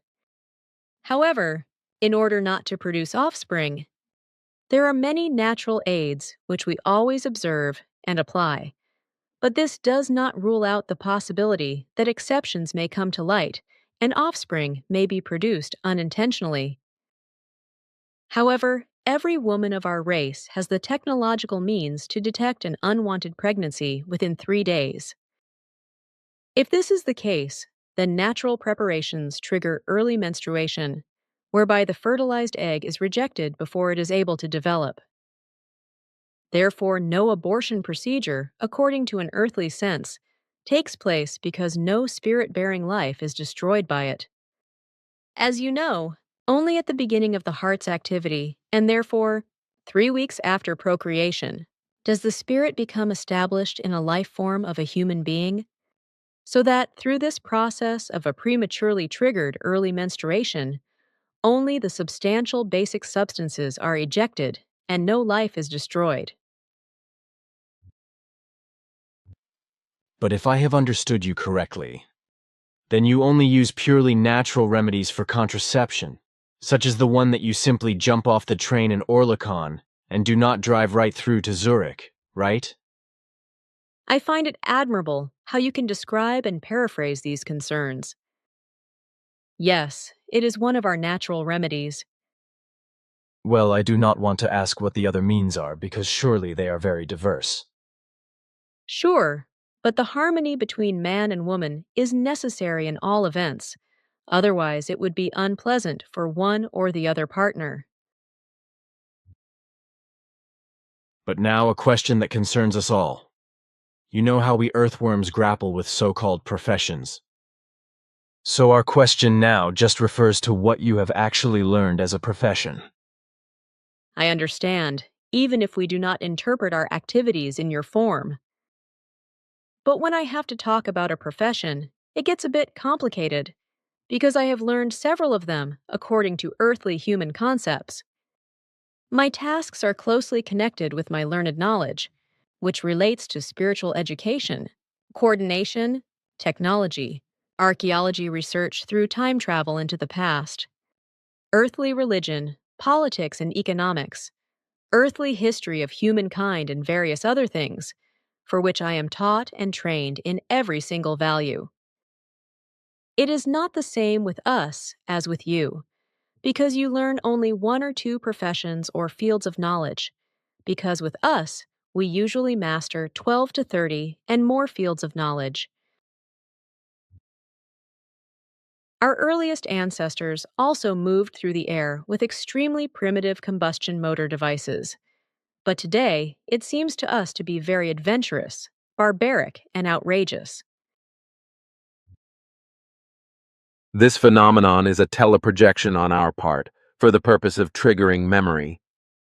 The beings wrapped in white clothes embody our ancestors from a period of approximately 70,000 years ago, who came to Earth at that time, but who did not live in fixed houses, but in their free-floating beam ships, which they had stationed mainly over forests. The man dressed in the wonderful robe with the adorning stars was the YHWH of this emigration group, whose most distant descendants still live somewhere on the Earth as their own smallest group of former extraterrestrials, but whom we have not yet been able to find by any means imaginable. In the meantime, we could only find out with certainty that Amata, from her old personalities, must today be a very distant descendant of the brother of the former YHWH, which means that this group of extraterrestrials, who as mentioned were a part of our ancestors, must have mixed with terrestrial people here on Earth and forgot their actual origin. And to find out how these connections extend now and how and where today's descendants of these ancestors live is one of our tasks, and that is why we also are making an effort for Amata. Our ancestors and us in former times were called sons of heaven by the Earth humans. The white figures Amata had seen on the opposite balconies are teleprojections of the old venerable ones of long-gone times. These are the beings who begat and ruled the white earthly human races. But there are also their descendants among them who, in peaceful form, pushed forward and determined, up to a certain value, the later earthly development of humankind. So they are the true ancestors of the white earthly human race, while the people in gray working clothes, the folk, as Amata calls them, represent earthly mankind in all its colors and races of today, standing next to a large platform. The venerables, dressed in white mentioned above, are and were the origin of all human life existing on the earth today in their known form. Everything was determined and directed and partly pre-programmed by them, but this never elevates them to hierarchical forces or powers, because such values do not exist. Contact Report 058. The first refers again to the pill. You once told me that you were going to put some contraceptives in your food to keep the birth rate under control. The last time you made contact, however, you said completely different things. Then you ask the questions very imprecisely. It is true that we add natural herbal contraceptives to our food. However, this only refers to the fact that this form of contraception is used when there is an excess birth rate, that is to say, when overpopulation problems occur. This method is usually used when a race has reached the point where it recognizes that a planet can only carry and feed a certain number of human life forms without artificial intervention. So this is related to the evolution of mind and consciousness. Otherwise, however, it is also the case that all human life forms in our worlds can voluntarily obtain the foods containing contraceptives in order to be able to regulate the number of births. Not everyone does.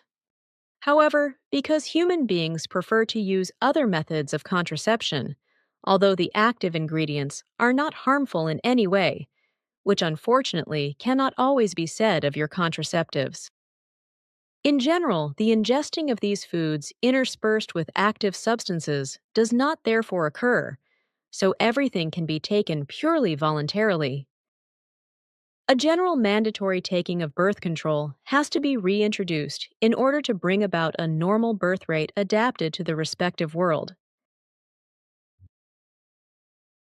Explain to him, Billy's colleague Kobe, that even we cannot avoid doing our daily work, albeit not to the extent that is customary with you.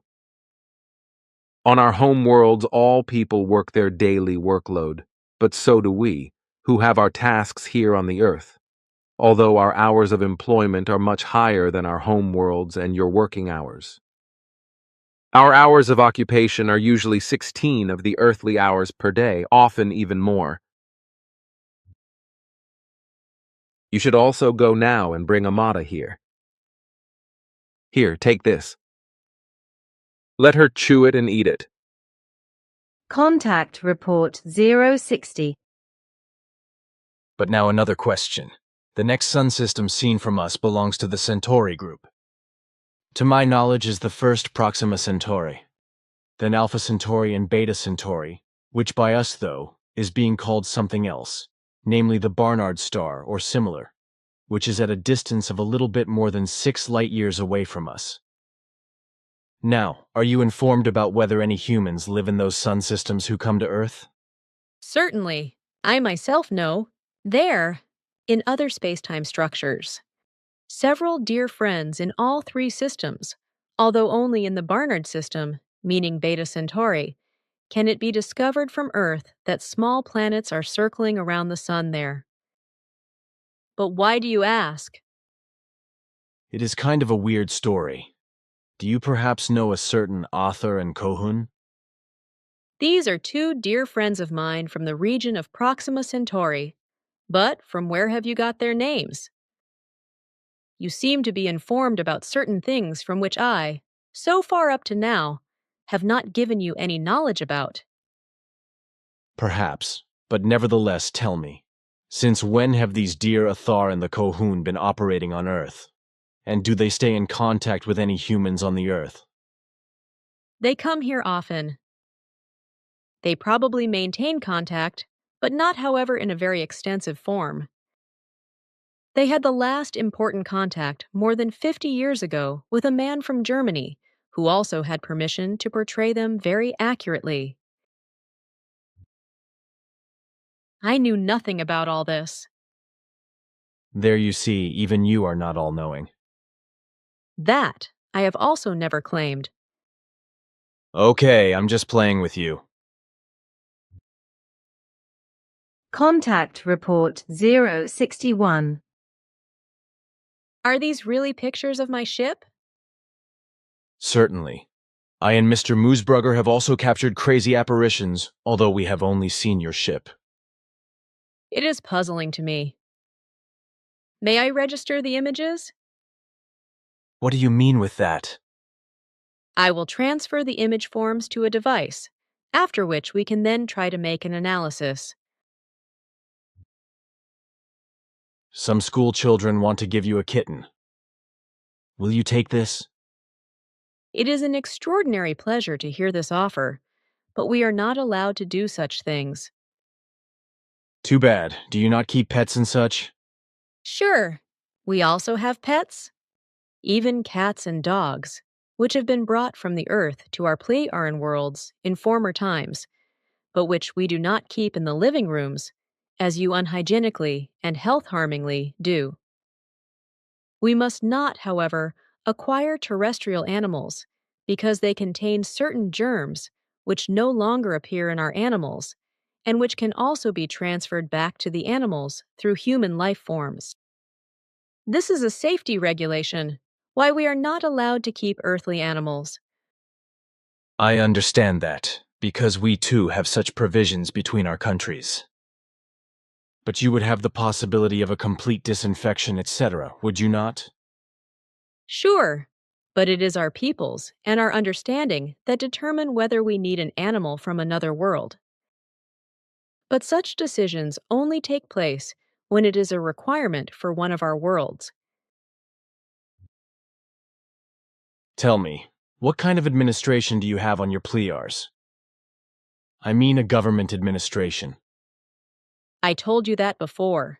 There is no administration here, only the High Council. Its form is to give high advice, but never an order or an enactment in commanding form. What do you usually wear for shoes, but not always these boot things like you and the others, right? Our footwear is similar to yours, but it does not consist of animal skins, but of materials that we artificially produce. So is the clothing. It is very similar to the one you will be using in about 70 years. So for us, something like utopian or futuristic. Not exactly, but purposeful, perhaps still somewhat strange for the terrestrial human being today. Minara takes over my task here on Earth for the time being, until the turn of the year. During this time, Quetzal, I, and the rest leave our station and Earth to return to our homeworlds. According to earthly terms, we take what you call a vacation. But now I would be surprised. You have such beautiful black eyes which fit perfectly to your dark skin. Here on Earth, in Africa, we have a human race which we call the Hottentots and which has quite significant European influences. Ascot once explained to me in former times that this mixture of races had developed with actual Negroes and whites or something similar. Is that correct? Our race actually originated in very early times on this earth, because our ancestors mixed with earthlings and produced the so-called tribes of the Huns, who later joined together with Negro tribes in the African region for a very short time. From it, new races developed, so, among other things, over a very long period, lead to the Hottentot. Some of these tribes reconnected with our later ancestors and begat with them our race existing today. By the way, can you tell me what you call your mother tongue? Do you think of our language today or of our original language? The one which you speak today. This is what we call SARAT. A little weird. Is this Saratian a standard language? On our world, yes, but not on all other worlds, for as with you, different languages prevail. But it is the case that all human life forms united with us speak a unified language, which you could call an intercosmos language. This language leads beyond our galaxy, and we call it the KOSAN language. Very nice. How is that with you, Minara? You certainly have a special language of your own, don't you? What do you call it? Janan. Contact Report 062. Please tell him, Herbert Runkle, that he does not need to thank us, because everything is given by us in honest love.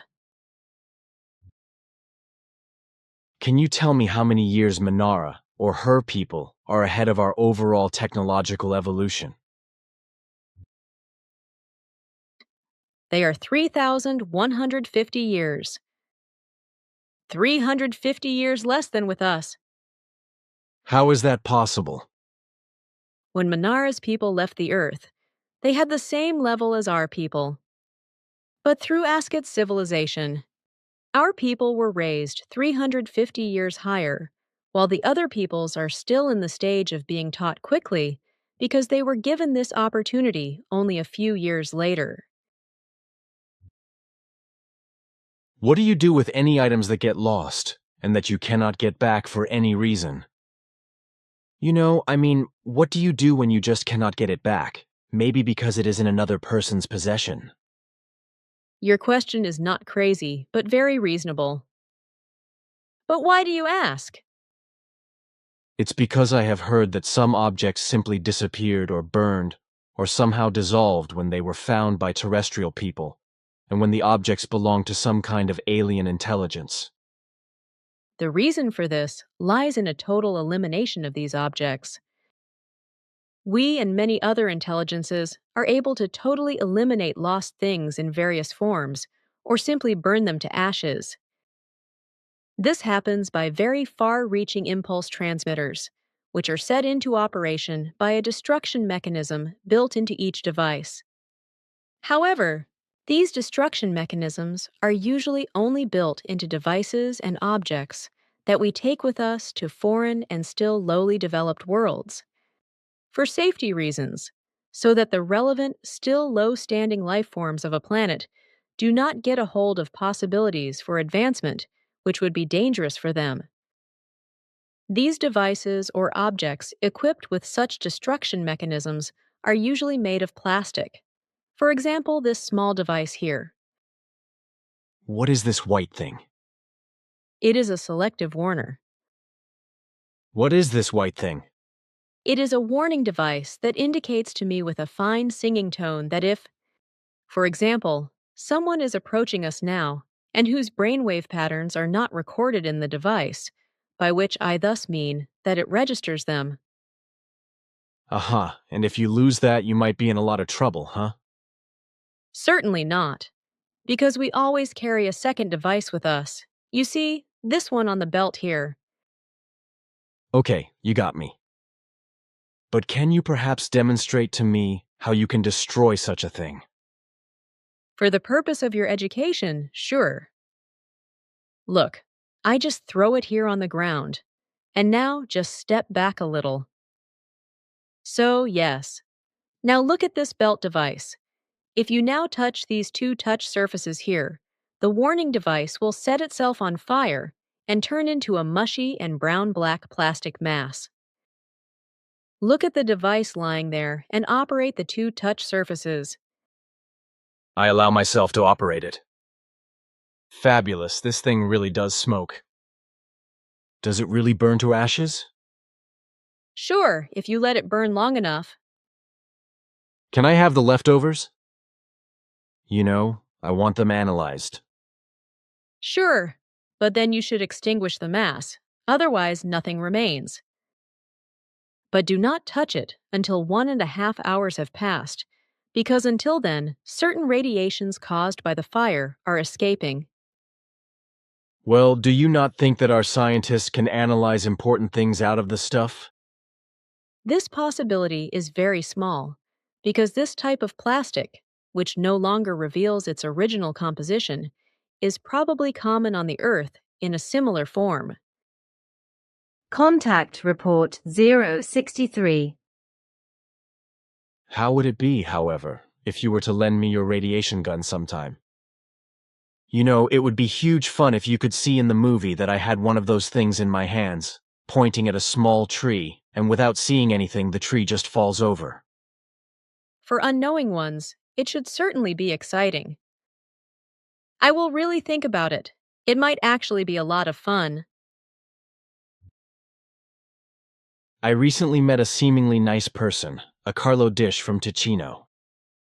He also prepared a report for me, according to which he is said to have had contact with a certain Iloa of Cassiopeia in 1960, as he also writes here in this report. Very few Cassiopeia planets carry human life forms, and I know very few friends there. Aniloa, however, is unknown to me on those worlds, but rather a similar name, namely Elhoa. But perhaps it is a misunderstanding of Carlo Dish, in that he misheard the name.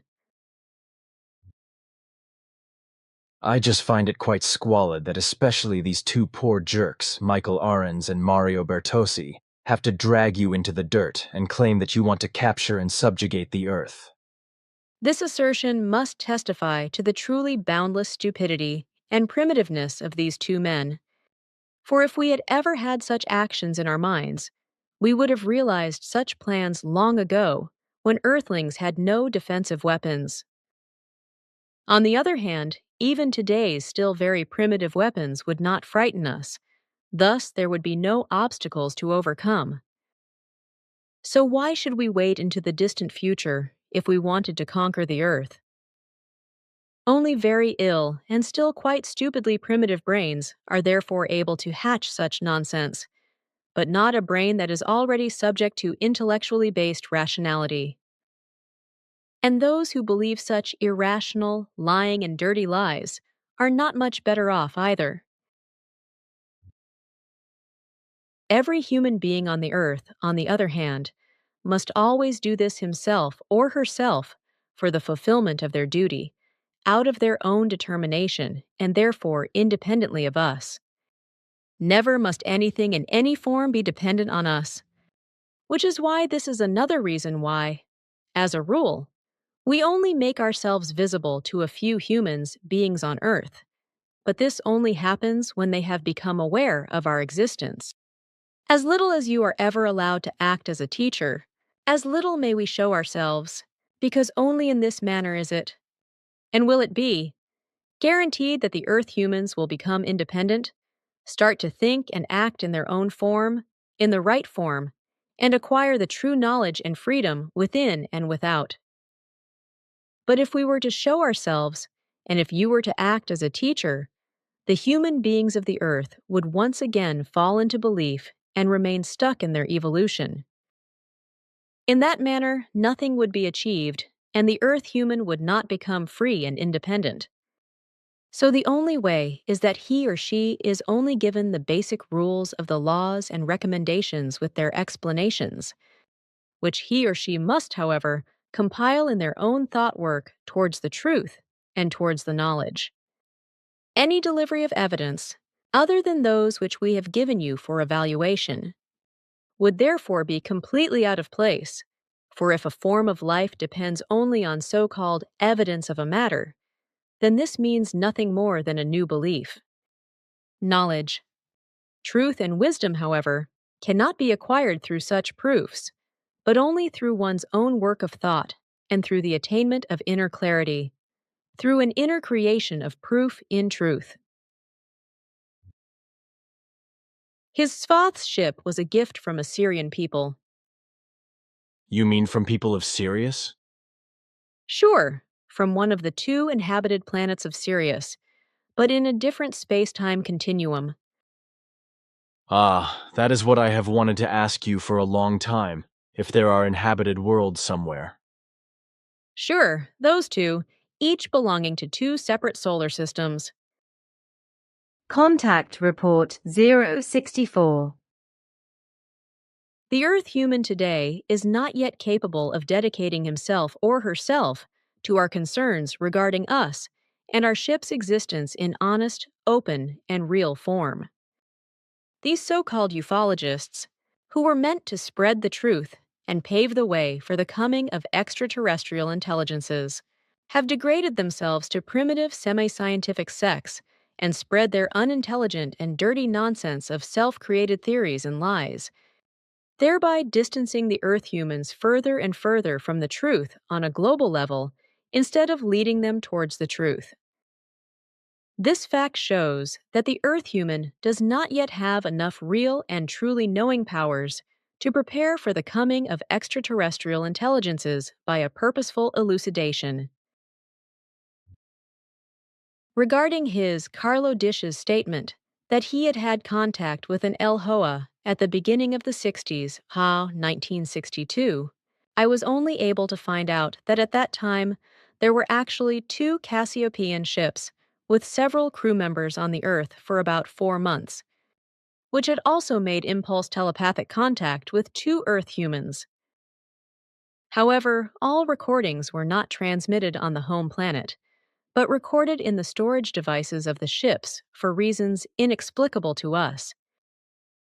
Unfortunately, however, our research has now revealed that one of the ships was destroyed during the return flight to the home star in 1962 with the entire crew, whereby all records were also destroyed. The reasons of the destruction are shrouded in darkness and could not be clarified because it took place in hyperspace, which was determined at that time by coordinate impulses. The second ship started from the Earth about 7 years ago because the crew was expeditionarily busy until then. They had, however, no knowledge about the records of the destroyed ship, so also they could convey nothing of reference to this to the homeworld. Unfortunately, this ship did not reach home either, because some influences threw the ship into a foreign dimension when it wanted to break hyperspace. This resulted in the fact that all control devices of the home base, which were coupling remotely with the devices of the ship, suddenly did not pick up any impulses anymore when the breakthrough should have taken place, which indicates with compelling clarity that the ship was thrown into a foreign dimension. What is known about the two ships is that the destroyed aircraft was commanded by a male leader named El Hoa, while the missing ship was under the command of a certain Anhar. Recently, Manara came and visited me quite unexpectedly when I was strolling around in the woods outside. She lent me her radiation gun, with which I shaved away some small trees in a matter of seconds by heat rays. Contact Report 065. Meanwhile, it was possible for me to take care of the concerns of El Hoa and Carlo Dish. In connection with a station on Proxima Centauri, it turned out that all El Hoa's records are stored there. The records say that El Hoa was in brief contact with two Earthlings. A Carlo Dish, however, was not one of them. Contact Report 066. I am so happy. Where do you want to put this fuzzy bear present from Herbert Runkle? Do you not have any things of this kind yourself? He shall remain here in the ship as a constant reminder of the solidarity and the certainty that we also have love and good friends on the earth. Okay, and what about my second question? Oh yes, no, we do not have things like that. The question whether you also have a certain symbol for Era and that you draw it. Sure, we have a symbol for Era, like for all the other planets and the stars. Sure, now look here. So, you see, this is the symbol for Era.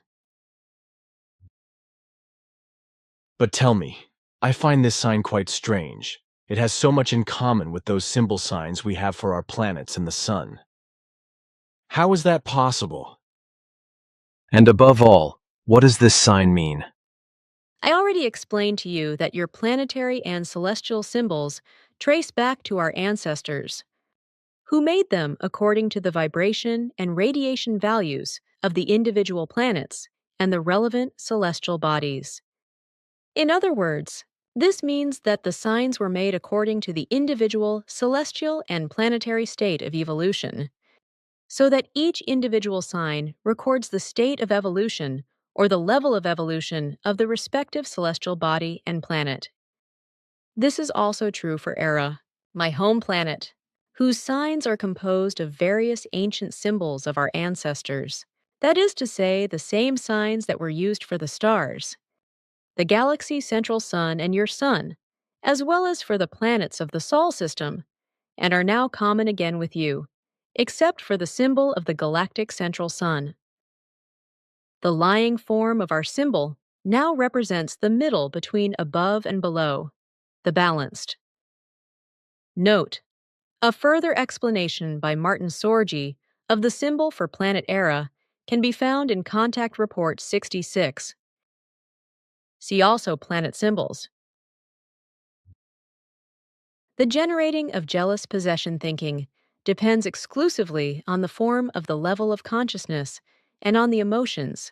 It is universally uniform and thus not earthbound, whereby I would like to emphasize, however, that on Era these lower levels of consciousness no longer exist and jealousy is no longer known to our people, or, as I better can explain, no longer pertains, because in earlier times our peoples also had to go through these stages. How do you think about marriage? Is there then a right to the partner? If two people join together to form a marriage bond, this does not mean a taking possession of the partner, but simply that they join together in a bond. So there are no rights of ownership, but only love, understanding, and joy in the pleasure of the other.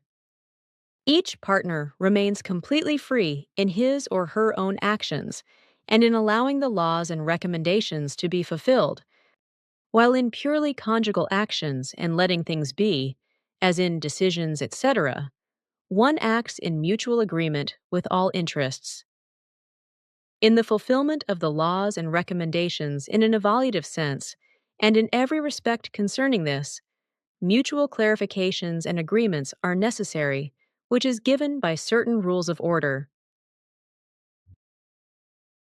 I, like my people, are human beings like your Earth humans. We also have feelings and fine spiritual perceptions such as love, friendship, sympathies, and antipathies, just as they are also characteristic of you Earth humans. In certain respects, however, they are much finer than with you, more sensitive and more profound. Over the past centuries, this has led us to exercise too much control over them and to learn to encapsulate our feelings. We assumed that we had to do this to protect ourselves from those more advanced. This is because in the course of the evolution, all fine spiritual perceptions and feelings refine and therefore require more intensive control in the higher realms. This intensification expands in the same measure as the entire concomitant material development and proves everything worthy that can be grasped.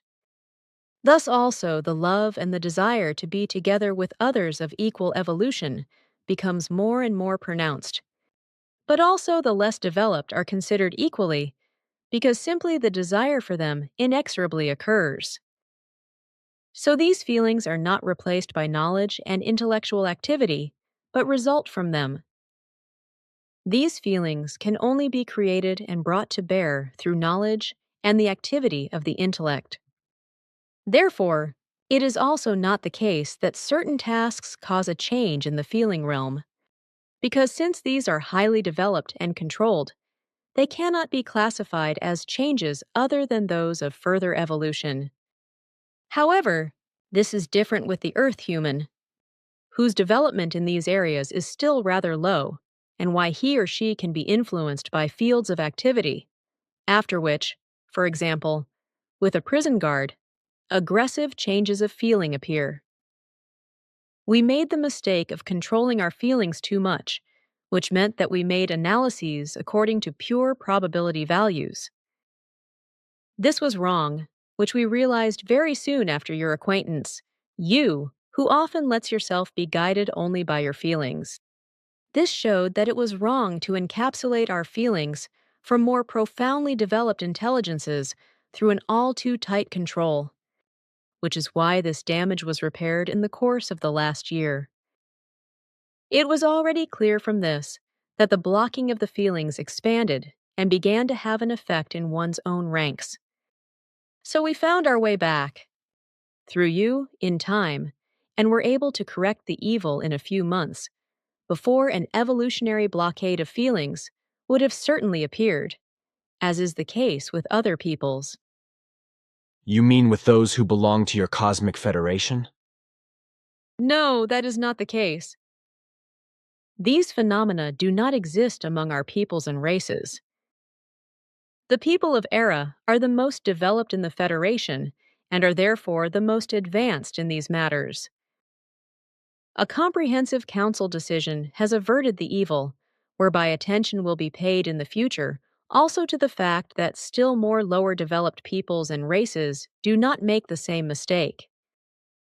I therefore speak of alien races and peoples, alien to us in the vast universe. Aha. And what about the question here about passion, etc.? Depending on the state of evolution of the consciousness, these concerns also change, because as a rule, passions, sobriety, and coolness are based on the consciousness-based level of evolution, since they are special character traits of a certain development. So also among our peoples and races, there are enormous differences in this respect, as it is also the case on the Earth. In this respect, the Arans are also ever fundamentally different among themselves, because passions and similar phenomena only diminish with the dissolution of the physical body. Only that exactly these become more and more refined, depending on the higher development of the consciousness realm, as long as it is still present, however, as well as the physical body still exists. With us, however, the passions are no longer to be found in the form in which they are still deeply and wildly anchored in you, Earth humans. That is to be understood. We are still the barbarians after all. But after your statement, I would now like to conclude that on average, you Arans are still quite the same in your emotions as we barbarians, even if everything is refined and sensitized in you, right? Certainly. What is correct is that through the discussion and explanation of these things, more understanding is created for the fact that we Arans are human beings, like their terrestrial counterparts. Furthermore, I have to inform you that recently, more and more extraterrestrial intelligences are sending robot and android manned ships to the Earth in order to be expeditionally active here. This has been the case for many years now, but this activity is currently being greatly increased, and Earth humans are often used as experimental and test objects. Contact Report 069. As I once explained to you, the last decisive settlement of the Earth by extraterrestrial intelligences took place about 13,500 Earth years ago. Note: see Easter Island, Maui. I should not have asked you about it. You seem to be somber now. Your question once again made it very clear to me how little we know despite our enormous knowledge. Wednesday morning you sent me out at 0023 hours to look at something that had gone down at a certain place. 3 of us found a track in the snow in a clearing in the woods, which obviously had to come from a ship. The snow had melted within a radius of about 3.50 meters, with 4 points outside the circle pointing to landing supports or something similar. To our astonishment, we also found a lot of small footprints, not more than 23 centimeters long, leading from the ship's tracks to a small pond, back to the ship's tracks, and then to another water pond, where the same small footprints then also led into the forest and back again to the ship's tracks. The craziest thing, however, was that we found 2 such footprints in the middle of the snow, about 100 meters away from the ship's track, without another trail leading there. It just seemed as if someone had flown through the air and only stepped into the snow quickly for 2 steps. These visitors are very small people, only 110 centimeters tall, 3.6 feet. They inhabit a small planetary world in a galaxy that was previously unknown to us. They came to Earth by an involuntary time shift, by a faulty manipulation of their still insufficient space technology. Equipped as an expedition ship, it is commanded by scientists, one of whom went out of the ship to fetch plants, ice, and water from the water points you mentioned to analyze them, while another went into the forest to collect material there as well. Meanwhile, a third one, moving with a hovering device, secured the surroundings to be safe from unforeseen surprises. Due to an accident, however, he once hovered too close above the ground, leaving the 2 footprints you had found. Oh, that is how it is. But where are these dwarves now? Can they even go back to their homeland? You said that they came here because of a time difference, just because of an unwanted one. That does mean that they have been thrown out of their own time, right? Sure, but they will find their homeland again, because Father brings them back to their time and to their homeworld through a leap in time. But this still offers some difficulties, because we still have no information about their home galaxy, which is why we first have to work out the coordinates. Then good luck. But tell me, why and at what time did these dwarves land in that forest? They landed there because a small impulse transmitter of ours is installed very close to that place, which serves as orientation for our telemeter ships. They registered these impulses and subsequently descended there. Contact Report 070 in note. The following excerpts explain how some ancient Pleiadian ancestors found their way to Earth. See also Contact Report 5, S67 to 193, Contact Report 9, S120 to 170, and Contact Report 121, B79 to 90.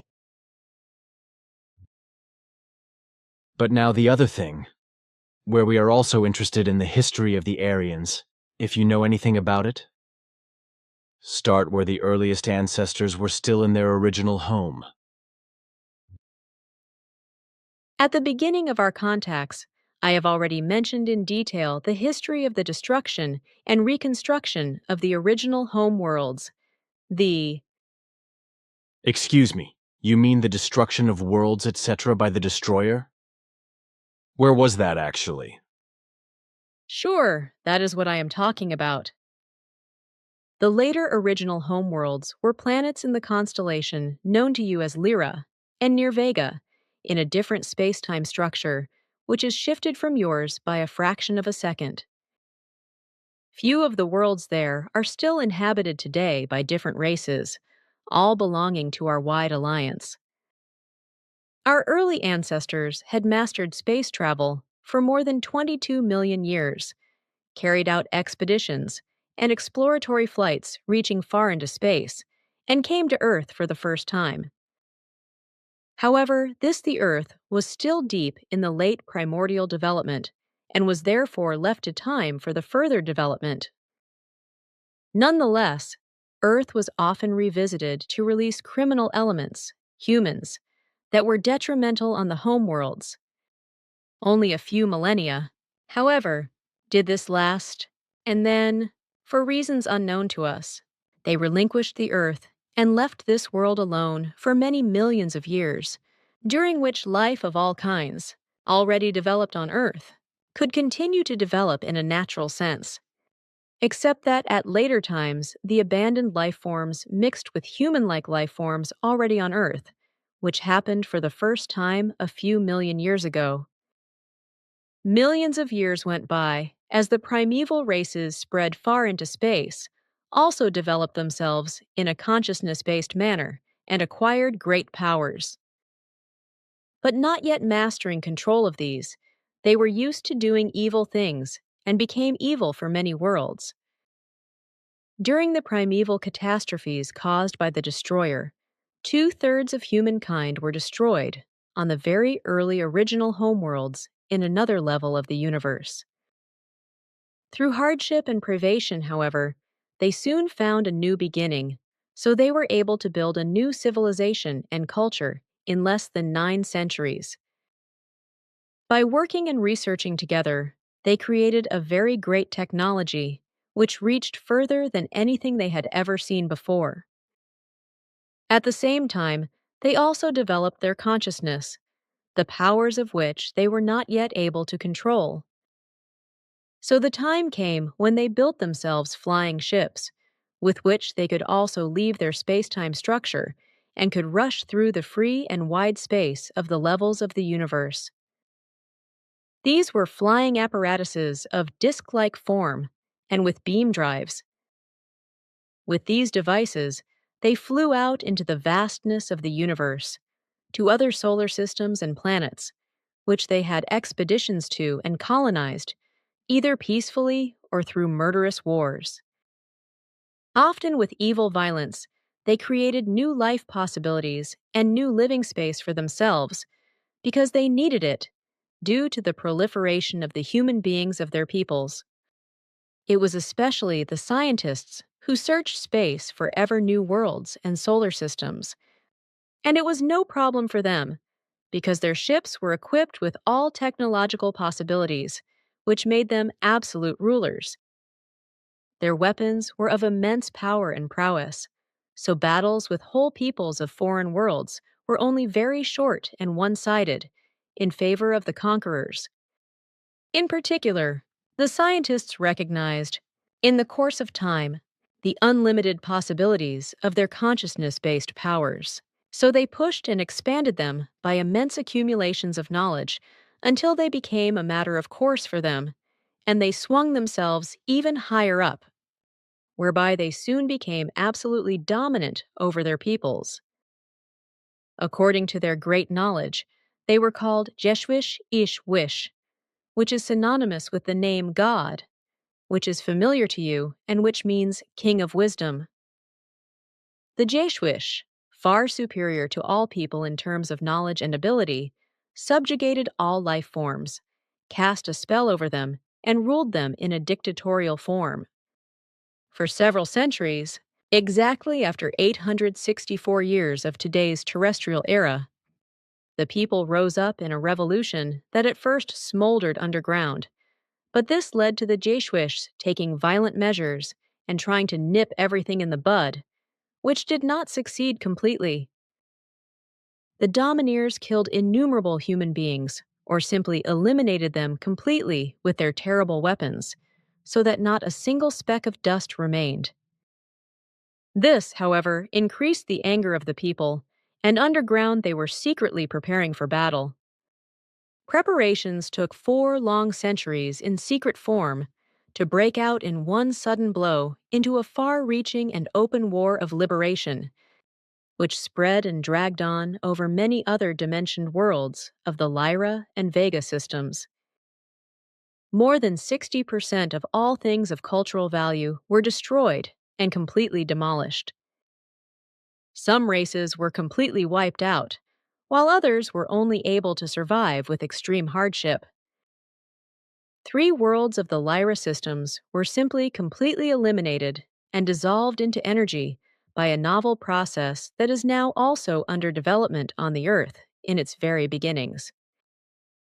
Earth humans already call this insane weapon according to its deadly value, namely overkill. Still, as a fantasy product of a perfect technology, this weapon of total elimination, which is in research and construction by scientists, has already found entrance into various books and films describing this cruelest of all weapons in futuristic novels to save Earth humans from the last madness. According to the terrestrial calendar, the event of the outbreak of the War of Liberation in the Lyra and Vega systems dates back some 230,000 years. The commander-in-chief of the terrorizing forces was an Jeshwish called Asael, who, after realizing the hopelessness of the struggle, escaped the vengeful and victorious peoples by a quick escape into the space-time structure of this level of the universe. Secretly, he managed to seize a powerful fleet of 183 large ships and 250 space reconnaissance ships, with a total crew of 360,000 human beings, and to escape under the most severe combat actions. They quickly left the home systems, only to wander through the again shifted space-time structures for many restless years, before one day they found a large star system which offered them the necessary possibilities for life, far away from their original home systems.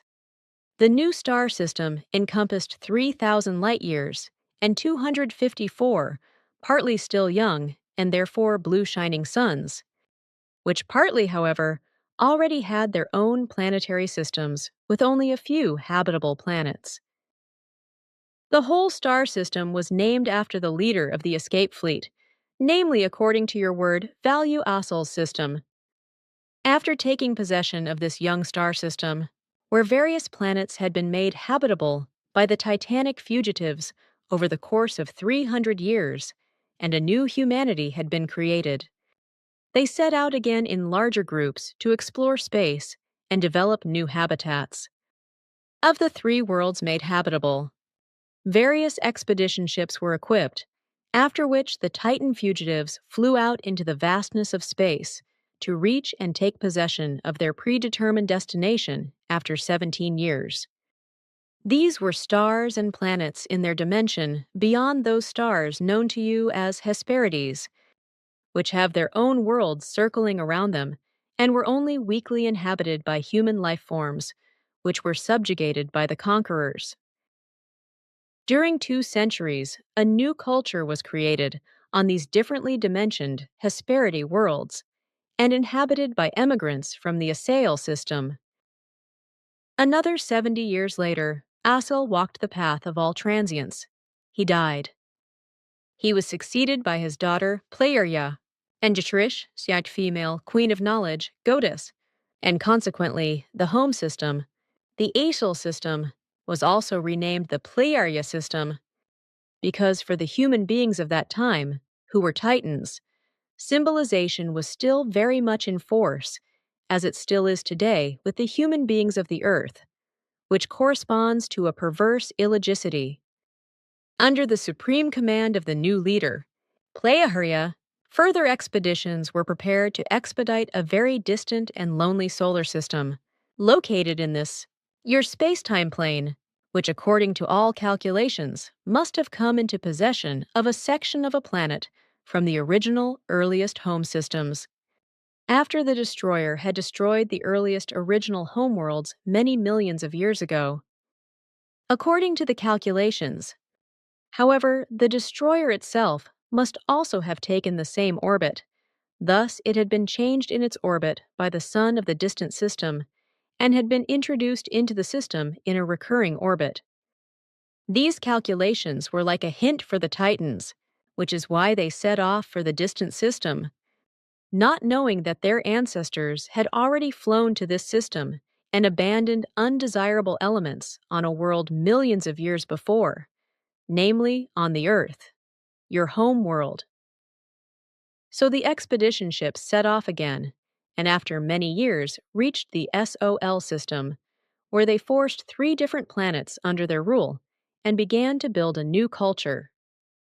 However, these planets, Earth, Malona, and Mars, were still extremely inhospitable and hostile to life, so the majority of the expedition fleet left the worlds again after a few years, leaving only a few behind, who slowly faded away and joined the animal-looking feral descendants of those earlier abandoned ones millions of years ago, as well as the pure Earth-born ones.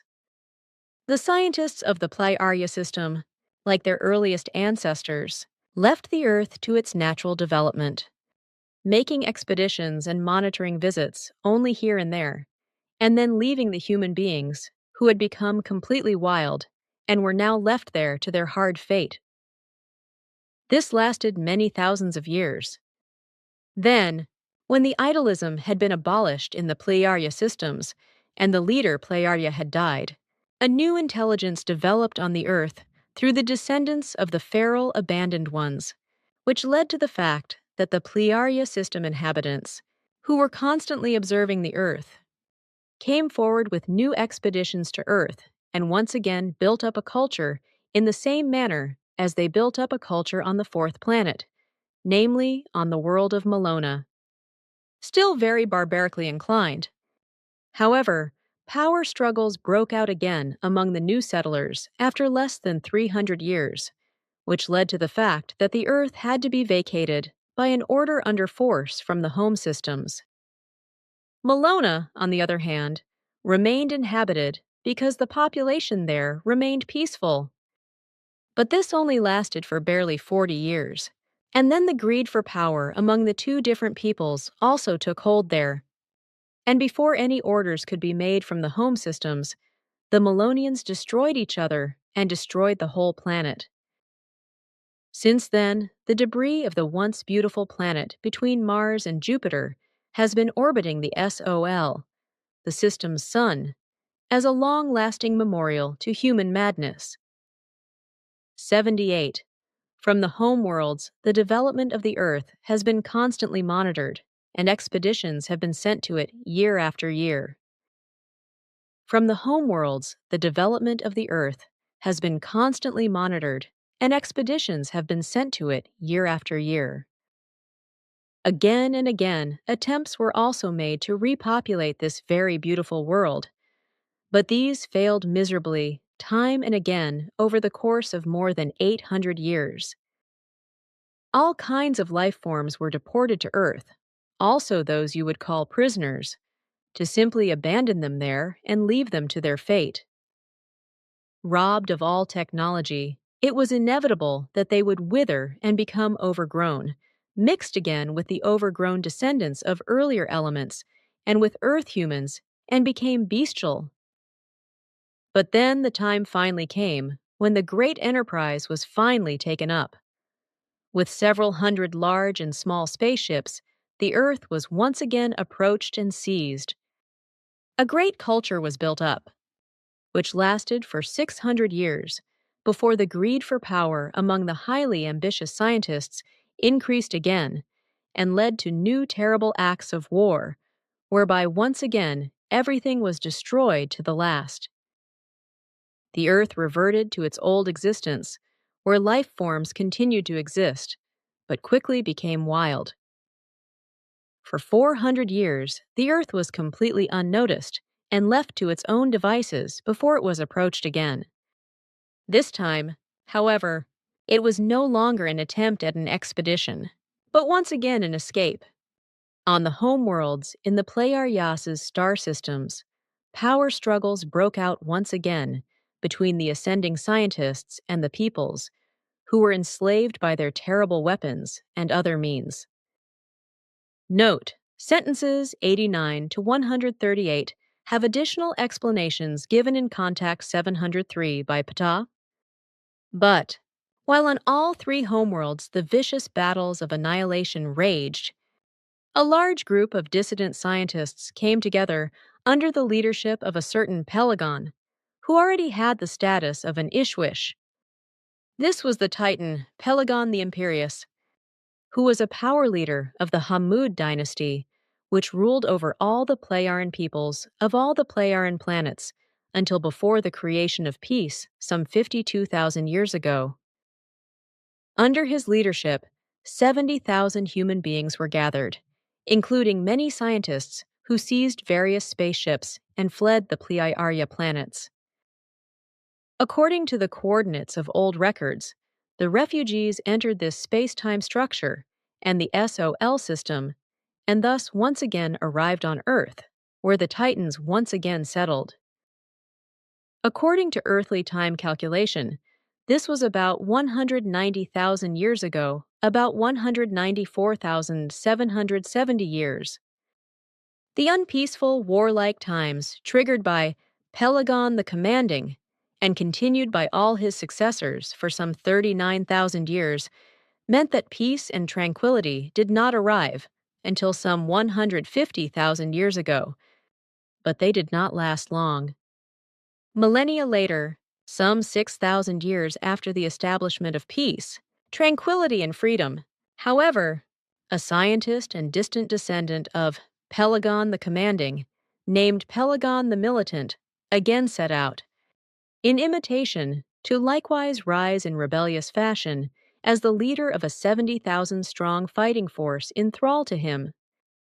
These fighting units were a 70,000-strong fighting force out of 7 since time immemorial, permanently mobile for security operations and combat actions, each under the command of a Hammud dynasty leader appointed for the purpose. Pelagon the Commanding was a great-great-great-great ancestor of Pelagon the Militant, who some 40,000 years later, that is to say, some 150,000 years ago, equally brought a 70,000-strong fighting unit under his command and fled to the Dern universe.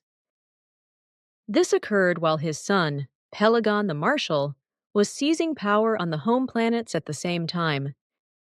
Pelagon the Marshal was a scientist and surrounded by many followers, and also leader of another 70,000-strong Hammud dynasty fighting force, with which he plunged worlds into warfare again, as was then continued by all his numerous successors.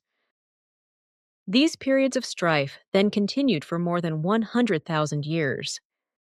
When Pelagon the Militant, the father of Pelagon the Marshal, seized several capital ships with the help of his combat unit and fled, The dimensional gate had already existed at that time for about 30 million years, which he used and transported with his combat unit to various inhabited solar, that is to say, planetary systems in the Dern universe, and finally also reached Earth.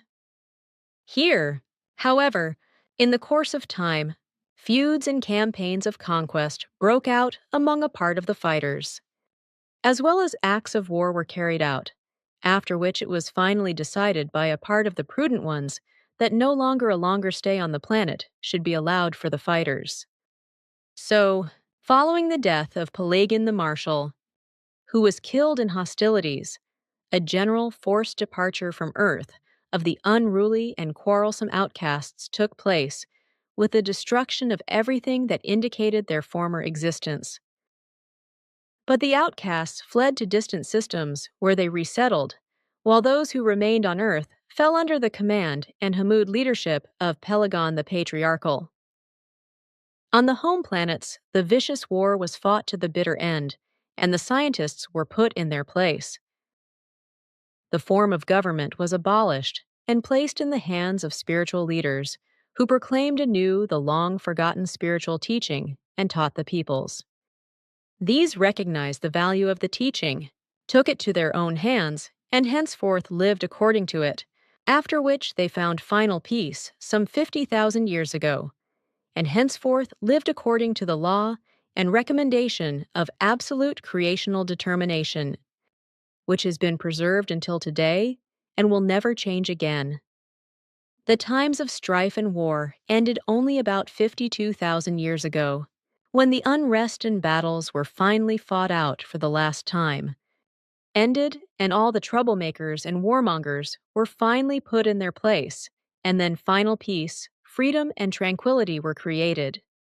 So the unrest and warfare which, after the short period of peace lasting only about 6,000 years, 150,000 years ago, lasted again for more than 100,000 years, after which, about 52,000 years ago, the peace, freedom, and tranquility, which has lasted until today and will certainly last in the future, was actually created. However, during the 100,000 years of unrest and warfare, many events also followed, which were triggered by the refugees under Pelagon the Militant on Earth, where they had found their way.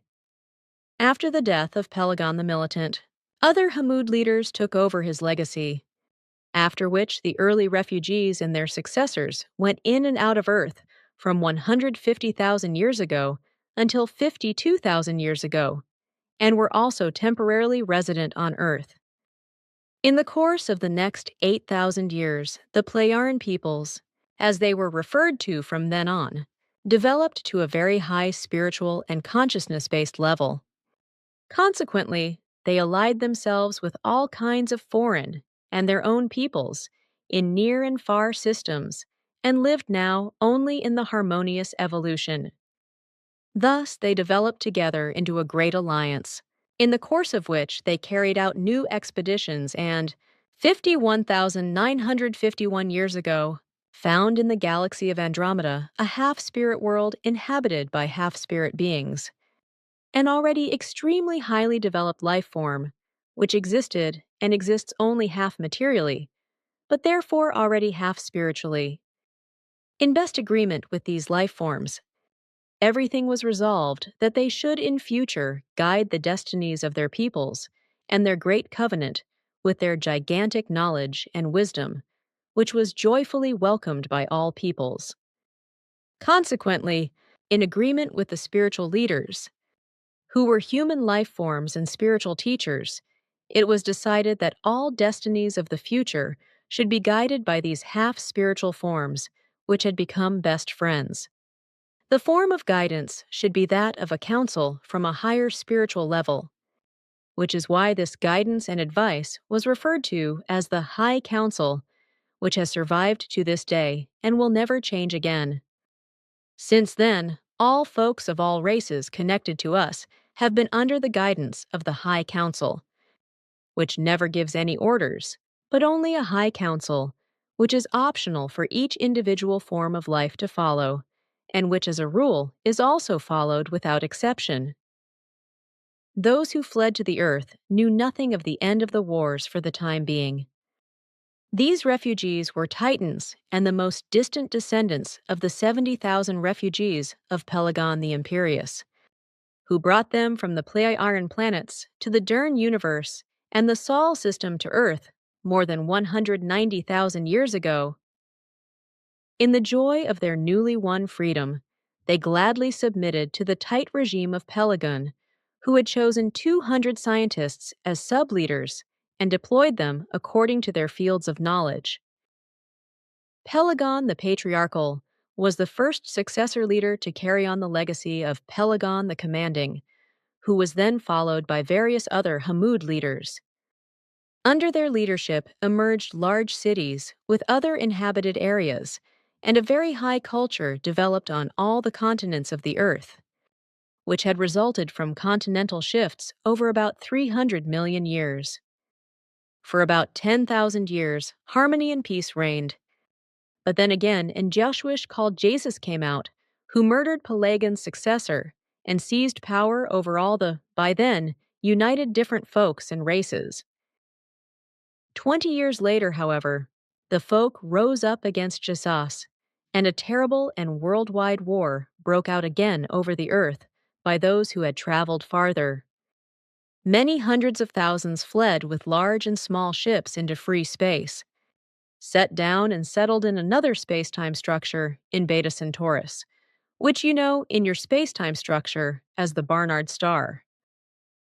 This was not in the Dern universe space-time structure, but in the one where the Pleiadian planets also exist. A few million humans remained on the Earth, where everything that had been built by the extraterrestrial humans had been completely destroyed and totally eliminated. Those left behind, deprived of all technical and other cultural possibilities by the complete total destruction, gradually fell into a wicked lethargy, atrophied, and became wild beings in a nasty barbarism. All knowledge of their original origins and highly developed technology was lost, and their former high development of consciousness atrophied almost completely, with the result that in the course of time, the 2.5 million feral titans largely exterminated themselves and became cannibals. For 700 years, the Earth was simply avoided, before the descendants of the fugitives set out again to populate the beautiful blue world again. These new arrivals, or the distant descendants of those who had left the Earth earlier, were on the one hand not titans, but human beings of smaller dimensions, but they too were not exactly of a peaceful nature, but nevertheless no longer as warlike as their ancestors. This was 133,000 Earth years ago, according to your current chronology. The returnees were led by an Jishwish, with the name Atlant, married to an Jishrish named Caryatide. In the latest episode, under the leadership of Atlanti, the continent of Atlantis, which had been headed for again and again, and used for millennia, was expanded and made habitable, while under the command of his wife Caryatide. Lesser Atlantis came into existence, as at the same time her cousin Muras built the gigantic city of Mu, which, like Atlantis, also found its origin in very early times. The reason for the construction of these cities so far apart was that the humans had become cleverer through all the wars and hoped for peace as a result of the great distance between the cities, if everyone stayed in their domains. So it went well for many long years, a whole 1,800 years to be precise. Then, however, again some scientists exalted themselves, whipped up by lust for might, and tried to snatch up control for themselves. After the death of Atlant, his wife Caryatide and Muras, various other leaders took over. This time, however, they had not reckoned on the people's memory of war, which had been passed down over the ages. The lore was only maintained by those who returned, but not by those who remained on Earth, who were deprived of all achievements and values by a complete destruction of all technical. cultural, and other things, whereby they finally gradually withered away and became savage beings who fell into barbarism and eventually died out. So before the scientists could strike, the folk rose up against them. Through an accomplice, the scientists obtained possession of spaceships and fled into the space-time shifted regions of Beta Centauri. This was 115,000 Earth years ago. After 2,000 years, during which the malicious refugees again created a high technological standard and produced many descendants, they returned filled with hate to the Earth. After they had increased their hate immeasurably against the extraterrestrial inhabitants of the Earth, and were only able to preserve order within their own ranks with terrible punishments. Spurred on through their inhuman hate, they, through research and the knowledge obtained from it, drove up their life expectancy to more than 1,000 years. Their single wish was, however, to gain control over the Earth, for which reason every individual was taught wicked intrigues and was instructed in the craft of war. After 2,000 years, this hate-drenched people was so far along that it could venture an attack on the Earth. Therefore, it manned its ships and came newly to the Earth, and indeed under the leadership of the Jeshwish Arus, the barbarian. This happened 113,000 years ago. Arus was extremely bestial and barbarous in his disposition, and his power was feared. Like Pelagon, already thousands of years before, Arus also had 200 high-level scientists with him, who he made sub-leaders. In a lightning action, they fell upon the Earth, robbing, murdering, and taking possession of the land. Primarily, they conquered the distant land in the northern regions, where the climate was moderate and very good. These were those regions which are traditionally known to you as Hyperborea, and which were far in the north, before an upset of the Earth shifted its axis, so that the then regions exist today, where you name Florida. Coming from the north, Eris's son, Eris II, set out and fell upon those lands which today you call India, Pakistan and Persia, and so forth, whereby they struck the earliest forefathers of the Sumerians, who, peace-loving, fled and set down far in the south, folk of dark-colored skin, but by your terms, not Negroid, but like Europeans, and of tall growth, risen from a race of former Syrian refugees, who had likewise settled on the earth 133,000 years ago, as did the refugees from the Pleiadian system. Named after Aris II, the India of today was at that time called Aryan, which, however, split off from Hyperborea after a few centuries, after 210 years, to be exact, and joined with the inhabitants of Mu and Akarta, while from Hyperborea, Aris I constantly troubled Mu and Greater Atlantis by wicked war activities in order to become their ruler. During around half a millennium, or said very precisely, during 502 years, those war machinations continued, until Aris I, who in the meanwhile had become old and weak, succeeded in infiltrating wicked elements of his hater humans into the leading controlling ranks of Atlantis and Mu, who secretly stirred up violence and hate for so long, as also did their descendants over several centuries, until, through boundless intrigues, Mu and Atlantis were able to be completely destroyed some centuries later, while the only few survivors were beaten into servitude. However, great scientists, in knowledge of the coming things and conscious of their powerlessness, set off in spaceships and fled towards the early homeworlds in the Pleiadian systems, where they were affably received. Only small peoples remained on Earth, whose ancestors had long since mixed with early Earth humans who had emerged from Earth's development and created their own cultures. I indeed do not need to speak yet again about the destruction of Atlantis and Mu, because you will find that as a separate chronicle in the explanations given to you.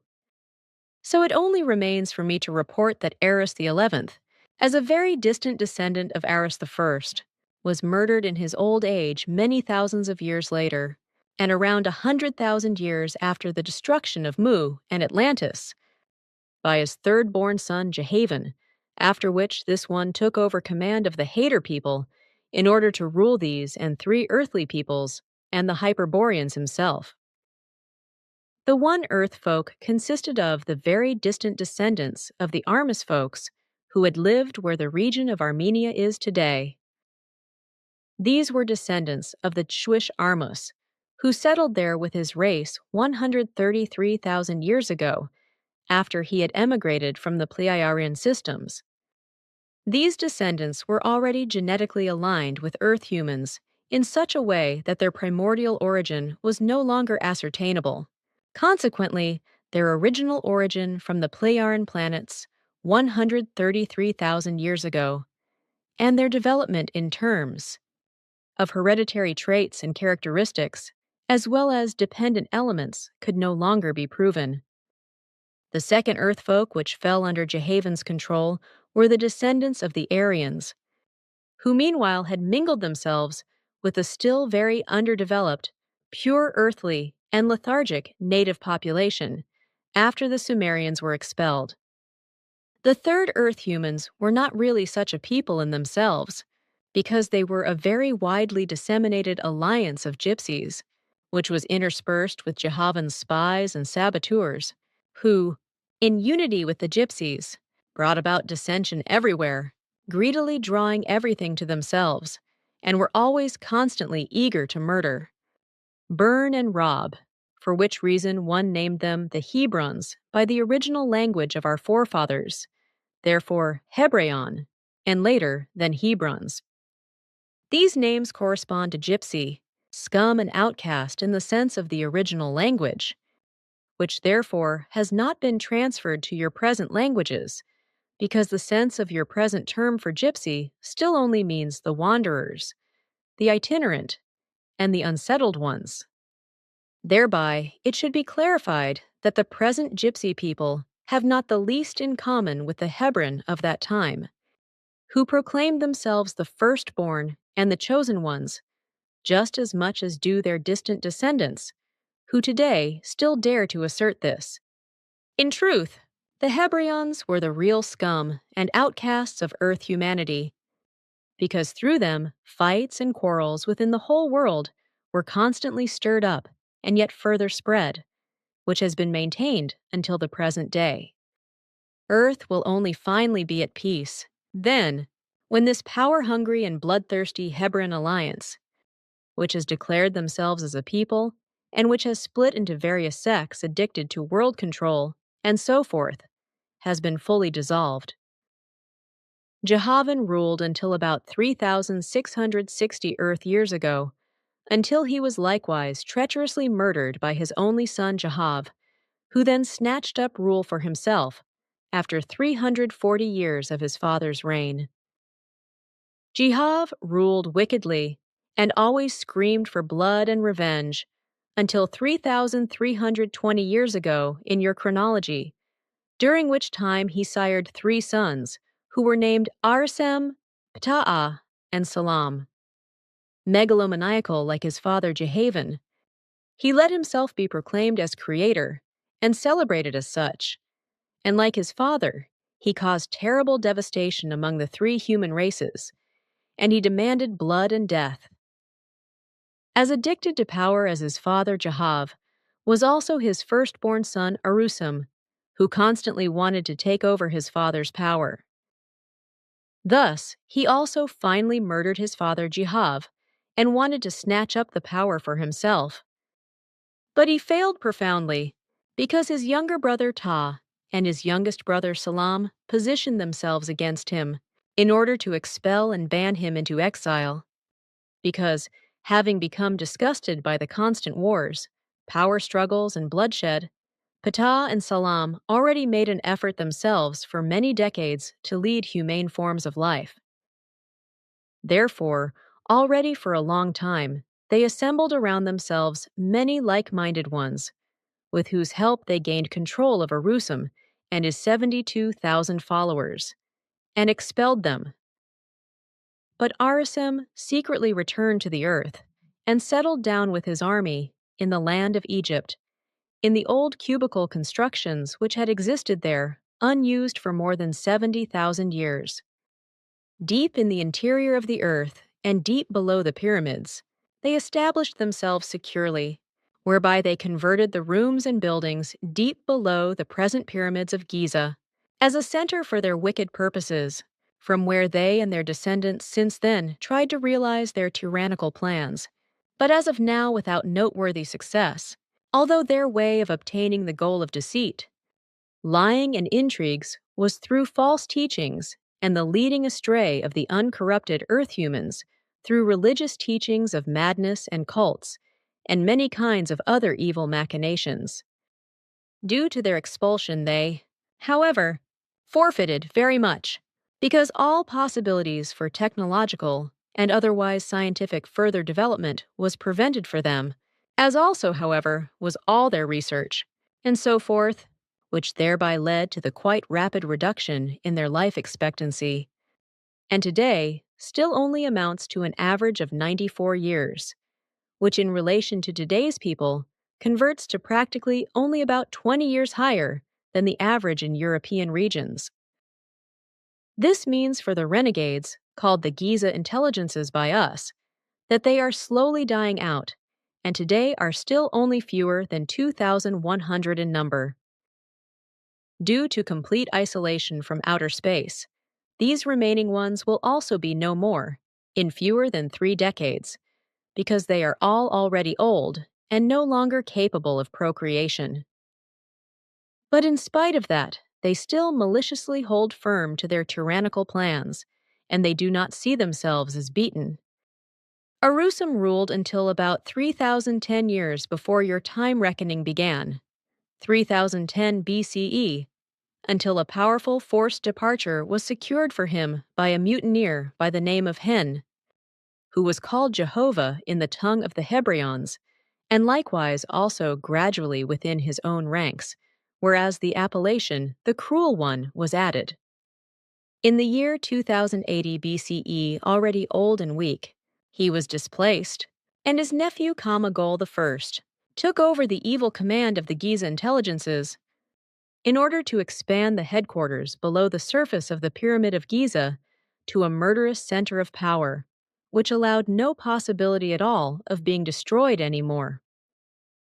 Like no ruler before, Kamagol I forced all earthly religions under his control and created terrible cults which demanded human blood, which were able to be partially maintained until the present.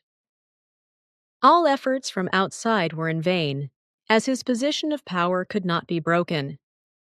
But also Kamagol I was only a human, so one day he met his own fate from out of his own ranks, in the form of his own son, Kamagol II, who overthrew him and deprived him of power, and let him die miserably in a deep dungeon. Kamagol II was in many things even more malicious than his father, which he soon revealed.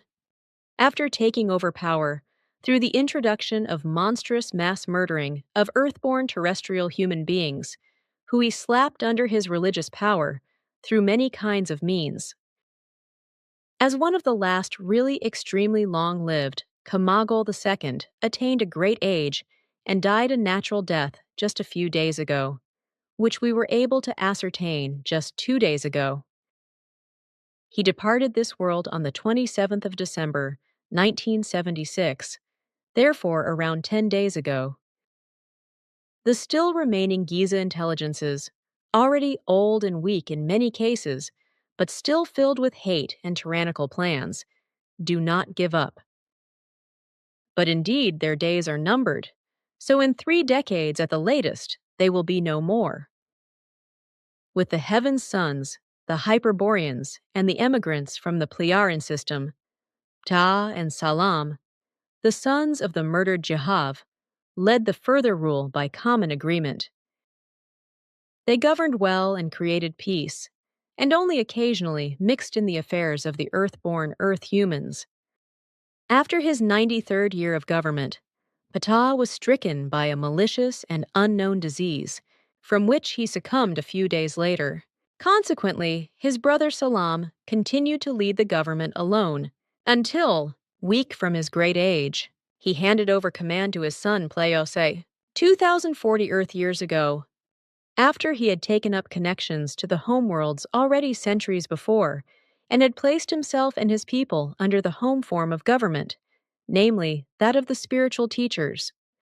His son Plejos was, like his father, a very wise and a kind governor, and as of 1,999 years ago of earthly chronology, the homeworlds, after an interruption of around 240 years, newly positioned themselves under the guidance of the High Council.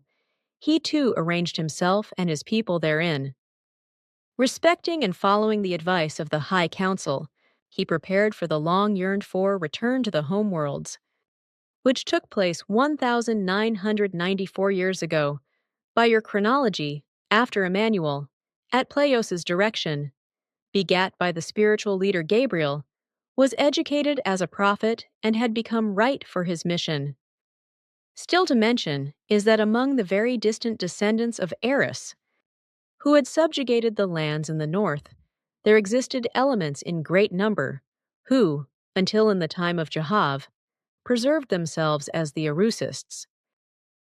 These, a group of 160,000 humans, were named the Great Aryans, because they still advocated the ideas of Eris the First.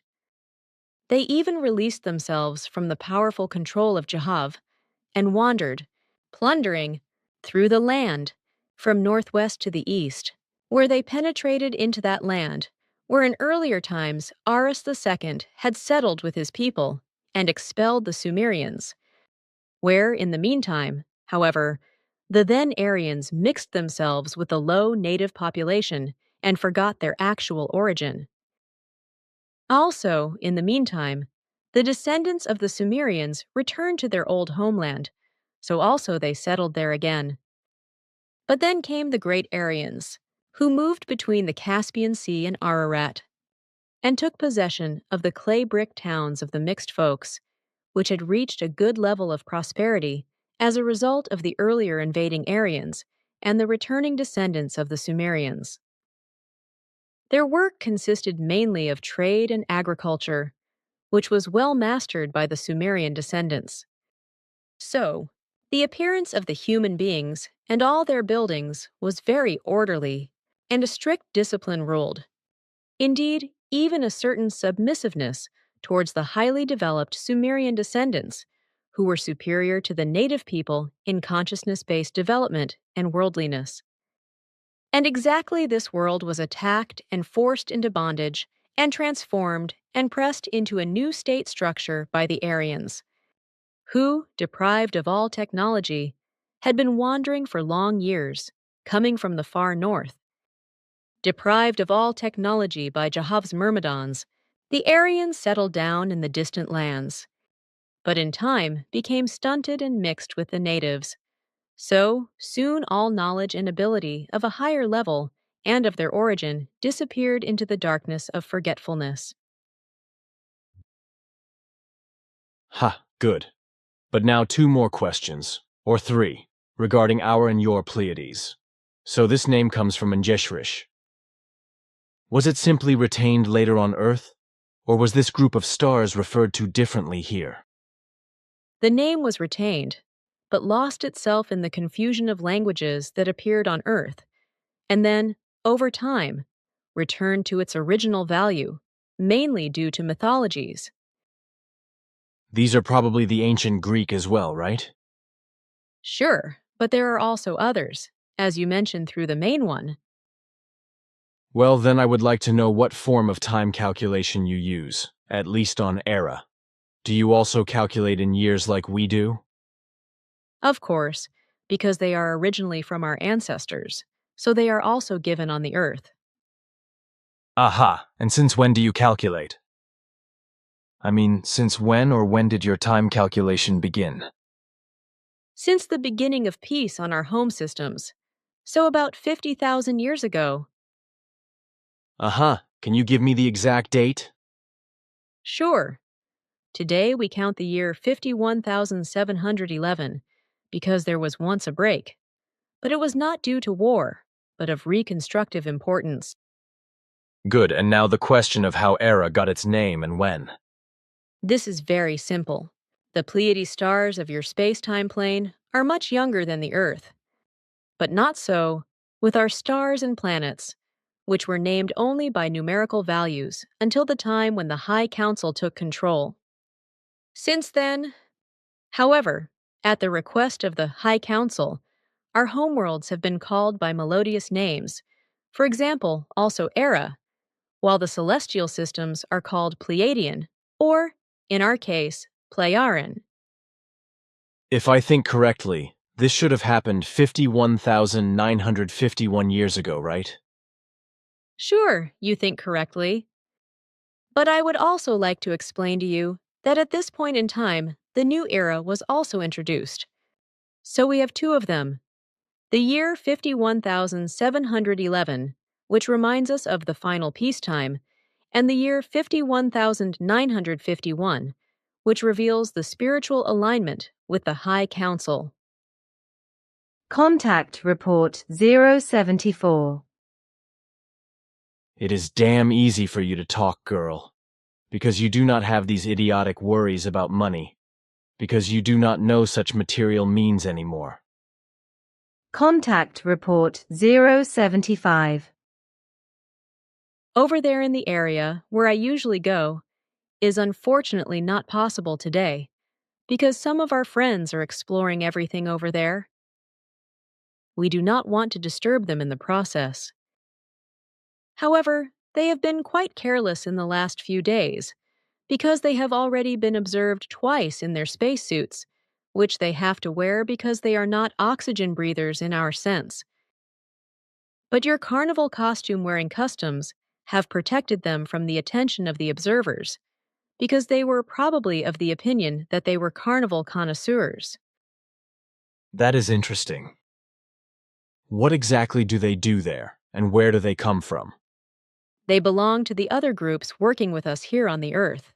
They are also connected to our Federation and investigate radiation phenomena and underground Earth shifts that have come about as a result of various inner terrestrial factors and that will influence the future of that region. Do they belong to you, and how big are they? Their size is 115 centimeters, and of course they belong to us, but they live on a smaller neighboring planet of Era. Ah, look, Bernadette sleeps in Jacoba's car. She does not sleep, she just doses. How do you know that? Look here, this device, these symbols say that. One noticed that Engelbert's cat went crazy. But because of the cat, animals are very sensitive and feel us also when in invisible state. In order to help you, I analyzed Martin Johannes Sorge a little more closely with the technological aids provided by Quetzal. Contact Report 077. In certain respects, we are bound by limitations that do not allow us to penetrate deeper into the thought spheres of a life form. Especially in these matters, we ourselves do not have the necessary knowledge, because many forms of human life on Earth are still foreign or incomprehensible to us, primarily the mental forms. Contact Report 078. I come from the planet Satyr, which is about 1/3 smaller than your home planet. Seen from Earth, Satyr is situated in the constellation of Lyra, 157.3 million kilometers away from the Sun MEL. However, the planets are not recognizable from the Earth with its still very underdeveloped technology, because they are in another space-time level. How tall are you anyway? Certainly no more than 1.5 meters. 148 centimeters, 4 feet 10 inches, and 27.2 inches according to your measurements. The promise made by me regarding the beam pistol is to be kept today. But now see this weapon here. This is similar to the one with which you once irradiated the young trees and the fir trees. Note, see contact reports 63 and 64. This one, however, is much older than that one. Here, the direction finder shows you the target very accurately through this magnifying scope so that you can hit a single needle of a fir tree very accurately over a distance of several kilometers, which you can then test on a tree over there on the hill. The tubular sight scope brings the target as close to you as if it were directly in front of the weapon. In contrast to that, this is a very outdated operating apparatus, which is similar to that of your explosive firearms. To send out the radiation, you must pull back with your index finger, just as it was the case with my weapon. These two transparent containers on the top here contain two different elements which are fundamentally necessary for the creation of the type of radiation. Used together, they create a form of laser beam still unknown to you, which emits a very strong destructive swinging wave, which, however, only destroys a few artificial forms of matter, such as your film material. So you must not use the weapon when taking photographs. If the front and rear element containers are coupled by a pressure on this point, then a combustion radiation builds up, which within fractions of a second and up to a distance of 37.2 kilometers dissolves everything into nothing without leaving any traces of ash. Only the things surrounding the target char and remain behind. If the front container alone is activated by further pressure on this point, then only a tranquilizing effect occurs, which is used exclusively for self-defense purposes, while the combustion radiation usually serves only for work purposes or total elimination purposes, but in extreme cases, if necessary, can also be used, for example, to damage an enemy vehicle or flying object so that it becomes unable to maneuver and thus ineffective. This also applies to weapons, etc. For a very long time now, about 600 years, these forms of weapons are no longer used because our technology has developed much better ones in the meantime. The latest weapon of this type has been reduced to a third of this size, and the function of the activation of the radiation trigger mechanism has fundamentally changed. Thus, the operation of the newest weapons is individually adapted to its carrier, whereby a weapon can exclusively be used only by the owner. The activation of the trigger is now only carried out on a purely mental basis, which is why the brainwave pattern is programmed into the memory of the trigger mechanism of the weapon, i.e., that of the owner.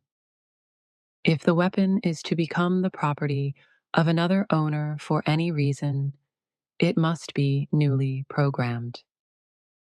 I designate the bearers of such weapons as the owner, because this is according to your sense, and because the weapon is individually tailored to the carrier.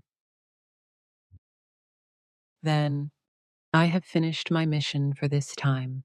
On the other hand, we have to leave, because as my device transmits to me, thoughts are directed here, after which someone will arrive here in the next 2 minutes. We must therefore go and also remove the protective cover that radiates around the center. Contact Report 079. Through all the time that we are now in contact with each other, I have taken such an interest in all your and others' concerns that a very strong connection has developed out of it, out of which I would have acted differently in certain things than I was promised. You can see from this that I and my people too are only pure human life forms, which under certain conditions have difficulty in following certain things.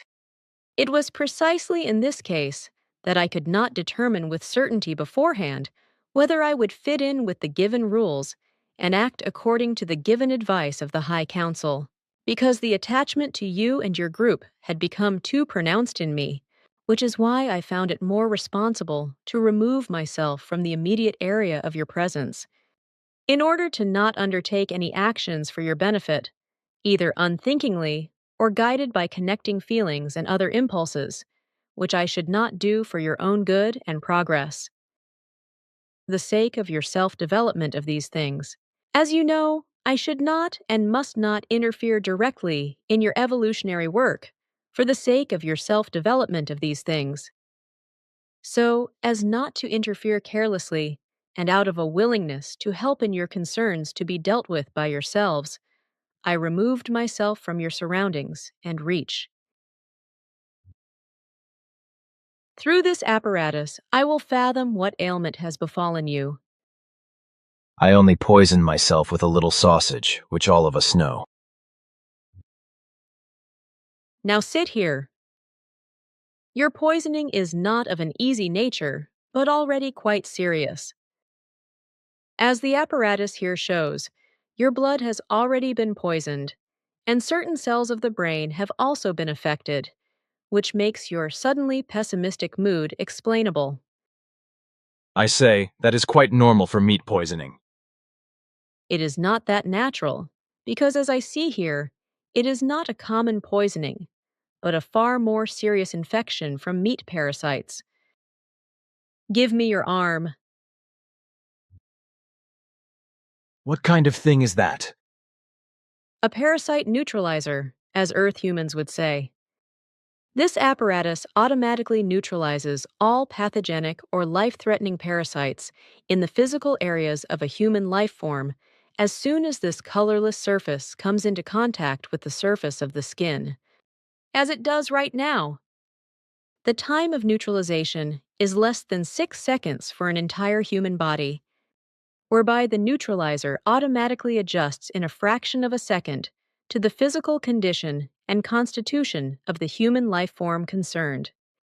In the end, the apparatus neutralizes all damage caused by the parasites, or they are neutralized if they are of any material or any other substantial or gaseous nature, which has just happened to you, so you are not poisoned.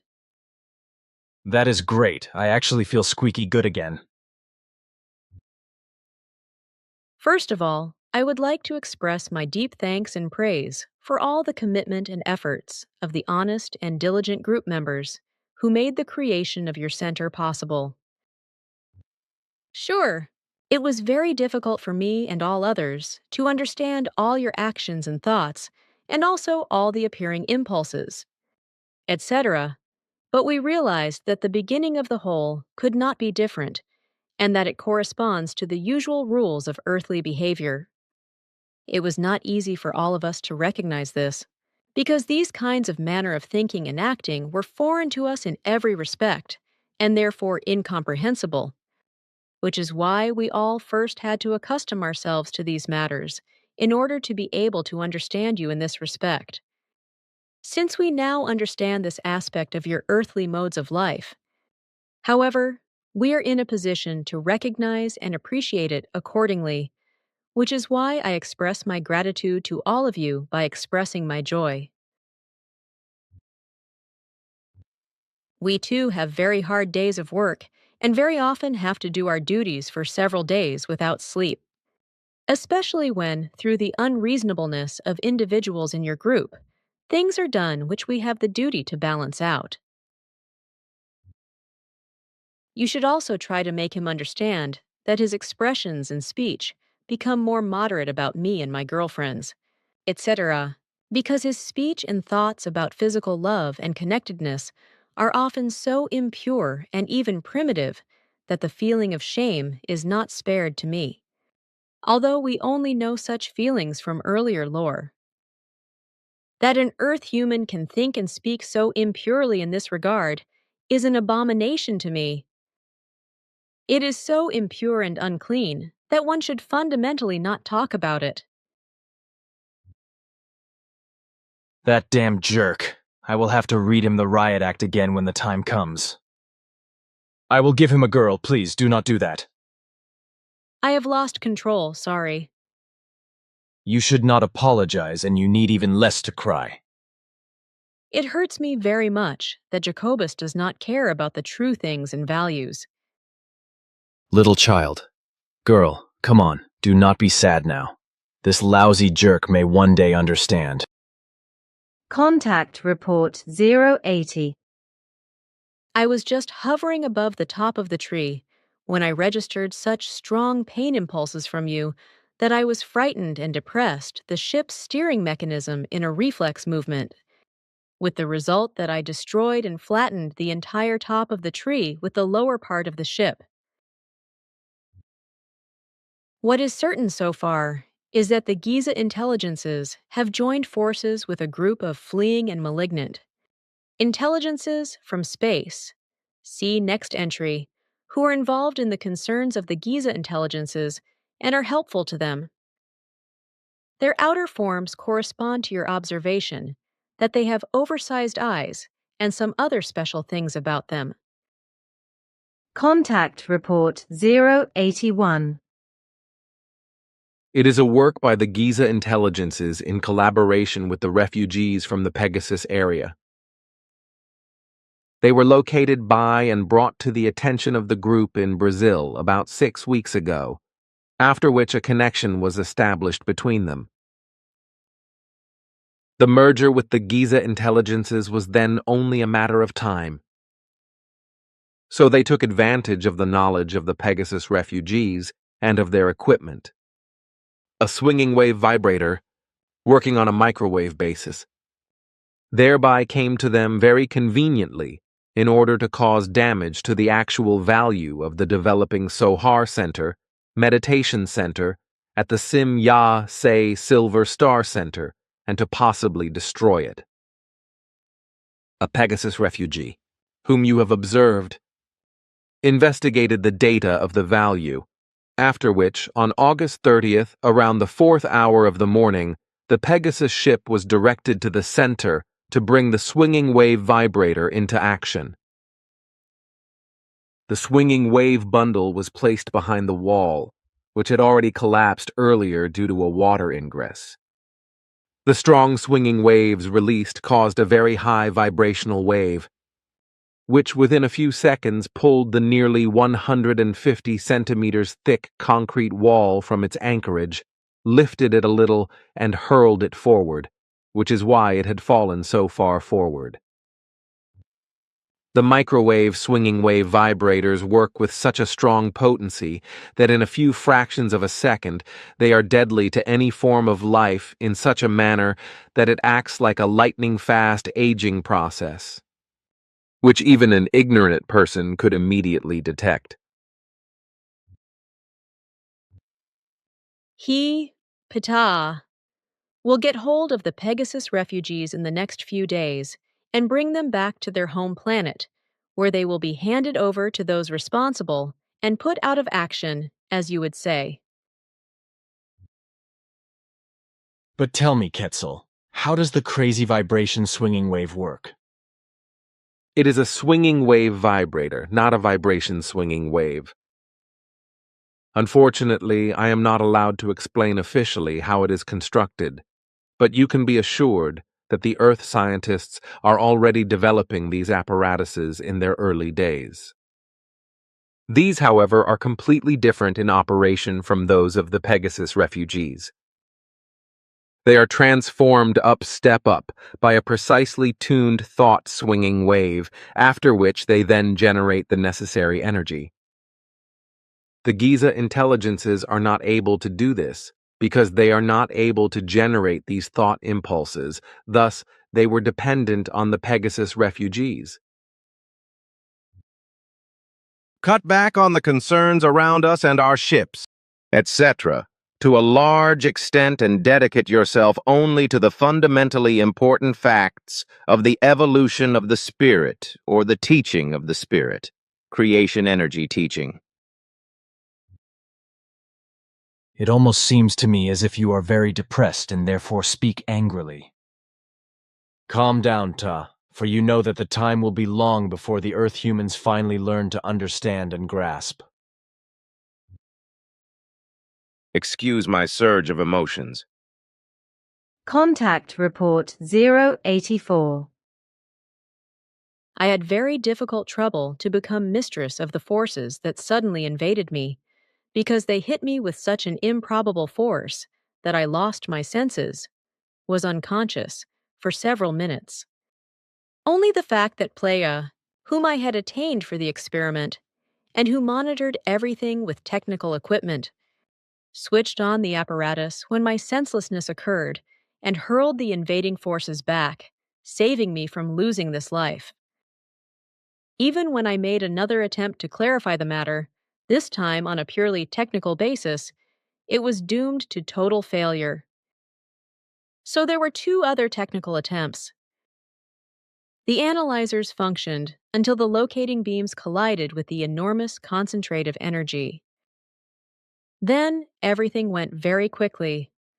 The locating beams were actually consumed in fractions of a second, just as if they had served as food for the force penetrating them. Then suddenly, this tremendous force was in the middle of the analyzer's central apparatus and was eating its way into the actual heart, namely into the sensor area.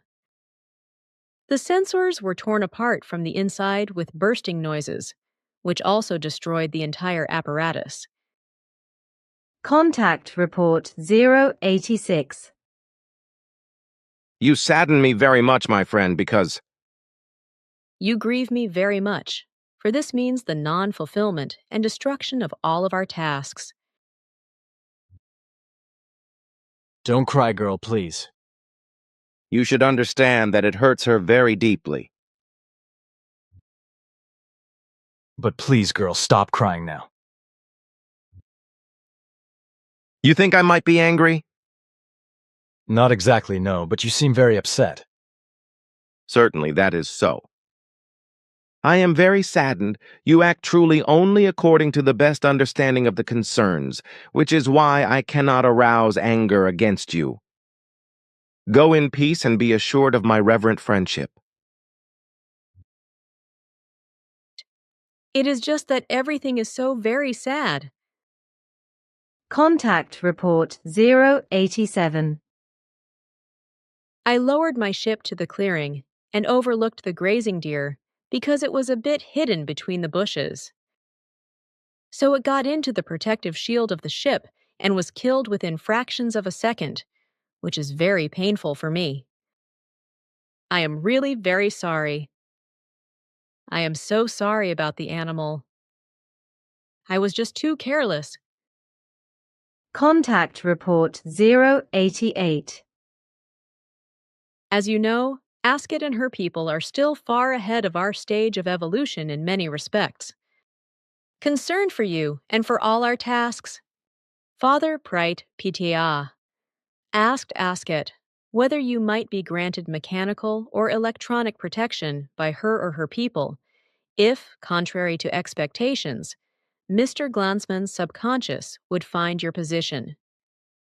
Asket was unable to procure what was desired, but Father handed over formulas and plans to build a disintegrator for the total elimination of strictly religious fluidal powers. Note: see Contact Report 85:P27-39.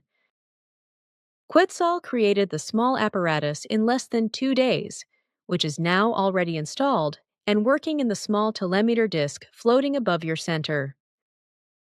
Should something be done against you in this direction, then you may be unconcerned, because all powers would be totally eliminated before they even came within your reach. I do not understand. I must have misspoken when I said the name Jacobus. That is very unfortunate. I got confused if it is what you say. I was talking about Adolf at the time, but not about Jacobus. I ask that Jacobus please be lenient, because we are also subject to mistakes, and sometimes become subject to errors and mix-ups. According to the latest analyses, a demonstration with our beam ships must, unfortunately, be excluded for the time being. This is due to the fact that in particular group outsiders, but also some group members, believe themselves to be privileged in matters of demonstration. Also, the erroneous opinion has arisen from the mission leaving and betraying members that we must make not only our ships, but also ourselves noticeable or visible as proof of our existence. We cannot meet these unreasonable wishes in any form, because they run counter to the meaning of all our tasks. We have no reason to show ourselves to Earth humans in any of the desired forms, nor will we do so under any circumstances. Through our actions, by demonstrating our ships to various group members and non-group members, the belief has arisen that we must continue to do this, and even do it in increased measure, on the one hand as an obligation, and on the other hand as thanks and proof of existence on our part. And as explained, some believe they have a privilege, but this cannot be the case at all. These confusing wishes and demands force us not to announce any official demonstration in the future, or even to hold one. Only strictly in the area of the honest internal group are still some few exceptions to be made, here and there. By the way, neither us and our ships, and our existence, are of importance at all, but only the task we all have to fulfill. We cannot allow that by the mentioned wishes and demands new idolizations and idealizations arise, which would inevitably lead to a new religion, as this has already happened many times. Contact Report 089. I am also very sorry, but we have to accept the individual decisions of any life forms as such, and must not coercively change them. Our cause is good, and has no iota of anything negative in it. We all work only in the knowledge of what is truly good, because in loyalty to the laws and recommendations of the creation, we cannot do anything else. Tell me, rather, this is also a question from Guido, where the first humans in the universe originated. That is unfortunately unknown to us.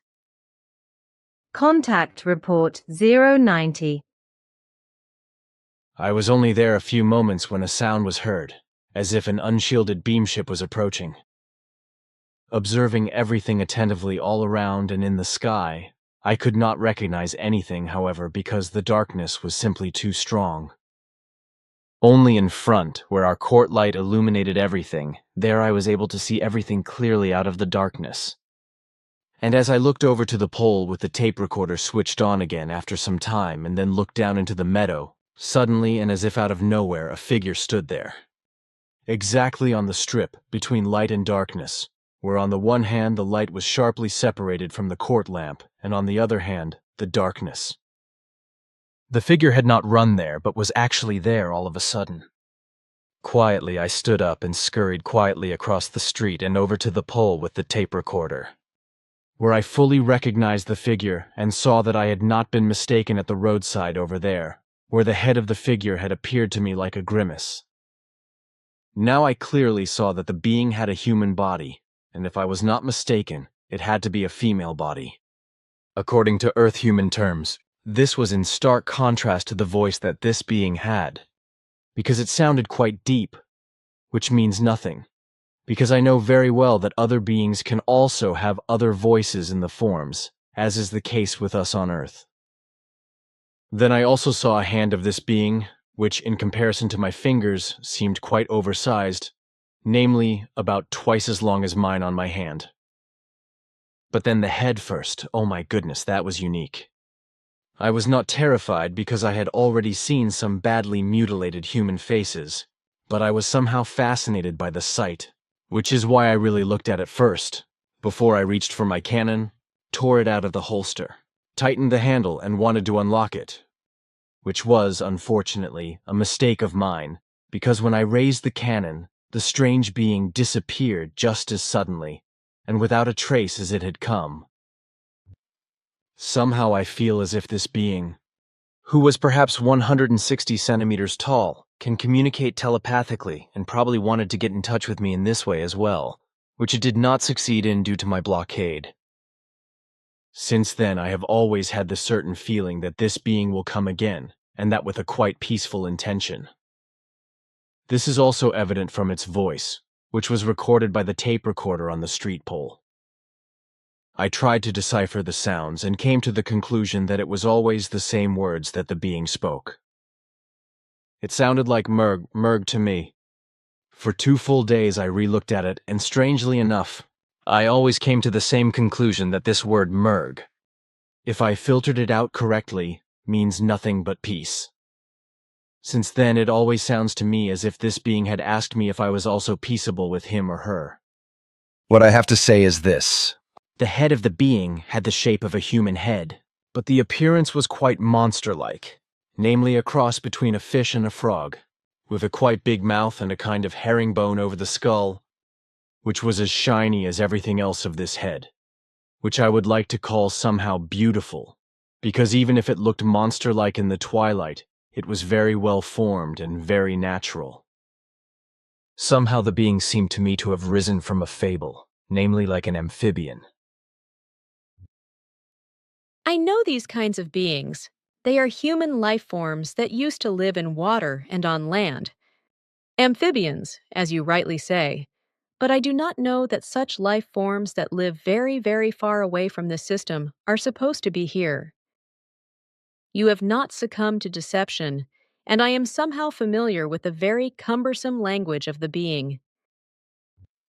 If I can take the tape recorder with me, I will go back to the station and call Father if necessary, because he knows some of those cumbersome languages that amphibians speak when they cannot communicate telepathically, because telepathy is their actual means of communication. Father knew immediately, because the sounds originate from a guttural language known to him of a human life form race equally known to him, which is at home in the area of a system on a planet known to you as Deneb, at a distance of about 2,000 light-years from the Sewell system. The sounds Claire and you heard are very awkward, because they are very crude to these signaires, as they are called. Normally, they communicate only telepathically, because their guttural language is very difficult for them, which they only use for communication when they have to communicate with other forms of life that are not capable of telepathy. What further astonished Father was that you also correctly analyzed the meaning and concept of the word, because Murg actually means peace, according to which it is really easy to judge that you apparently also met the correctness with it, which says that the being observed by you came in peaceful intention. First inspections in the last 70 minutes have now revealed that last Monday, during the nighttime, one of our large surveillance discs in the area of southern Europe registered a foreign flying ship, but did not transmit this to the station, because it had not stored this data due to a disturbance field, which registered itself as of natural origin in our surveillance devices, and thus also had not transmitted it to our station. Checking this disk now revealed that its equipment had not been shut down for seconds by a natural Earth interference field in any wise, but that an artificial interference field from some flying ship had caused this brief damage, controlled by some intelligence.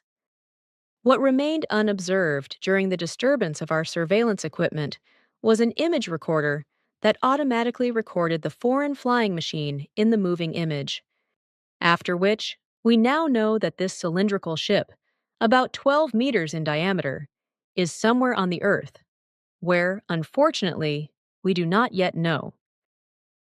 Apparently, it is equipped with some kind of protective shield, which made our analyzers ineffective, and we could not determine the location.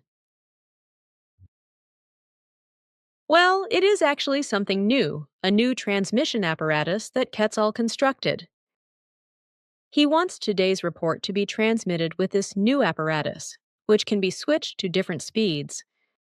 Our 2-hour conversation, if everything is correct, would be transmitted within only about 30 minutes, whereby you would write as fast and implement all picture forms in as short a time as only a computer device can work. This new apparatus would surpass the old one by far. Contact Report 091. However, we were able to ascertain with certainty that their ship, see previous entry, has not yet left the earthly space, so it is still somewhere camouflaged and shielded in a hiding place. Father tried to find out on their home star who and why they came to the Earth, but he was told that the current whereabouts of 4 ships of the Cygnar were unknown, so no information could be given in this regard. That it could only be one of these 4 ships was clear, because exact coordinate messages were recorded from all other units, and none were even close to the SOL system or in the SOL system. According to the Cygnar, the 4 ships with unknown whereabouts are older expedition ships, which unfortunately only have very limited means of remote communication on a technological basis. This means that the Cygnar here on Earth cannot communicate with their home planet, precisely because their means of remote communication cannot bridge the distance of 2,000 light years. The maximum range of their devices is unfortunately less than 1,400 light years. But then they would be able to make a mental telepathic connection. Unfortunately, this is not possible for them because the Cygnar only master the primary telepathy, not the spirit telepathy. Oh, so then they are planet-bound with this telepathy form. But there is one thing that does not make sense to me about the whole thing. Why don't the twits get in touch with you? Why are they trying to come to me or to come into contact with me of all things? There is a very precise explanation for this. The Cygnar represent a human race whose senses are highly sensitized to swinging waves from outside their own bodies, but only in planetary or ship internal regions. Thus, they are able to receive and analyze swinging waves of all life forms. And here lies the answer to your question.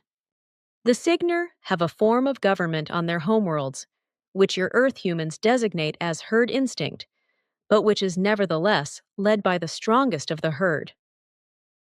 So this order is a resemblance of a herd order in animals, the strongest of which exercises the position of the leading animal. Since the Cygnar had held this form of government since time immemorial, they changed it in the course of the last millennia only to the extent that they replaced the strongest of their kind with the most knowledgeable in spiritual matters, who thus was also the one who emits the highest swinging waves, which is synonymous with the most powerful swinging waves. Thus, it is only natural that on foreign worlds, when they visit such worlds intentionally or unintentionally, the Cygnar search for their kind and their form of government, also for the highest spirit knowledge-based swinging waves of this world, and, if necessary, turn to it when they need it. And through your spiritual teaching, also known as creation energy-based learning, and your knowledge, you are the person on the earth who gives off this highest swinging wave from himself.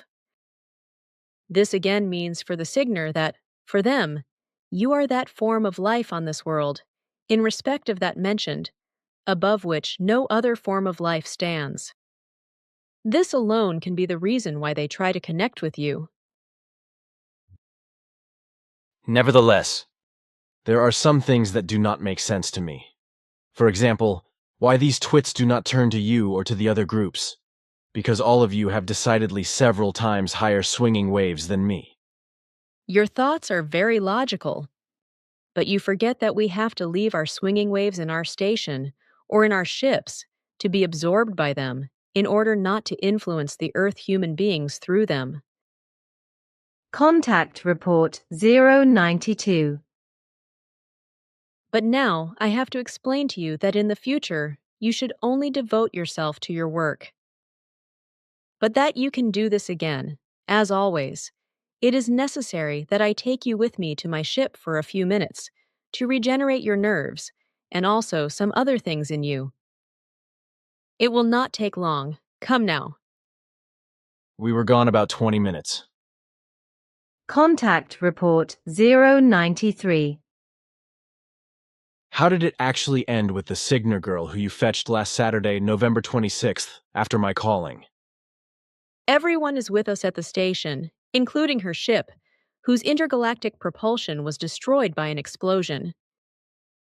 The Signers have a very ancient technology, which was passed to them less than 4,000 years ago, for which we do not have the necessary knowledge. For this reason, it will take a long time before we have repaired the ship, after which it will be returned to the homeworld. But spare parts could be brought in from the home planet. Unfortunately, this is not possible, because for this outdated technology, the necessary knowledge is missing there. 2. And furthermore, the Signers are technologically absolutely untalented, which is why they are not able to repair their technological devices, etc. themselves. They were underway for 4 long years, more than 2 years of which they drove in free fall through space, after the explosion of the propulsion unit. By free fall, you mean they were drifting through space without a drive, right? Certainly. They spent the time in artificial deep sleep, and therefore needed no food. I understand. Maybe they were still lying in water tanks and were woken up by a robot after a long bath. Sure, but how do you know? I have seen such scenes in utopian movies before. Are you twisting my arm? That is no joke. Man, oh man, then the fantasies of the utopian writers are not even far-fetched. I will ask Asina. That's how the little child introduced herself to me. Sure, Asina is a very kind being. I did not know that they had similar customs to us in certain relationships. Then the little girl pressed her cold fish frog beak to your cheek? It seemed to me like a kiss. Sure, and it should also be a kiss, because that is the sinner's regular greeting form. But tell me, why did they not use their radios or something when their ship's propulsion exploded? Because the remote communication devices were also destroyed. I will also talk to her, and surely she will agree for a picture. Contact report 095. I still saw her, Semyase, bounce up and hit her head against the wall in the fall. Then she had disappeared because apparently she had pressed the trigger button of the transmitter when falling. Contact report 096. It just did not make sense to me that Quetzal came here from Era just to ask me about the incidents that happened with Semyase. Instead, however, he took the trouble to make a 7-hour trip here, to fritter away almost an hour with me, and then take on another 7-hour flight to Era. By the way, what are you always fiddling about with your funny belt device? What are you fiddling with at your funny device again? What does that thing represent? This device is a translator. I need it because I do not understand your language. So I sent my spiritual consciousness to Era and found a rather strange building there, which somehow magically attracted me. So I penetrated into a room that seemed to me like a supermodern operating theater. There were various containers, which seemed to me like glass shrines, but equipped with all kinds of possible and impossible devices and apparatuses. All but one container were empty. In the occupied one, Semyase lay completely undressed and obviously deep frozen, dead. Her head lay in a horseshoe-shaped opaque apparatus, which is why I was only able to see her face exactly. It is the truth that Simya Sei was dead when you found her. Her brain was so badly injured that there was no hope of being able to sustain her life. Our scientists were also unable to help her, which is why her physical existence was slowly being marked by death. She was therefore placed in a deep coma in the container you found her in only a few minutes before her life was finally extinguished. Through the intravenous supply of various substances, her body was put into a rigid and deep frozen state in a few fractions of a second, which immediately extinguished her physical life, but only for a predetermined period of time during which her spiritual form did not escape from her. For in this state of resurrection possibility, the latter clings in a stagnant form to the organic locality assigned to her, namely in the brain area. Only after the resuscitation of the body does it automatically put aside its stagnation and push itself back to activity. While Simyasei was prepared for a later resuscitation, her father Ptah tried to help her in the dull universe with Asket, whom you should know. But this help was not able to be given by the people in the other universe either, which is why Asket sought help from a human life form race in her universe that was 4,000 years more advanced, which she actually found and received there. From there, several scientists came to Hera and took Simya Sei. In a lengthy process, the destroyed brain parts of Simya Sei were removed. The frozen brain acids were inserted into artificially generated new plasma protonal brain parts and directly reconnected to the brain. After which, a rapid healing process allowed the artificial and natural plasmas to grow together and the skull could be closed again, which was then regenerated by a rapid process. This made everything the same as before, and nothing ever again indicates that these events clouded many things. Simya Sei will have no memory of it, not even of the 42-hour duration, since she was dead. Contact Report 097. Even though the sonar were able to save her brain through their very advanced science, the entire process of transforming the artificial protoplasma form of the brain parts takes several years, during which Simya Sei must not suffer any overexertion. See previous entry. The artificial plasma form of the new brain parts has to be transformed into physical plasma, which takes several years, namely 3 to 4 years. You said that these sonair helped Simya Sei. Can you tell me more about them? Only this much I know about them is that they are a human race of the Tao universe, whose average age of 1,360 Earth years is far superior to our life expectancy. Their body size is 175 centimeters, 5 feet 9 inches according to earthly measure, whereby their skull form is much higher and longer than ours, as I could determine. The length of the head is about 25% more than that of us and you. Their race is called Sona, in a language unknown to me, and their overall development in technical and medical terms corresponds to 4,000 years more than ours. But tell me, why do you say that they are 4,000 years ahead of you? Isato said that this was true for Asket's people. That is of correctness, but we have now reached the same level with the help of the Timars. Sorry, I misspoke with 4,000 years in relation to the sonar. Who is that again? These are the people from whom Asket originates. Do you know what these Timars call our universe? They call it Dern Universe. And what do you call it? Our universe is also called Dern Universe. That is how we talk about the Dern universe in the future. But now again, a question regarding the sonar, who are so highly developed. What is their technology? It already corresponds to forms that we ourselves cannot yet understand. They are far superior to us in the control of space and time, but also in all other things. How, for example, do they master time and space to reach Era? And how do they master the passage through the barriers of the universe?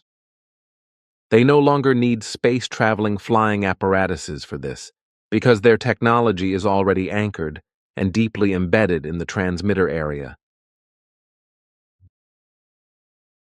Sim Ya Se once tried to explain to me weeks ago why you do not just associate with us Earth humans, especially in physical form. Somehow it sounded from her words that a danger is connected with it for you. The reason that we cannot connect with you human beings of the Earth in physical form is this. The levels of swinging waves between the human being on the Earth and us are so fundamentally different and pronounced in the forms of the negative and the positive, as well as the balanced, that this can lead to serious consequences if they touch each other. As a rule, these human swinging waves reach up to 90 meters, which is why it must be ensured that this distance is not broached. That is to say that terrestrial humans do not reach us under this distance mark. Our swinging waves are very highly sensitive, and we ourselves react equally highly sensitively to oscillations that penetrate our oscillation range.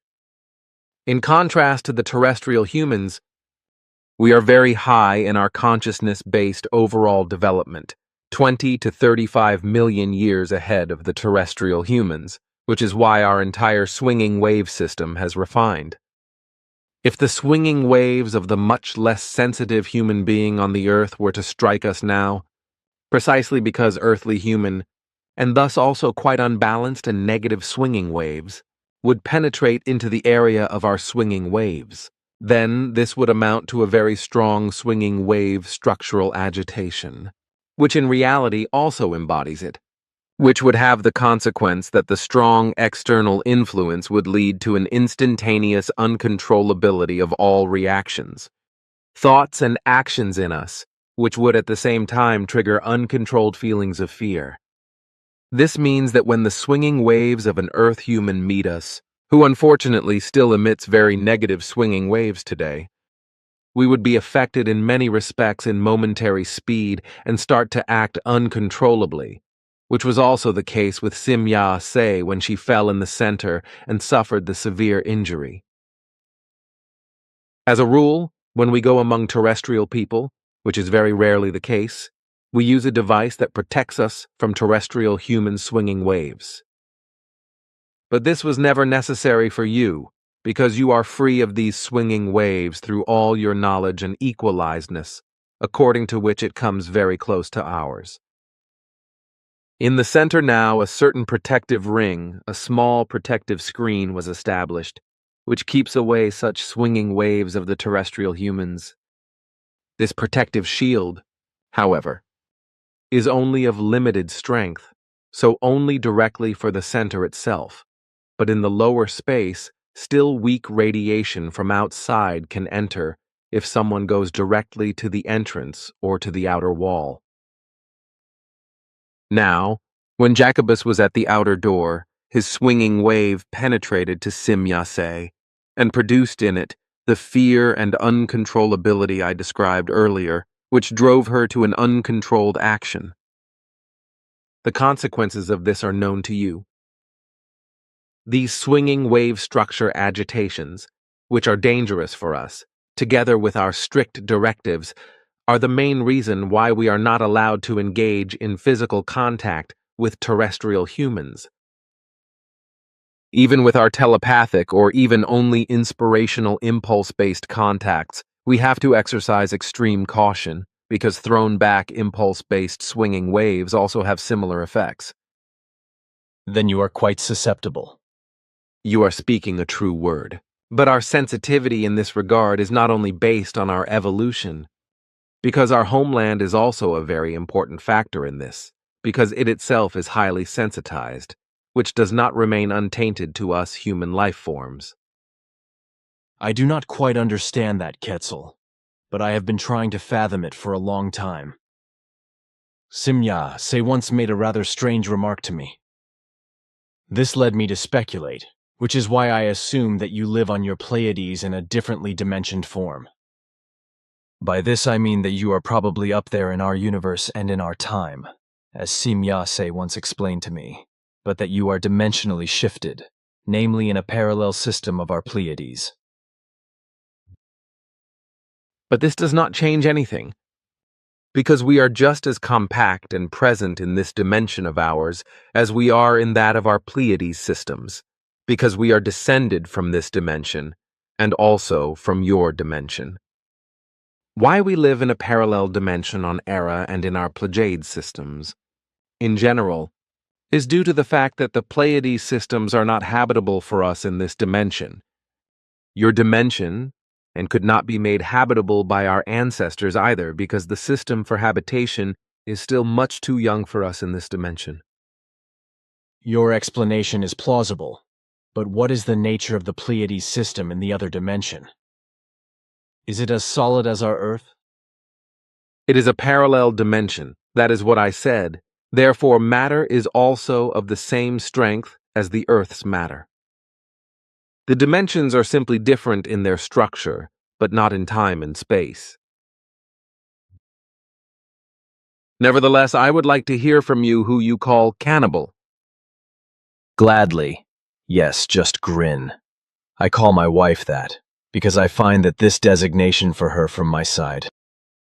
That is really humorous besides.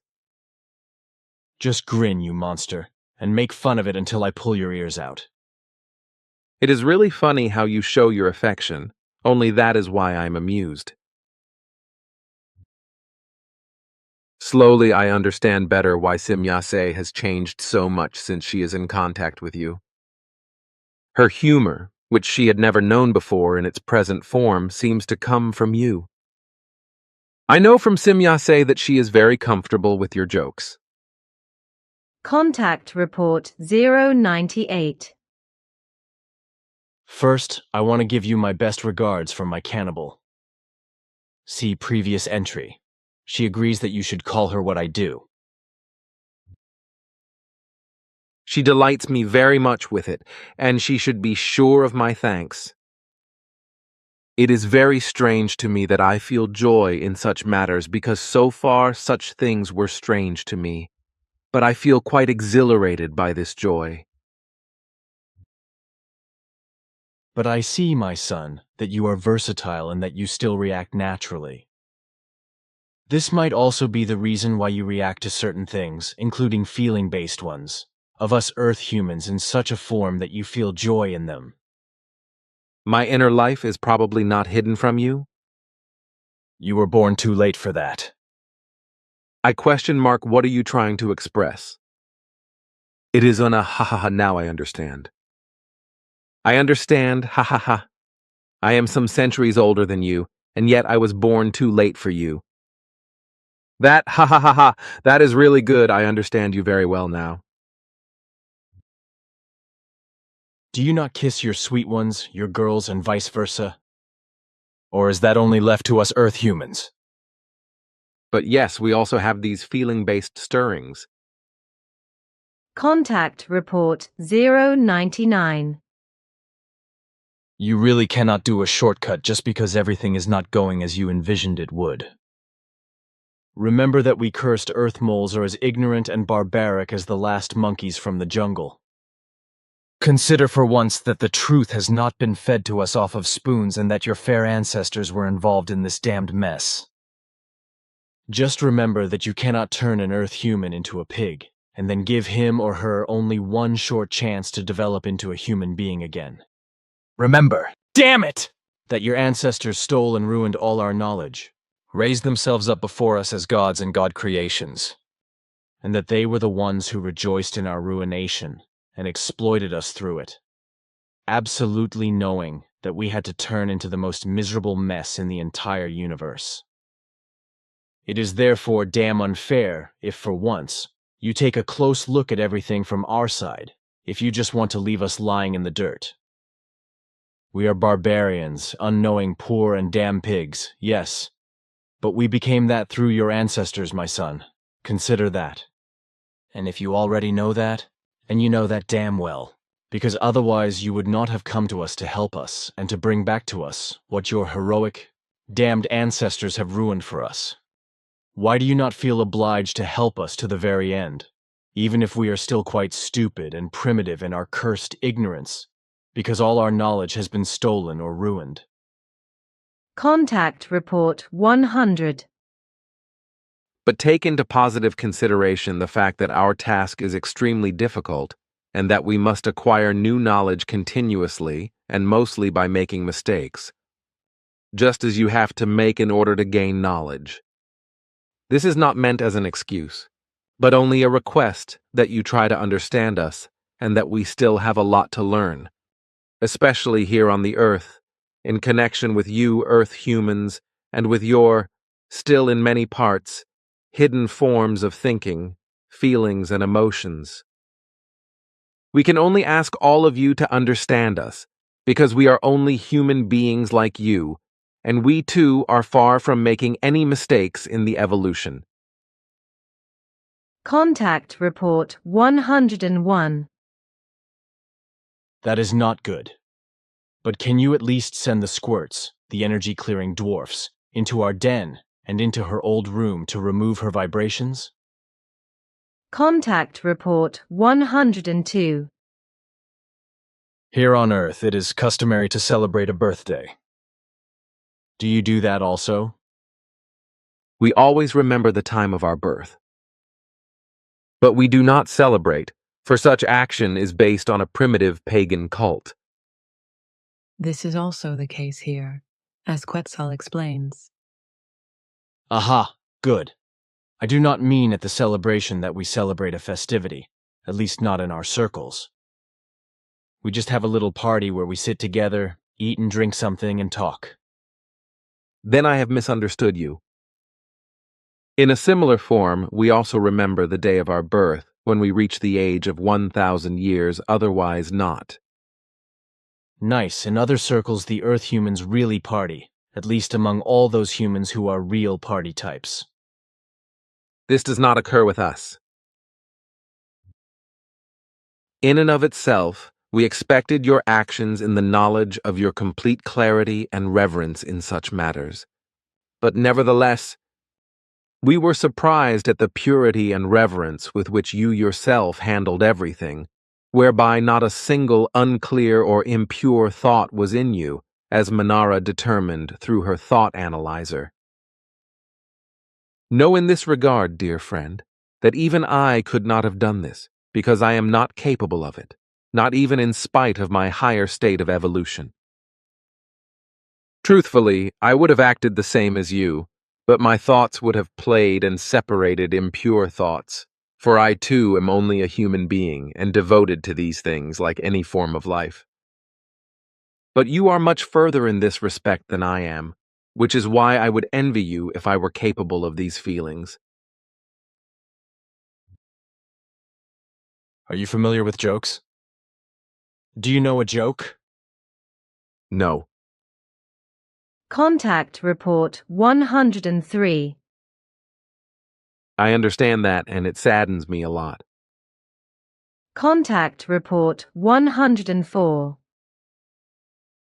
He often causes me, and also Simya, Se, and Pa serious worries, has been causing us a great deal of worry for some time, and especially at present. It is not acceptable for reproaches to be made against us in relation to our tone and conduct when we are right. Contact Report 106. This is also the reason why various group members increasingly sought mistakes in our actions and thinking, accusing us of incorrectness and flawedness, because in their short-sighted manner of thinking and in their inadequate manner of acting, they are not yet able to understand and grasp the more evolved paths of our state of development. They are still too entangled and bound in their earthly forms of thinking and acting to be able to become acquainted with the higher forms of our evolution, without making constant comparisons with the absolutely inadequate states of evolution of the earthly forms. From this point on, it is no longer very long until we are either worshipped as gods or covered with hatred and rejected. Note: the following conversation refers to a photograph that has been enhanced by painted-in effects that appeared in the September 1977 issue of GEO, Das neue Bild der Erde, ein Magazin vom Stern, Verlag Gruner plus Jahr AG und Co., Hamburg, Germany, pages 36 to 56, Countdown für San Francisco, ein Bericht von Georg Gerster, pages 36 to 37 Foto by Max Scheler, design by Ludek Pesek. I did not know that this picture, which was inspirationally given to this man, had already been published. Here, there must have been a slip-up, because not until the autumn of this year should it reach the public. Well, this is likely bad luck for me, and quite lousy, because now again I have to go through the same performance, like at the time with the photograph of the universe door. Note: this refers to a photograph taken by Billy of the gateway between the Dern universe and the Dale universe, see Contact 31, and a painting by Rick Guedes titled Interior View Looking Out Through Large Windows, painted for NASA's Ames Research Center in Mountain View, California, USA. It appeared in the February 1976 issue of Smithsonian Magazine ISSN 0037 to 7333, Volume 6, Number 11, pages 62 to 69. Colonies in Space May Turn Out to Be Nice Places to Live, by Ron Chernow, and in an appendix titled Space Colony Illustrations, Cylindrical Colonies, to the 1977 U.S. government publication titled Space Settlements. A design study NASA SP413, which can be viewed here. For further information regarding this subject, see also a skeptic's review here. However, who did actually transmit this impression to that painter? These were those of the Bowie intelligences, who work together with us here on Earth, and who are responsible for many inspirational transmissions. But there must have been a mistake suffered by them in respect to the publication of the picture, because in connection with certain coming events, the picture was not to reach terrestrial publication until the autumn of this year. On my part, I thought, when you had asked me for this journey, that this just very well would connect to your photographs. We will program our monitoring and control device above the center to record all thoughts and conversations so that we are always well informed. If it turns out that thoughts and talk of this kind are not revoked in valuable time, then this would mean the final breaking off of the remaining contact possibility, but also the task of our mission, which we chose out of a free sense of duty. Contact Report 107. Play. You should not mention that name. Forgive me, but this exact likeness tempted me to it and made me careless. All right, children, do not argue about it. But tell me, is Pl something like a pet name? Sure. Sure, certain events of a rather unpleasant nature have afflicted you very much, and because of this, I feel much sorrow for you. But girl, now tell me something else.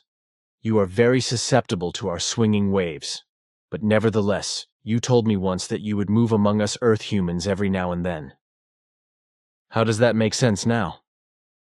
If you go crazy when you come into our vicinity, then how can it be that you yourselves still move among us? That is very easy to explain. If we move among you Earth humans, then we use, as I have already explained to you before, a very small device to neutralize the swinging waves of the Earth humans. These devices, however, are very low performance and only hold energy for barely 32 minutes. Thus, it is not possible for us to use these devices for longer periods of time. We still are not so far along that our devices could fully guard or protect us. But Ascot already had such devices, which provided full and complete protection for many weeks and months. Why do you not make the same? Their devices are designed completely differently and are absolutely unsuitable for our vibrations. Ascot also cannot help us with this, and thus, our scientists are dependent on developing their own devices that are coordinated to us, which are also based on an entirely different technology than the one that Ascot had with herself. Then nothing can be done there. But about how long will it still take before you have fully developed such devices? It is a very lengthy process and can, therefore, take a very long time. Unfortunately, not only do purely technological processes have to be observed and evaluated with everything, but also psychological and consciousness-related ones, which makes everything even much more difficult. If everything was only of a purely technological matter, then it would be of insignificance. Contact Report 108. That which we have prepared for hundreds and thousands of years in strict and constant effort, and which seemed irrevocable to us, has been ruined and destroyed by some irrational, selfish, inconsistent, treacherous, and intellectually impoverished Earth humans, as well as by internal and best-informed group members, whereby we are forced to look for a new way if we want to do justice to our task. How much irrationality, treachery, slander, tyranny, selfishness, lying, deception, intellectual poverty, and rational poverty must still also truly be concealed in those fallible Earth humans who are already moving in somewhat higher consciousness-related courses. This is a very deplorable factor, which has only fully come to our awareness now, however, and which we also, unfortunately, had not included in our calculations. There is just one thing that I do not understand in his Quetzal's explanations, namely that he speaks of a cannibal. That is quite simple, my son. Quetzal and I have our pleasure in calling my wife by this name. Ha ha ha ha ha, you and ha ha ha ha, that is just like the two of you. Ha ha ha ha, that is really amusing, despite the deep seriousness of the situation. Ha ha ha, you are good, really. Cannibal, ha ha ha, that really sounds very good. May I also? Will you ask your wife if I may also call her that in my old age? It also gives me pleasure, cannibal. Ha ha ha ha, the name really has something in it. Calm down, my son, I will ask already. Surely she will be in agreement with it. We also have another barbarian, in addition to my cannibal. Ah, ha ha ha, and who should that be? Maria, the ruler of the herd boss Engelbert. Ah? Ha ha ha ha ha ha ha ha. Why are you laughing? I find your cluelessness so amusing. It is probably time for us to go, for apparently, can we no longer find reasonable forms of conversation? You spoil sport, but apparently you do nevertheless understand a joke, my son. We also have a sense of humor and understanding for that, even if yours is often strange. But now, till we meet again, my friend, although I could be several times your father rather than your son. Ta, you are as good as gold. Bye to you both, you humorous guys. Contact Report 109. But tell me, girl, the apple there beside the viewing screen, have you stolen that from somewhere? No, it belongs to my provisions. Where did you get it then? Did you buy it somewhere? No, not that either. It comes from the greenhouses of my father. You mean that it is from Ptah's giant box, that it grew there and was harvested? Definitely. Aha, then you also have such fruits, as we know them here on the earth. Sure, but they were not originally native fruits of Era. The apple is from a tree, which comes from a progeny of earthly trees. Oh, I see. So you have fruit trees that were taken from the earth, which you simply continue to cultivate, and you also let these bloom and bear fruit in your great spacer. So what kinds of trees do you have then? We possess trees, shrubs, and plants of every kind, as they also exist on the earth. There are even various kinds in our greenhouses, which have already been extinct on the earth for a very long time. But we have preserved them and have made them useful to us.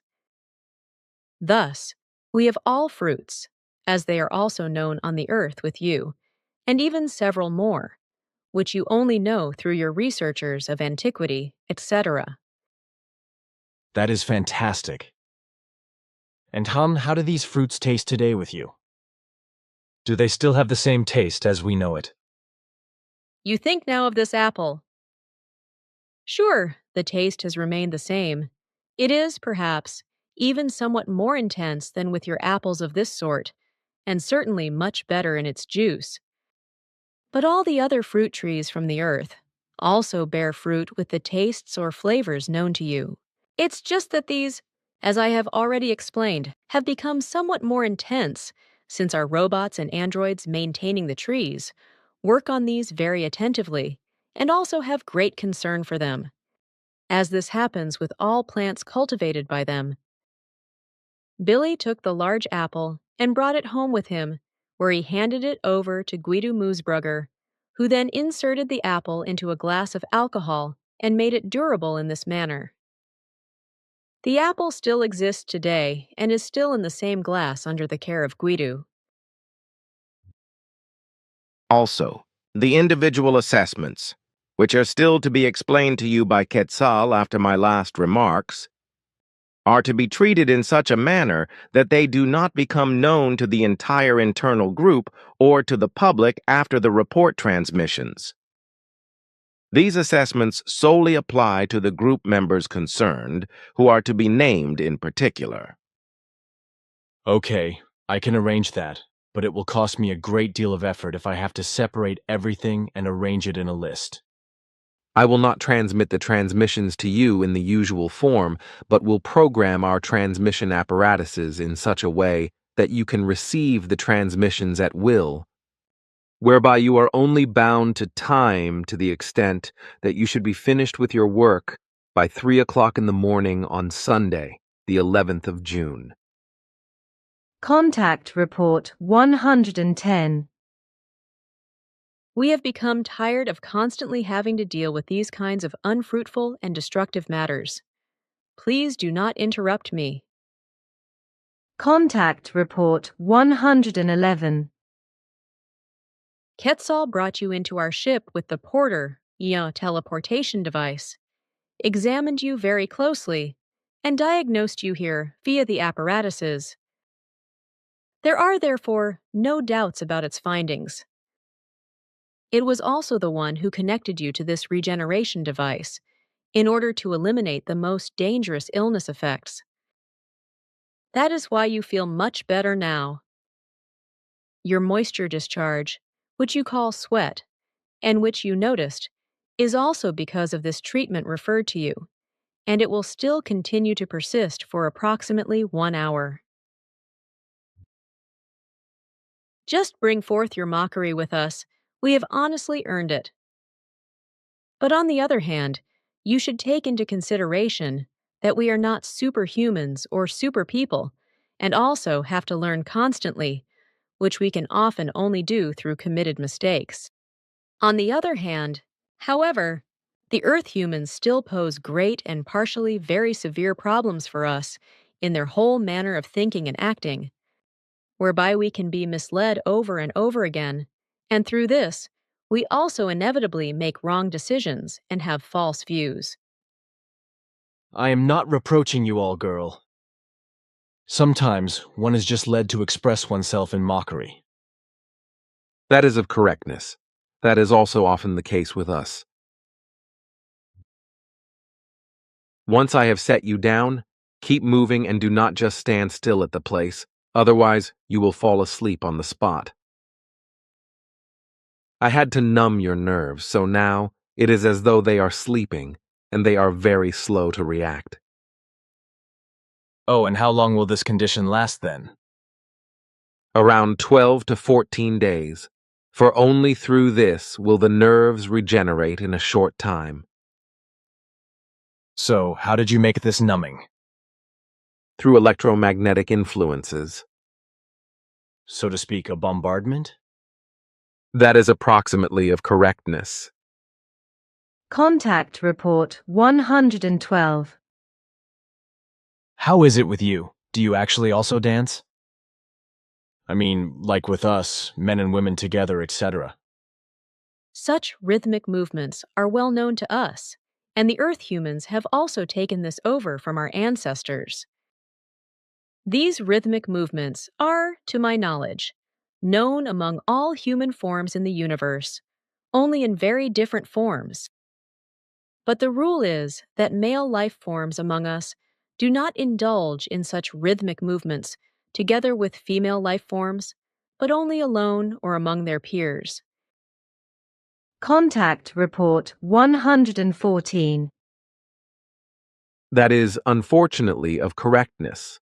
And concerning this, I would still like to say the following, which depresses me.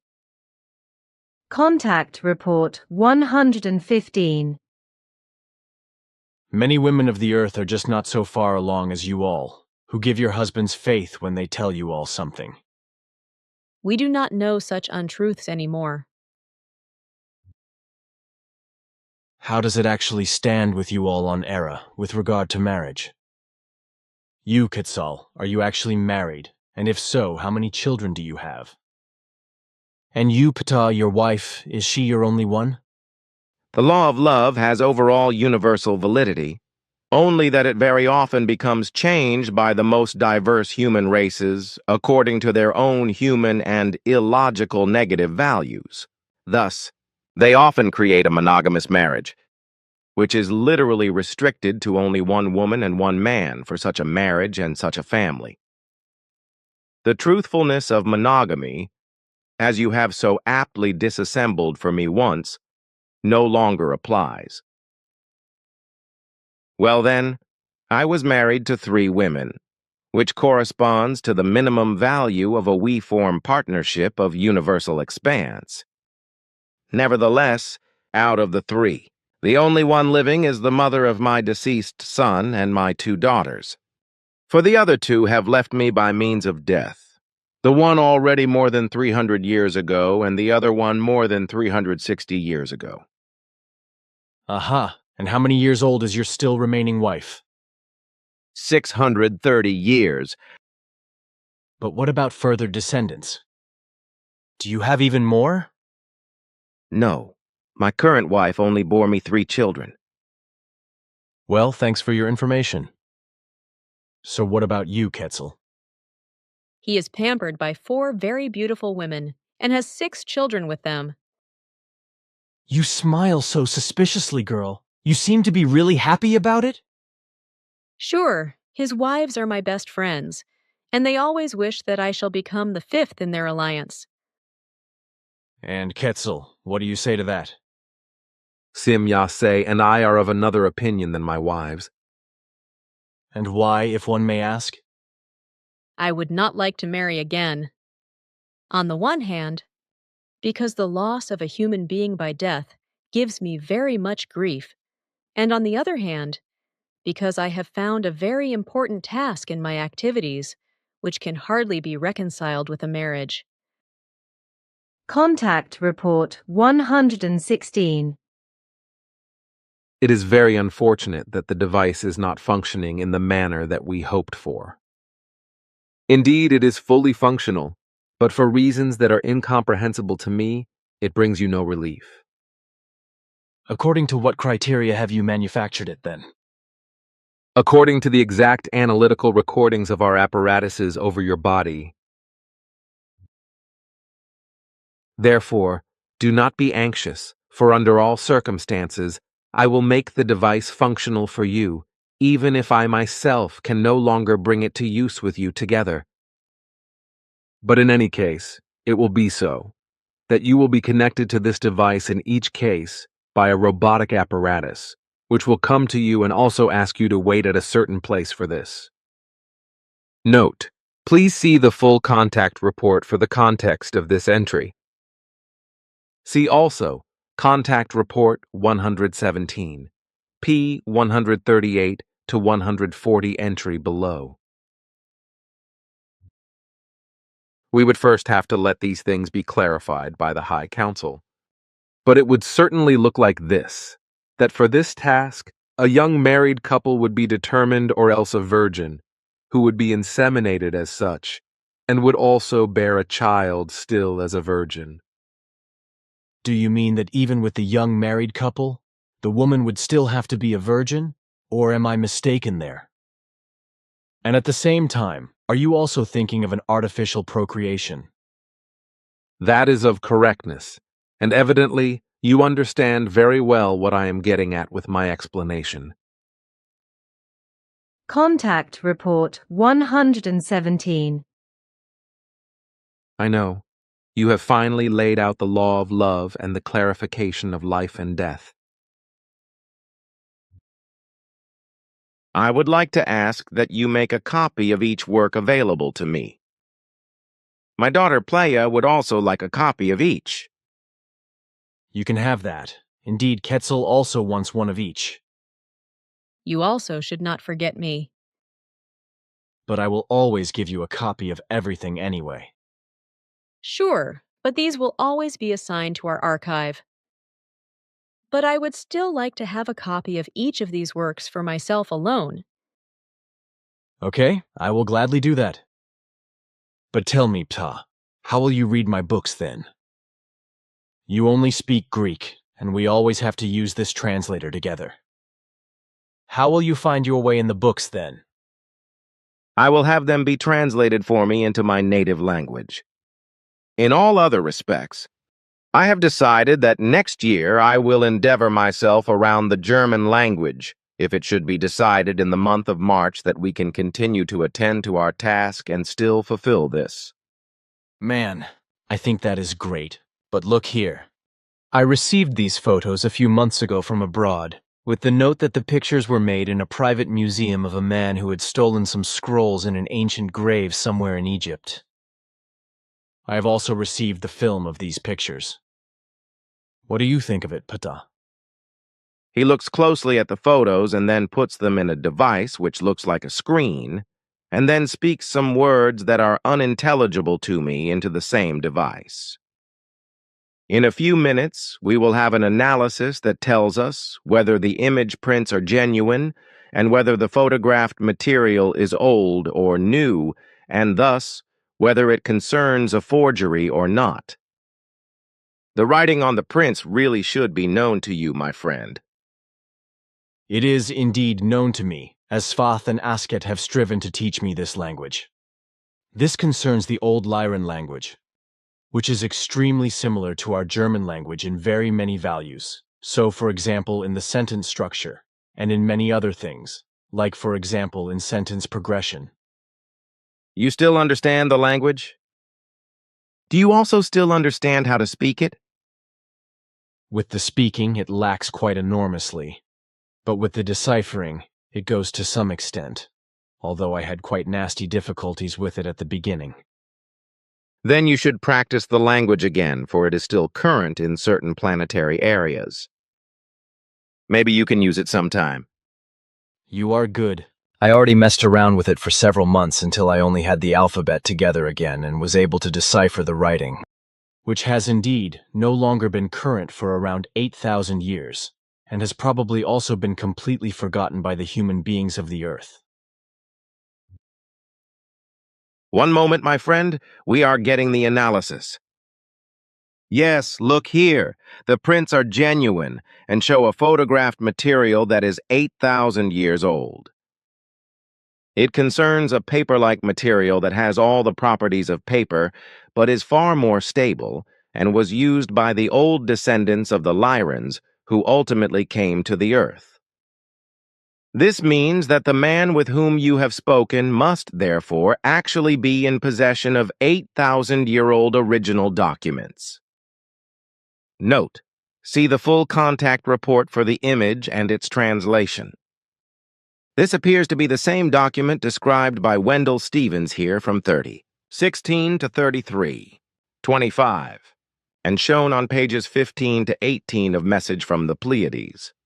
The contact notes of Edward Billy Meier 4, although the document described by Stevens in the video and the book has a different backstory origin. The scrap of text indicates the line of succession of prophets from Enoch to Billy.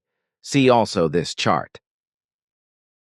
Note: for the following entry, please refer to Contact Report 116, Q76 to 77 entry above.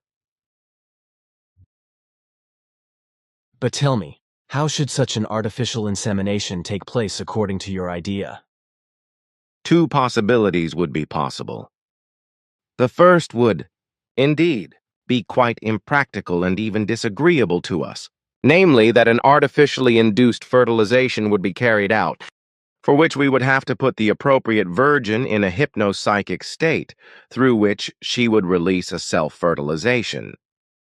The second possibility would be that earthly physicians would, through a natural expenditure, carry out a transfer of sperm from a suitable man and maneuver this sperm in the normal way of transfer into the body of the virgin, obligating herself to this. What I would still like to say. The last times, Quetzal has given the report transmissions to me slower than usual because I have a new typewriter, with which I am not yet so fast. Would it be possible that you, too, transmit this and the next reports to me a little more slowly, so that I keep up with the typing? Everything is indeed still so incredibly fast. Sure, but Quetzal has now developed a control gear device with which it is now possible to type faster. Look here, this measuring instrument behind your back. You have not even noticed it. It indicates here your physical and psychical power reserves. And as you see here, these are very close to the minus value. This display here, however, which I, Quetzal, and Father have already had our eyes on for a good while and attentively observe, shows us how you generate new powers out of your consciousness realm and constantly drive these values up again from your psyche and physical body. As you yourself see, the display here steadily rises to higher values, and within just a short hour, you will already have more than a third of your power reserves again. In 2 hours, there will already be 2/3, and in 3 hours, your power reserves will be completely normal again, even though they were below the minus value when you came here. Similarly, you will also still further increase your powers afterwards, and will enrich the normal, constant powers of the physical body and the psyche again. But similarly, Quetzal has also done this, which we could also determine with him with this measuring apparatus. But how you bring this to pass, both of you, that is puzzling to us because normally, human beings not of your type often require many months and even years to regenerate these powers fully, while human beings of our sensitivity still require even more time when it comes to such decays of powers. You both are really very puzzling to us, and from this, it arises that our sciences have a new object of research, which was previously unknown to them. Aha! Then in the future, Quetzal will probably play experimental rabbit? It will be necessary for me to be submitted to tests and analyses, etc. That will be unavoidable because the whole thing represents a phenomenon, whose deciphering can be of great importance for many life forms, because perhaps they can acquire, through an exact investigation and solution of the things, the same ability that the two of us possess, and that was previously unknown among us. Contact Report 119. Every contact attempt has been unsuccessful so far, unfortunately. It seems to be absolutely the case that they do not perceive us at all. But you could, nevertheless, simply fly up to these unknown flying objects. That cannot be done, unfortunately, because the objects depart immediately as soon as a flying device that is foreign to them approaches them. I find that crazy. After all, you should have certain possibilities with your highly developed technology. Even our possibilities are limited. You are only looking at everything from the perspective of an earthly standpoint, whereby you overestimate our technology, at least in this case. That is possible, and I see, therefore, that even for you, limits are set in certain matters of technology. That is of correctness. But now, I would like to give you my best wishes for the start of your 42nd year of life. We have only come here today for this reason. Under no circumstances did I want to fail to greet you today and to give you my dearest wishes. I have also come here with the same wishes for you. You are making me rather embarrassed, but I am very happy and thank you very much. But on the other hand, I must already say that you behave rather peculiarly, namely just like Earthlings. After all, such birthday wishes are otherwise not your style. That is of correctness. But especially Sim Yase has pushed very much to offer you wishes in this form because through this, we can draw you near to how much we are already connected with earthly things in reference to certain common interests of the Earth humans. Look here. Here is an entire stack of descriptive sheets. I have them fully written with cosmic and mathematical calculations regarding various things. In the main, this was all about calculating the expansion rate of the creation, and thus, also of the universe. With this, I wanted to work out the distance of the diameter of the universe, and thereby came across the following results, if I may present these. But of course, because I know you very well, and know so very exactly that you really would never approach us with such questions if you were not sure of your case. But now in this case, this might be an exaggeration, my child. That is also my view. It would be a pointless endeavor to listen to these questions. That is very intolerant of you both. On the other hand, you should, nevertheless, know our friend better. At least give him a chance, because he has very much more than just earned this through all his surely very great efforts with his calculations, even if these are faulty, which I do not presume, however, and could not understand. In this light, your argumentation is of correctness. Then it should be so. Bring forth your questions, my friend. And you, Quetzal, do you also agree with it? If Ptah gives consent, then I will argue nothing against it, even though everything in this regard seems senseless to me. Note: please see the full contact report for the context of this entry. That is possible. It is not going particularly well for me. At the same time, I just think that everything has no great meaning anymore. Somehow I feel this. I know, because everything is only a postponement, which is why I myself very often feel sad. Can you tell me how much oxygen a full-grown tree actually supplies, and how many young trees are needed to replace a full-grown tree in its oxygen production? This question falls into the area of one of my professions, and therefore I can answer it for you. Contact Report 120 note. Please see the full contact report for the context of this entry. In our last visit, Sim Ya-se was so very happy about the fact that everything was back to being almost as it was at an earlier time, and now I have to rummage around in these foul things again.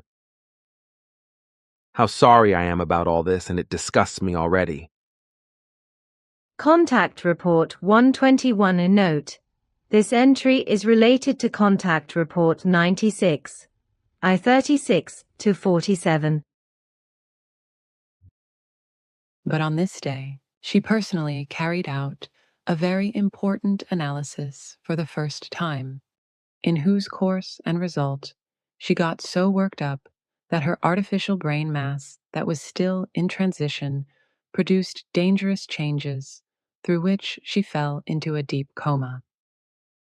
The only possibility left for us was to bring her immediately to Asket's people in the DAL universe, where she is now being brought back to good health by the same scientists who treated Sim Ya Se before. In the meantime, it is already very good with her again, but now it is being tried to transform the artificial brain convolutions in a very short time through certain procedures and innovations, after which such incidents should not appear anymore. The attempts for this plan are still ongoing, but these should be completed and finished in the course of next week, after which, then, the actual transformation treatment will be carried out, which should take about 2 months.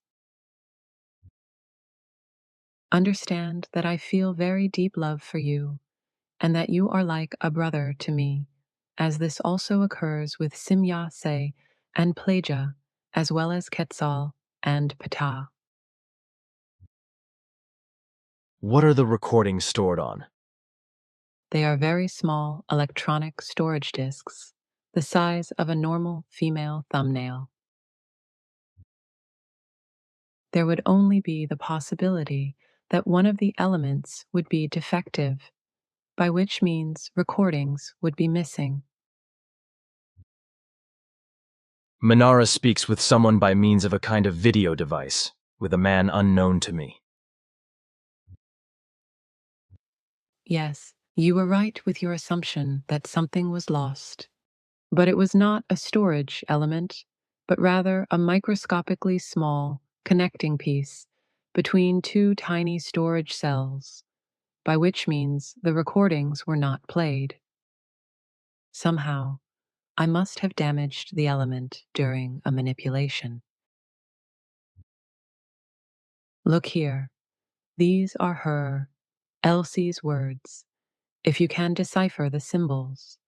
And these characters here are the recordings of her true thinking and the unconscious.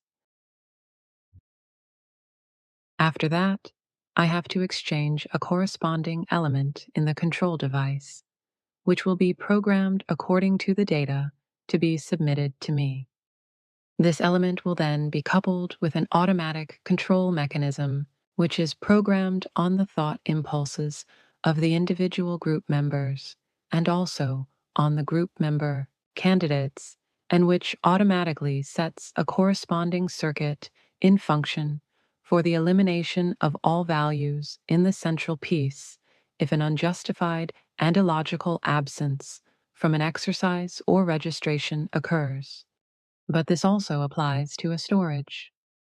This apparatus works in such a manner that it is able, in its half-organic operation, to determine genuine illness symptoms, evasions, and untrue information absolutely, logically, and independently, in order then, accordingly, to set a corresponding circuit into function, which regulates the broad storage or the elimination of all data and powers. So, in the future, if anyone stays away from the Sohar Center, see the last entry here, a meditation area at the Simya Se Silver Star Center, without a logical reason.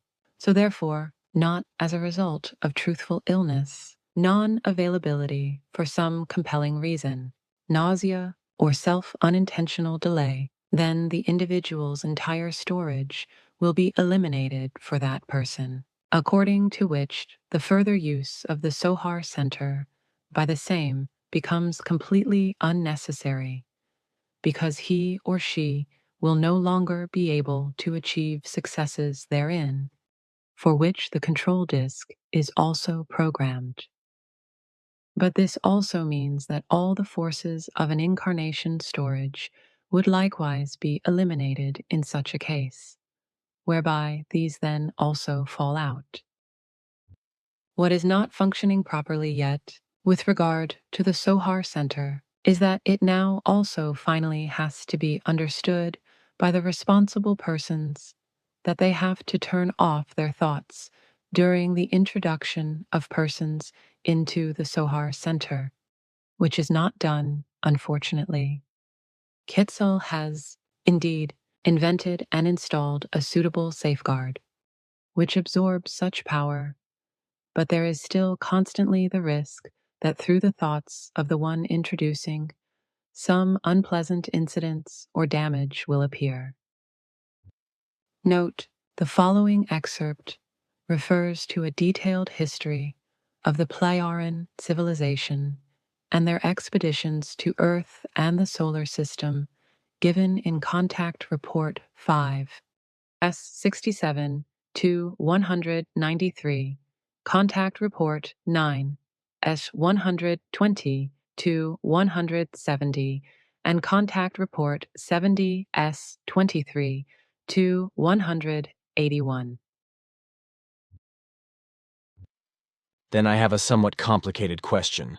Through various calculations, I have, another time, encountered the fact that something cannot be right with the dimensions of our present. From this to the Centaurus groups, as well as to Lyra and Vega, and even to the Pleiades. According to my calculations, these suns and planets addressed, of which there was already often talk between Simya-Se, Quetzal and me, as well as between Ptah and me, would really have to be in other dimensions, as it was said to me repeatedly. This would, therefore, actually mean that their Lyra and Vega human beings, and still some others, are just as non-existent in our present dimension as also the Pleiadians and the Centaurus human beings. And if my calculations are right, then you all would have to live just a fraction of a second in the future to our space-time configuration, which for us, however, results in a difference of several thousand years, with regard to technological development. But how this is connected, that is a riddle to me, and it could even be very difficult to understand. But Ptah once spoke of the fact that on that or on a planet of the Centaurus groups, a people lives in overpopulation, which comprises about 120 billion, so these, then, would have to live in the future, as seen by us. On the other hand, I also calculated that at that time, around 22 million years ago, when the events took place in the Lyra and Vega area, which eventually led to the visits to our Earth. At that time, through some skillful manipulations, the Lyra and Vega refugees fell into the past and so penetrated into our space-time level. With certainty, this was no so-called chance, but rather a full calculation. This arose from my contemplation of the fact that the technology of your ancestors was already so widely developed at that time that these would have tracked and found the refugees with certainty. But since that was not the case, the refugees must have retreated into areas that fell outside of the control of the pursuers. But concerning this, there are only two possibilities, so namely the past or the future. But as I know the things now, the refugees were not able to venture into the future, so only the past remained open to them, to where they then actually also retreated. And because the past comprises millions of years and even billions of years in a life potential form, the pursuit was given up. But this, in turn, means that the technology of your ancestors was not yet developed so far that they would have been able to carry out detections in the areas of the past or the future. Contact Report 122. On the other hand, in our overall form of leadership of the peoples, politics is foreign to us, so we will also never get involved on the earth and with the earthly governments in such a form and connection. Politics are only operated by human life forms who are still very foreign to the truth and who look at, consider, and handle all things in childish aspects. We, however, have long been beyond such forms and will never get involved in them anymore, neither in one form nor another. We conduct no negotiations at all with any earthly governments, because we are those who want to help without any compensation and without any demands of the human beings of earth for our profit. We are solely willing to offer assistance within a reasonable and responsible framework, without the human being of earth owing us a wage because of that. Contact Report 123. The objects observed and photographed by you come from the Andromeda areas, and these are fine material flying objects, similar to the bioorganic flying objects that you know. In this case, however, it is such that these flying objects are fine material and not bioorganic, and that these, depending on preference and need, are generated by powers of consciousness from a very highly developed human dwarf race whose size amounts to approximately 70 centimeters, whereby I speak of body height. This race, which is even unknown to us, is fine-dimensioned and stands in the advice of the High Council. Anyhow, the High Council became informed and enlightened by these Nabulanians, so they are in fact called. Also, Quetzal will continue to endeavor himself around your health, and will try to develop his apparatus and the accompanying device appropriate for it. So he can then, perhaps, install this in the control disk, which also remains, of course. From there, you would then be under the constant impulse effect of the device, so then no direct connection to your body would be necessary anymore. You are very brainy in terms of psychology, girl. During your remarks, I considered everything thoroughly and came to the same result as you. Thank you, but I am also well versed in psychology, for this is one of my special areas of expertise. Contact Report 124. I took everything from our recordings, which are continuously made by the monitoring apparatus, as you know, and concerning your person, everything in the vicinity of 20 kilometers from your center is recorded. The apparatus does not record lifeless data, but only living or self-moving. We have to do so because, despite everything, we are not sufficiently familiar with your earthly conditions, so that we could make such decisions alone and by ourselves. The fact that we grasp these things and concerns far too little and are not sufficiently familiar with these, this has proven itself to us throughout the entire time of the last years since you and I took up contact. During the last days, we had to teach ourselves about the fact that we grasp and grasped the earthly concerns far too little, and that you, Billy, have truly always acted correctly.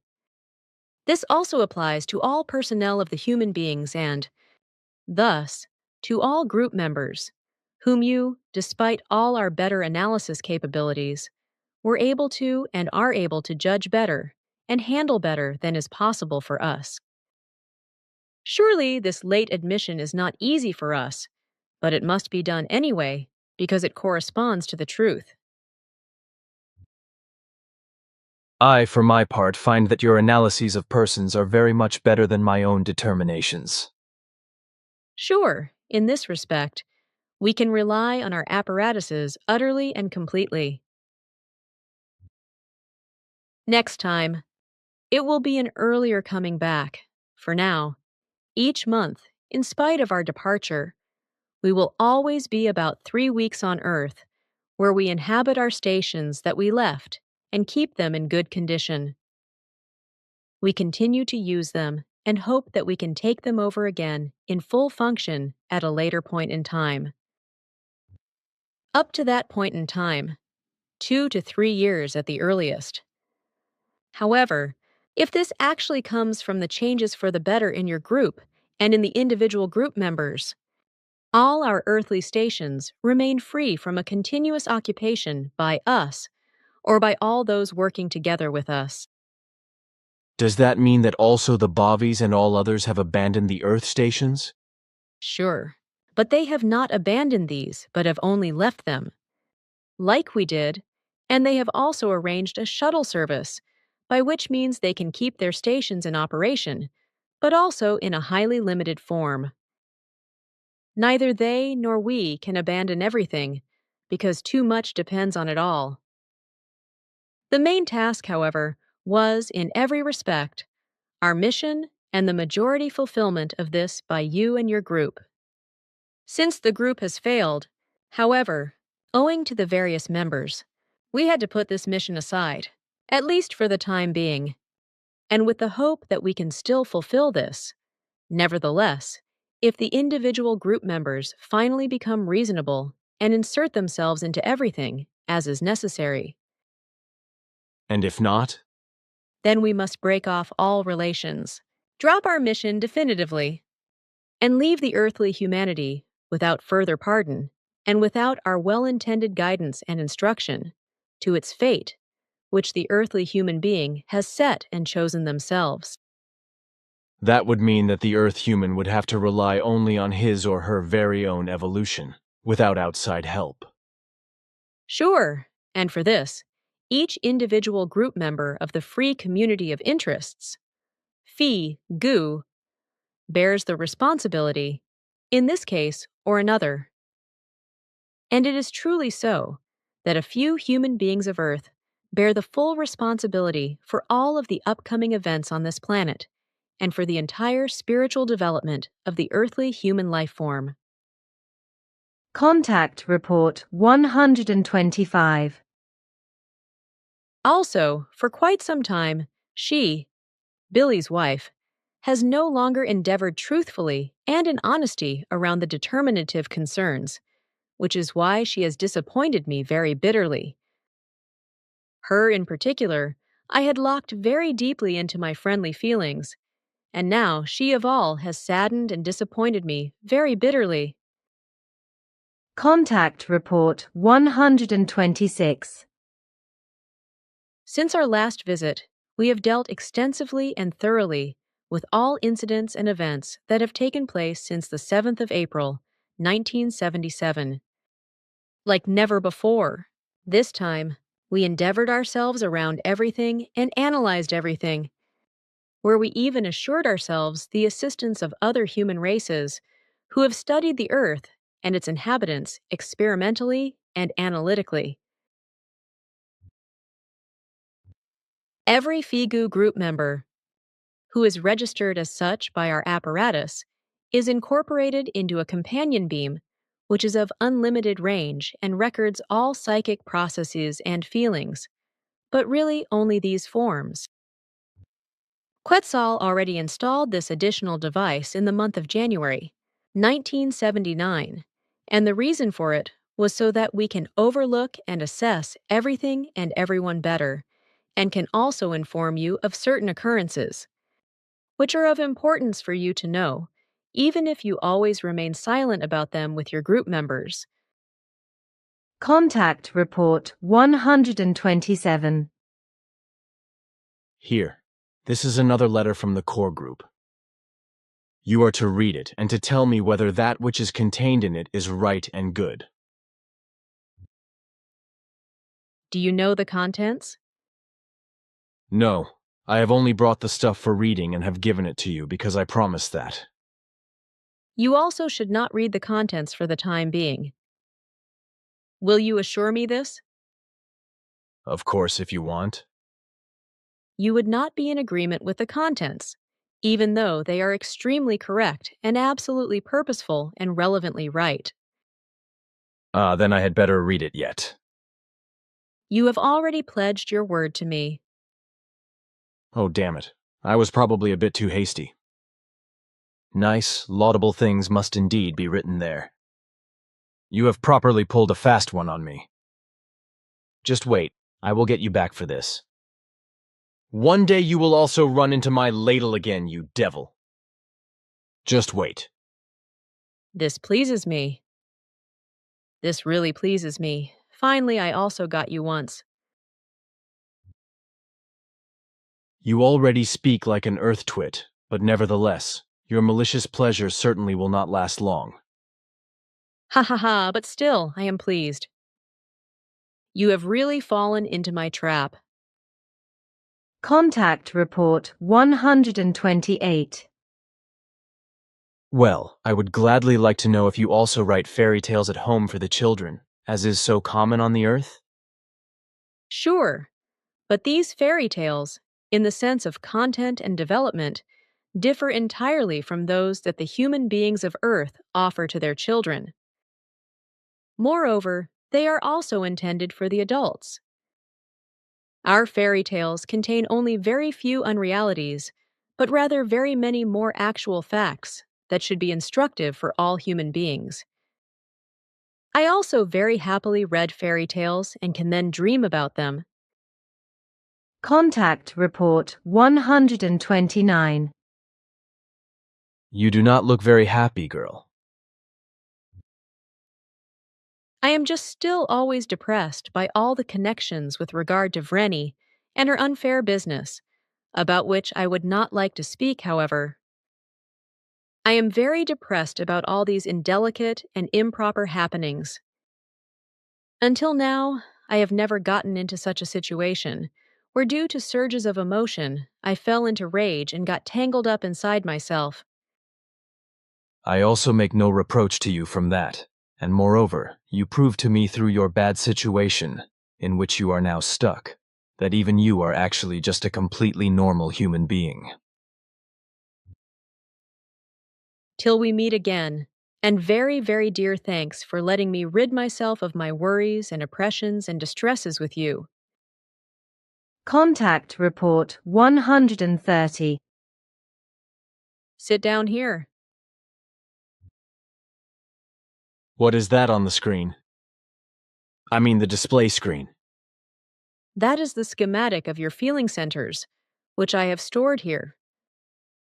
By this button here, I relieved you somewhat unexpectedly of your consciousness for 16 minutes.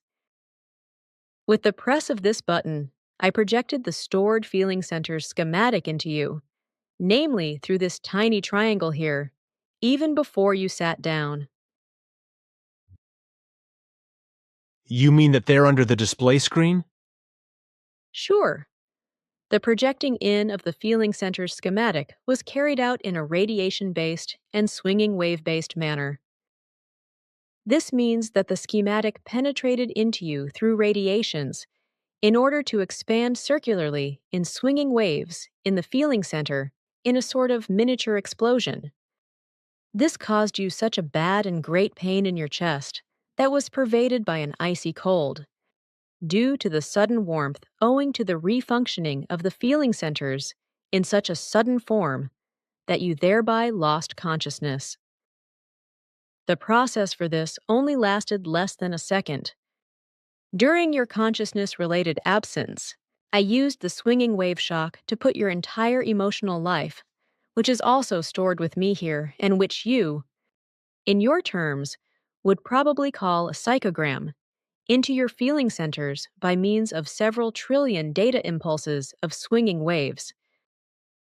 Through this, your completely immobilized emotional life was newly activated and began to work again in the old manner. Why did you no longer come for so long? I called you many times, but I did not receive a response. We were all absent. We had to leave unexpectedly, and there was not enough time to inform you about it. We did not arrive back here until a few hours ago.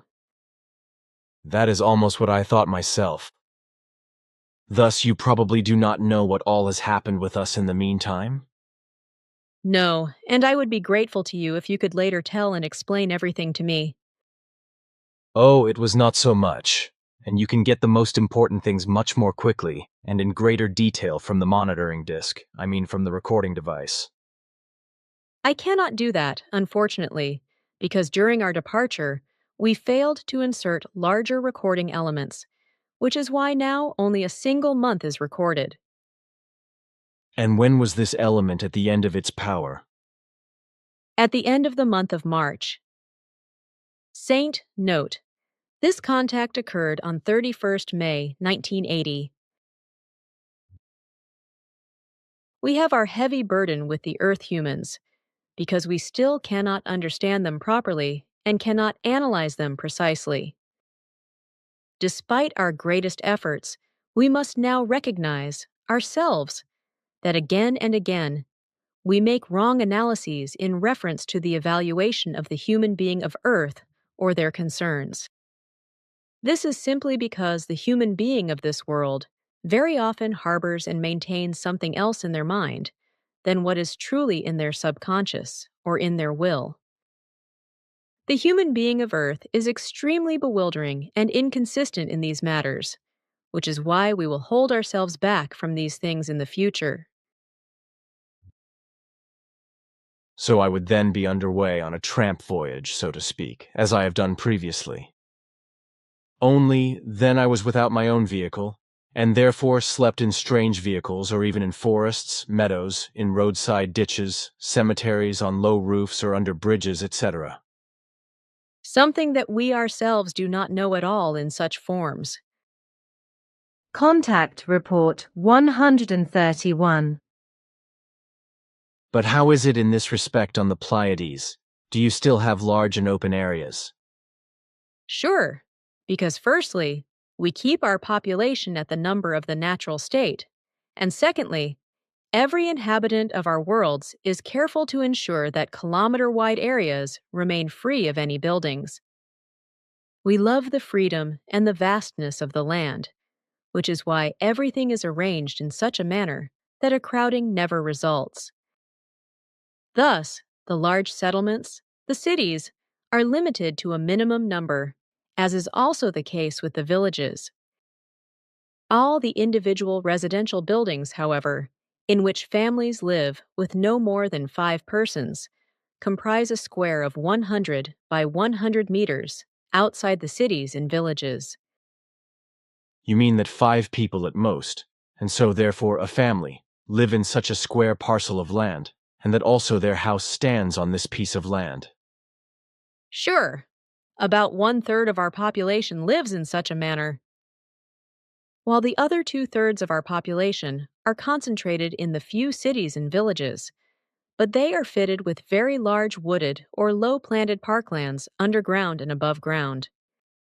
Also, every small or large residential building, in which more or less families live, like with you in the multifamily dwellings, is equipped with a 100 by 100 meter large park garden, which is jointly used, however, by all inhabitants of the city dwelling or village dwelling concerned.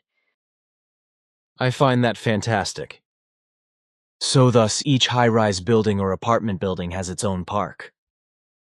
Sure. And how is the weather on Era? Do you have anything better thereof? With us, there is no severe weather, and there are no natural disasters, such as are common in the current time on Earth. But you explained to me once that you would not be involved there, America, because another group of your Federation is working there, and because you want to have nothing more to do with America? We only want to have nothing more to do with the American government and those involved in this. We managed to teach some peoples of worlds foreign to Earth within a few decades for the better, even though these were behind the overall evolution of the terrestrial human beings in their level of knowledge and in their doings and actions, as well as in their overall development by several millennia. 2 of these peoples have even overtaken the state of the overall evolution of the human beings of Earth in the meantime by several decades, even though at the time of our intervention, they lived in the deepest spiritual darkness, which was also an evil product of our Ur ancestors, about which I would not like to speak now, however. Contact Report 134. Oh, now I understand. He is an Aquarius born. And theoretically, you also have that character such that... Depending on your sentence structure, you can express different things at the same time.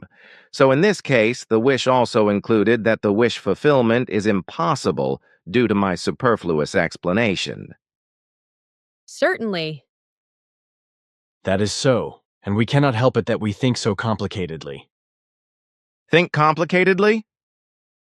I would rather say that it is very rational and logical thinking.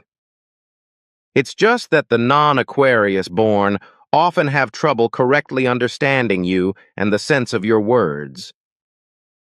Do you want to say with this that this also gives you difficulties? Certainly, there are also still misunderstandings with us, as is the case with the Earth humans. H. The order of the garden will occur in the future according to Quetzal's precise information as well as the garden's production. Quetzal's exercises, in addition to his technical, medical, and various craft occupations, also includes being a cultural creator and cultural examiner, so he is very well versed in these matters. One of Quetzal's friends, Isoban, has dealt thoroughly with earthly civil engineering and is highly trained in it. Oh, for the gardening operation that is to begin, I almost forgot to mention, Quetzal wants to leave you some seed potatoes from one of our potato varieties. Note: please see the full contact report for the context of this entry. Provided that the persons involved always agree, and that the words addressed to us are serious, as we understand them to be, and also that they do not deceive us, because we are not fully able to create precise clarifications relating to this, because our directives do not allow us to penetrate into the internal thoughts, etc. of the people. Thus, we can only fathom the superficial matters, but we cannot recognize lies and deception. So we do not know if everything is sincere. I must admit to you, my daughter and you understand a great deal regarding the psychological treatment of people. Already, the specific psychological actions have already come about from your conspiracy idea. See Contact Report 123 S123 2174, which is a peculiarity of your thinking. Such behaviors are not given to us, which is why I am very surprised that my daughter has also come to this idea and implemented this with you. You should not be surprised about this, Father, because I had an excellent teacher in our dear friend. He has shown me in past years, in purely private conversations again and again, the behavior patterns of the Earth humans, and has taught me how they should be treated. And because one of my fields is psychology, I got used to working during all of those years in a psychological form, which I learned from Billy. It is an honor for me, together with our friend, to be called a sly dog. But now quit your joking. Contact Report 135. Minara waits for me a few hundred meters away with a herd of cows. We also have our ship in the vicinity there. Oh, I see. Then you are probably the reason why the cattle are so restless up there on the southeastern slope of the forest. That may very well be because Minara is with the cows, which she is fond of and with which she is gladly occupied. Your silvery raincloak is not very good either, despite this rainy darkness. Quetzal, did you not pull off your silvery shining cloak? And can anything happen to you from the swinging waves of the earthlings at this distance? According to my knowledge, you can come within 90 or 100 meters of the Earth humans without protective equipment and not expose yourselves to any type of swinging wave danger. The last part of your assessment is correct. Contact Report 136. Already in the beginning time, when the papacy and the Vatican were founded and brought to life in Rome, the most negative place existing in Italy was unconsciously selected for the residence of the Pope, the city of Rome, where the Vatican resided, from which, For almost 2,000 years, murder, enslavement, exploitation, deception, and every possible crime spread across the earthly world, and even other worlds in the universe and in distant, foreign galaxies did not remain spared from these vile, murderous, religious, and deadly deeds because innocent extraterrestrial visitors on Earth were confronted with the madness of the religious cult of the Vatican and, therefore, Catholicism, and succumbed to this delusional faith. And after their return to their homeworlds, their people living there were also infected by the acquired delusional faith until religious wars broke out, and that is why entire planets and even enormous solar systems have been destroyed. Toward the latter part of 1983 or spring of 1984, we are planning to introduce an effective peace meditation to benefit Earth, its inhabitants, and events that will occur there. Included in this effort will be everyone on ERA and many members from our Federation, who total will comprise more than 3.5 billion, 350 million humans. Contact Report 137. If we had put one of our androids in your position, then he would have destroyed himself if all of this illogicalness had arisen. You have strange jokes in stock. No, because my words correspond to the truth. We actually expected too much from you. A test has proven this. Quetzal came up with the idea. He wanted to know to what extent a half-organic apparatus could bear the illogicalness that has crept into the group. Quetzal programmed an android with all records of negating and negative forms of all group members. The results were awful. These stored illogical modes of acting and thinking led to the fact that the android became crazy in all of its actions and speeches. Our androids are programmed based on absolute logic in thinking and acting, and these abilities surpass even our own respective abilities and potential. Now, during the transfer of data, Quetzal also paid close attention to the fact that your own data of your work and all your efforts toward the instruction of the group members and all their interests became programmed into the second android. Thus, the exact situation arose in the two androids, which included everything that happened between you and the group members since the beginning. On the one hand, the overall view of the group members was placed into the first android, and on the other hand, your data was placed into the second android. Expecting something terrible to happen, Quetzal placed both androids in an old beam ship in the vicinity of the planet Pluto, where he then activated them terrible to happen, and they began to live. Quetzal placed both androids in an old beam ship in the vicinity of the planet Pluto, where he then activated them, and they began to live. Then, on our view screens, we could watch the terrible sight. Already after a few minutes, the android programmed with your data began to become visibly ill, while our recording devices registered an action of complete helplessness. Soon, completely apathetically, it wanted to destroy itself, but then suddenly, in the very next moment, it senselessly and angrily raised its voice. Meanwhile, the second android spoke absolutely crazy words without thinking, and manipulated all of the ship's apparatuses without sense or purpose. Despite the visible internal difficulty of the android programmed with your data, it tried, again and again, to bring the other android, stored with the illogical data, to its senses, which it apparently managed to do quite often.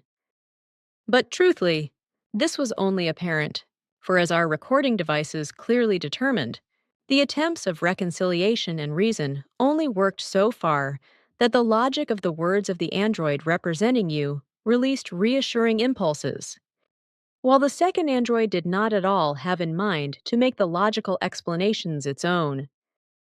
The investigations of the registry devices unambiguously proved that the negatively programmed android had developed a blatant form of self-addiction, egoism, and individualism, as well as a lust for power, and, despite the superficial acknowledgement of the logical explanations offered to it, etc., was unwilling to actually adopt them. Truthfully, as the recording devices unambiguously showed, it only wanted its own will to count and to enforce it, which finally went so far that your android rapidly deteriorated and suddenly became crazy. As we could see from our devices, his artificial organic brain mass slowly began to cook and to steam. Then, there was an explosion, and his head was torn up beyond all recognition. Meanwhile, the other android, who only cared about this briefly, continued to act completely illogically and, moreover, spoke very confused and crazy things. Then the moment came when he wildly and senselessly hit the ship's equipment and created an inferno. When he accidentally touched the automatic self-destruct mechanism of the ship, and it was destroyed in an immense explosion. For us, it was proof that we had expected inhuman traits from you. What an android cannot take, a human life form cannot take either. Only through Quetzal's test could we grasp the full scope of what had caved in on you over all the years. Contact Report 140. In the next few hours, Quetzal will set a programmed pulse emitter to function on you, which will immediately inform me if you should call me, no matter where I ever am. For we, although in ignorance of many things, have also failed, so we must charge ourselves with guilty actions. Note, please see the full contact report for the context of this entry. Millions of humans on Era, on the other hand, would be very happy if they could at least greet you on the viewing screens, by whose communication possibilities they could convey their greetings and wishes to you directly. You are well known to all of them. They know your face and your wonderful stories, which we allowed to be spread on our world. Therefore, and I love you very much, which you should know, I will, therefore, explain to Quetzal that he should not set his pulse emitter to function for anything but your health. Come this with love.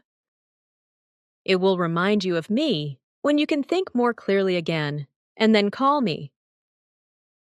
Contact Report 141.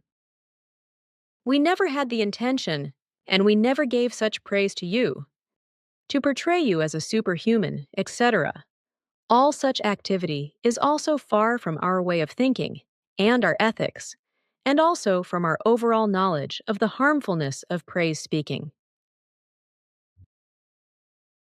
Here, these are 2 photos that I have received from Wendell Stevens. As you can see, it concerns 2 model heads. Can you tell me whether any human life forms are known to you that look like these pictured heads? Are you of the assumption that these head replicas have true backgrounds? Well then, here, I consider this green head absolute nonsense. Note, the pictured model head relates to the book UFO Contact from Planet Yarga. During the Great Journey, see Contact Report 31. I had the opportunity to see your recordings of human life forms, which you kindly demonstrated to me with your viewing devices. But I cannot remember a single human life form that looked like this or substantially similar. Moreover, there were, as you explained at that time, about 30 million different races, which you let me see visually. With that, you are quite right. No human life form exists in the universal space within reach of us that bears even a slight resemblance to this imaginary product pictured here. For about 40 days, there has been another station on Earth, created by human life forms similar to us, of extraterrestrial intelligences from the planet Hastur in the Geron system of the Genome Galaxy. This galaxy is located 483 million light-years away from the Earth, and 413 different human races live on the habitable planets there throughout the entire galaxy, which is, relatively seen, very little for an entire galaxy. Just a few years ago, we entered into connection with the highly sophisticated inhabitants of the planet Haster, who have progressed so far in their overall development, as it will be for the Earth humans in approximately 1,120 years. With ethically and very highly distinct lifestyles, the inhabitants of Haster are very peaceful and loving, and besides this, they live in the same time level as the Sol system, thus in the present level, as this would be said or called by you.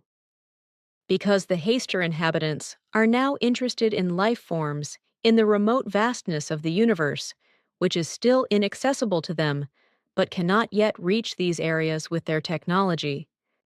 We have extended our connections with them in such a way that we brought an expeditionary command of the Haster inhabitants here in the Great Spacer.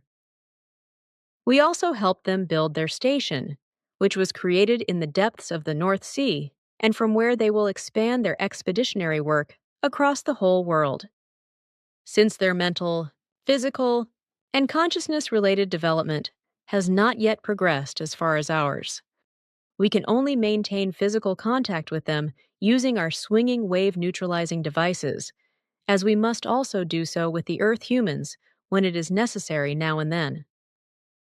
However, this now means that the Haster inhabitants can freely move among the Earth humans because their swinging waves turn out to be bearable with those of the Earth humans, but only briefly.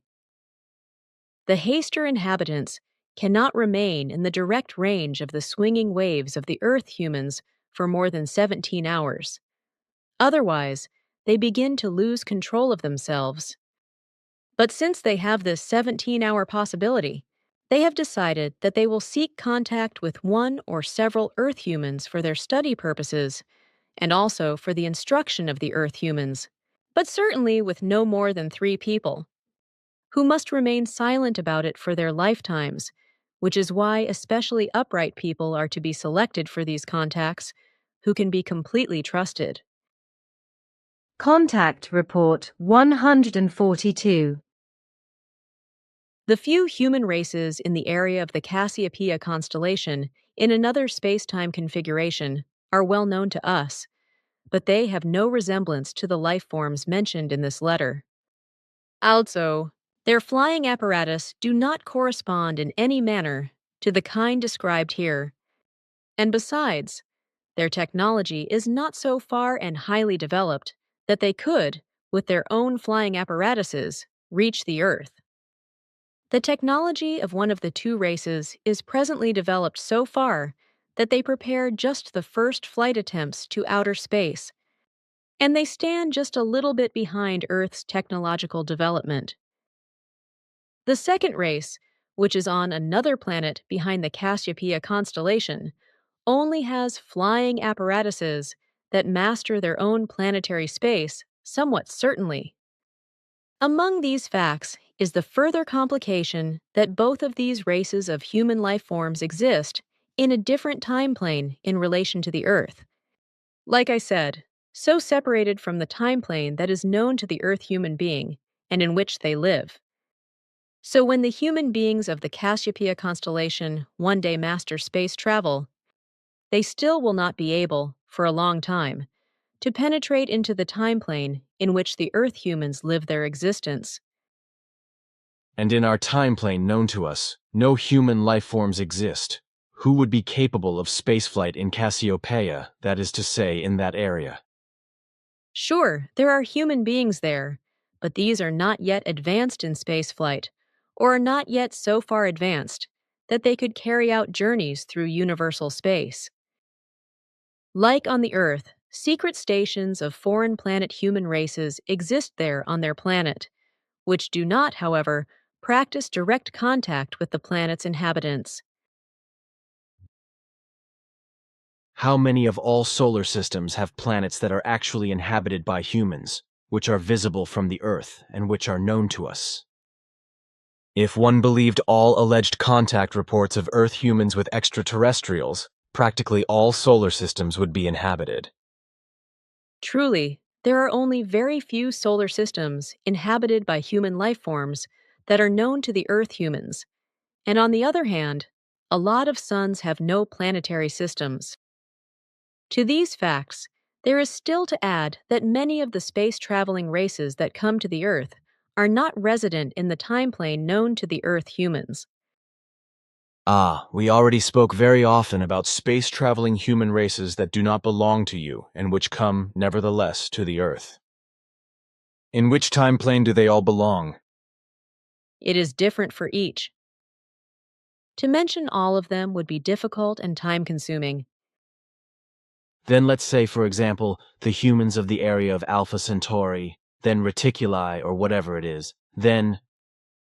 The first ones live a tiny fraction of a second, shifted from the Earth time plane, so therefore they cannot be reached by Earth inhabitants before they master time travel. The second human race you mentioned also does not live in the same time plane as the Earth humans. It is nice to be in your workroom once again, and this time I brought my protective device. That was also wise, when I think of the accident at that time.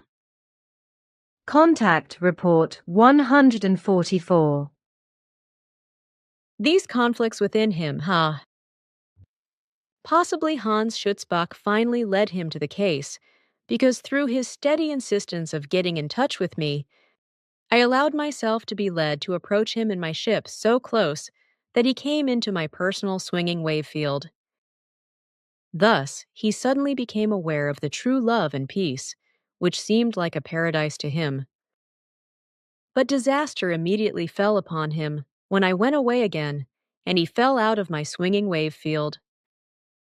It seemed like the end of the world to him, which made him deal with suicidal intentions, from which I was able to prevent him only with great difficulty. For this reason, I tried to influence him to the better through my own swinging waves, but this was clearly wrong because he only responded to any attempt to help him on my part by starting to pity himself more and more.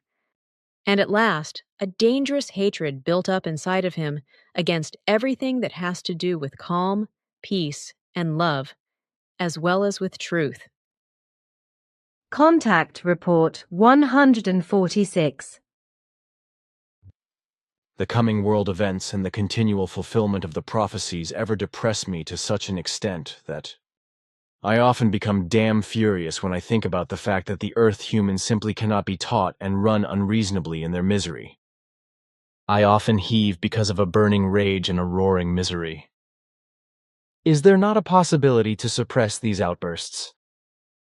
I myself find no possibility for this. That does not just happen with you, but also with us. Like us, you are too connected with everything, and you love the Earth humans too much to be able to be indifferent to what is coming. We all know that you have to bear an almost inhuman burden through your knowledge, and through some very cruel knowledge of the future. But unfortunately, in fulfilling your mission, neither you nor we can remain spared from this. Like us, you also have to live with the knowledge that the prophecies will fulfill themselves, and that they are nearly unchangeable, for only very few human beings can be instructed by the truth. Why so solemn, my son? I feel your pain. Contact Report 148. This is also the reason why our own keeping of animals on Era is uniformly handled in such a manner that dogs and cats may only live in the wild or in special and very large enclosures, to which the human beings have no direct access. Already very early on, our scientists of this past recognized what pathogens these animals carry on themselves, which are dangerous for human beings, which is why they arranged appropriate measures for their keeping. Contact Report 150. Not only did we have to remove all of our available forces from the Earth, but also from many other worlds, including Era. We need all available forces because the population of a whole system, which includes 16 inhabited planets and 3 suns, has prepared itself for a space traversal in warlike form because their system is doomed. The targets of these still war-accustomed humans are the habitable planets of the most diverse constellations, whereby also the SOL system is included, and thus the Earth. These rather inhumane human life forms are willing to kill the inhabitants of the planets they have chosen in order to gain their own living space. On the one hand, our forces now prevent these life forms from realizing their plans by breaking out into space. But on the other hand, further of our forces systematically resettle the populations of the various endangered planets in uninhabited but easily habitable areas, while another part of our forces looks for new habitable and suitable planets on which the rest of these human beings can be settled and relocated. Incredible, but cannot the Lyrians and vegans also help you with that? We have also included many forces of theirs for this task. Another part of them will take over on the Earth at the end of this month, as I explained to you earlier. I know you spoke of the fact that Manara's father, brother, and sister will come here, along with 35 others. That is of correctness. But these 38 human beings only represent the first wave that will take over our own station and our tasks. Ours and both of those two other stations, America and Asia, will be fully staffed with our allies. So with vegans and Lyrians, and are they all differently colored? You say that they are chocolate brown. Is there really no way to use nuclear energy without causing great danger to human beings, animals, plants, etc.? This possibility exists, and we are also using it. The destroyer was partially interfered with in its natural orbit by very early ancestors of ours, vindictively causing damage to the SOL system that is not of natural cosmic origin. But you did not say anything about that in all your explanations. Simyase did not talk about it either. We do not know the exact circumstances of that time, which is why we cannot give any further details or explanations about that. Contact Report 151 in note. Please see the full contact report for the context of this entry. But then, I have a question. How do you handle such cases on Era? We know of no such problems because every human being on our world abides by the unwritten laws and recommendations. And how do they look? Or in other words, what do they state when two humans are good for each other, as they say? They state that two humans who come together and suppose that they can develop deeper feelings for each other have to determine during the time of 3 years whether these feelings are actually existent or not. After this time, they are examined by authoritative experts of the matter, after which then, in the case of a mutual, logical consistency of feelings, love, etc., the two can be joined together in marriage. The period of 3 years is divided in such a manner that every 7 days, the two see each other once for several hours, depending on time availability, personally and alone, and spend this time at their sole discretion, but it is absolutely excluded that they spend this time sleeping together or even having sexual relations.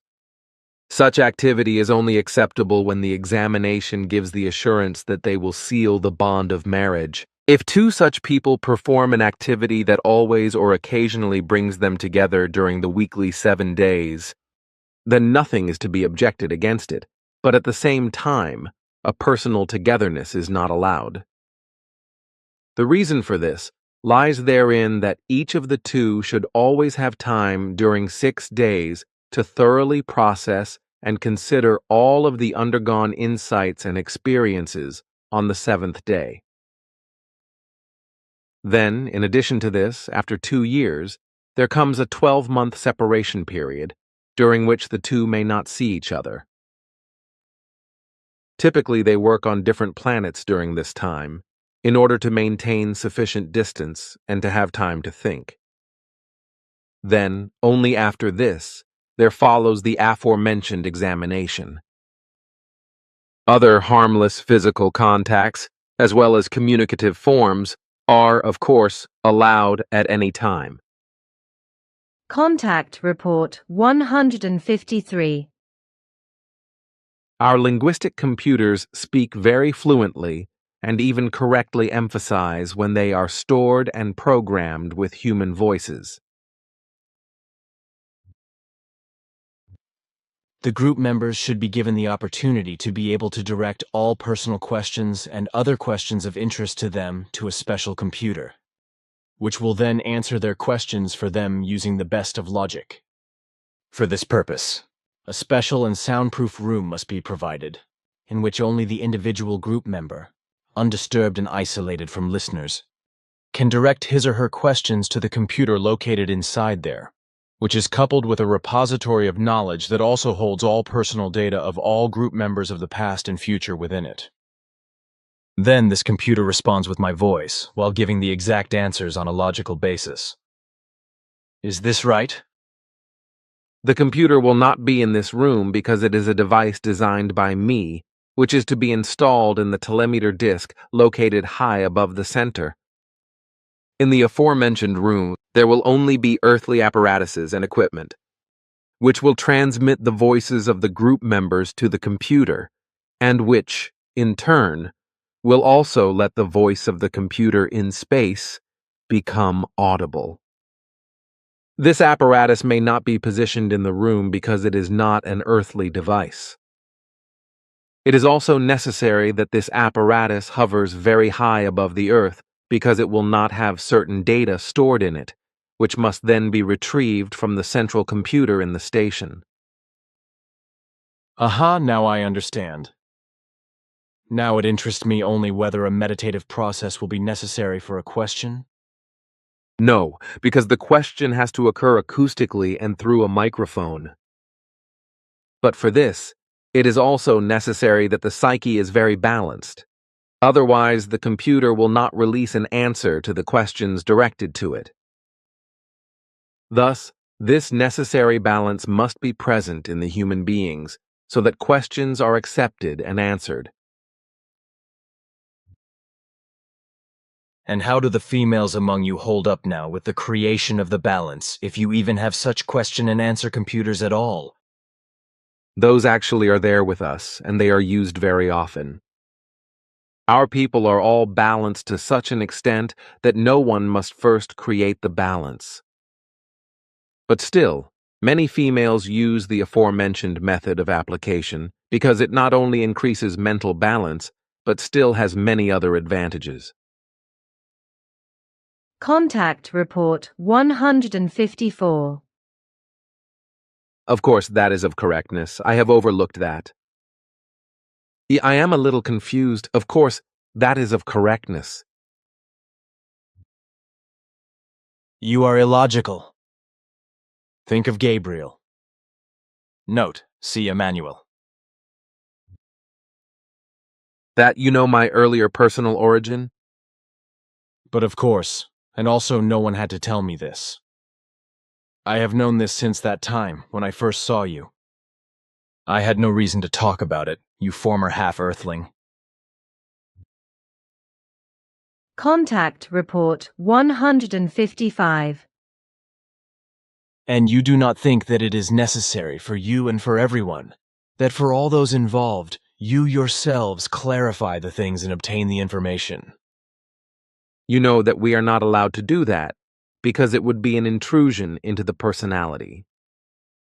We cannot verify the data because we are not entitled to do that.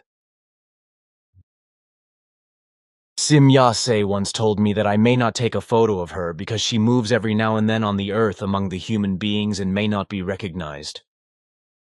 But that can't be the whole reason because this explanation seems somewhat flimsy to me. Yes, there is another reason.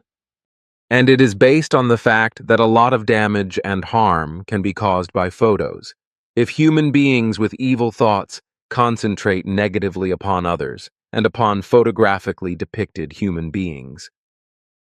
Negatively oriented Earth humans could affect us so heavily and viciously and inflict a lot of harm and evil upon us if they could steal photographic images of us. This is the second and most important reason why we may not let ourselves be photographically depicted. With Asket and Nera, we could allow it only because both of them live in the DAL universe and cannot be affected from the Earth in their lives in the aforementioned way, because no forces of any kind can penetrate through the barriers of the universe. Graphical representations, however, are harmless. Contact Report 156. That you visit me here in the lounge, however, I find that a bit dangerous. I have my protective device with me, as you see. Of course, but if someone comes in here? Then I am away in a split second. With my daily 16 working hours, I am doing several times his daily activities. Greet Simya, Se, Ptah, Menara, and all others, including the new black roses, those from Vega system who are black-skinned. Contact Report 157. Lately, you are constantly in a hurry, and on the other hand, it keeps accumulating that you visit me in my office or at home.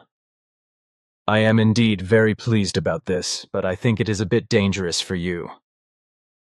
Not at all, my friend, because if you have closed all the entrances all around, then I am very safe here, for my device here completely protects me from all swinging waves.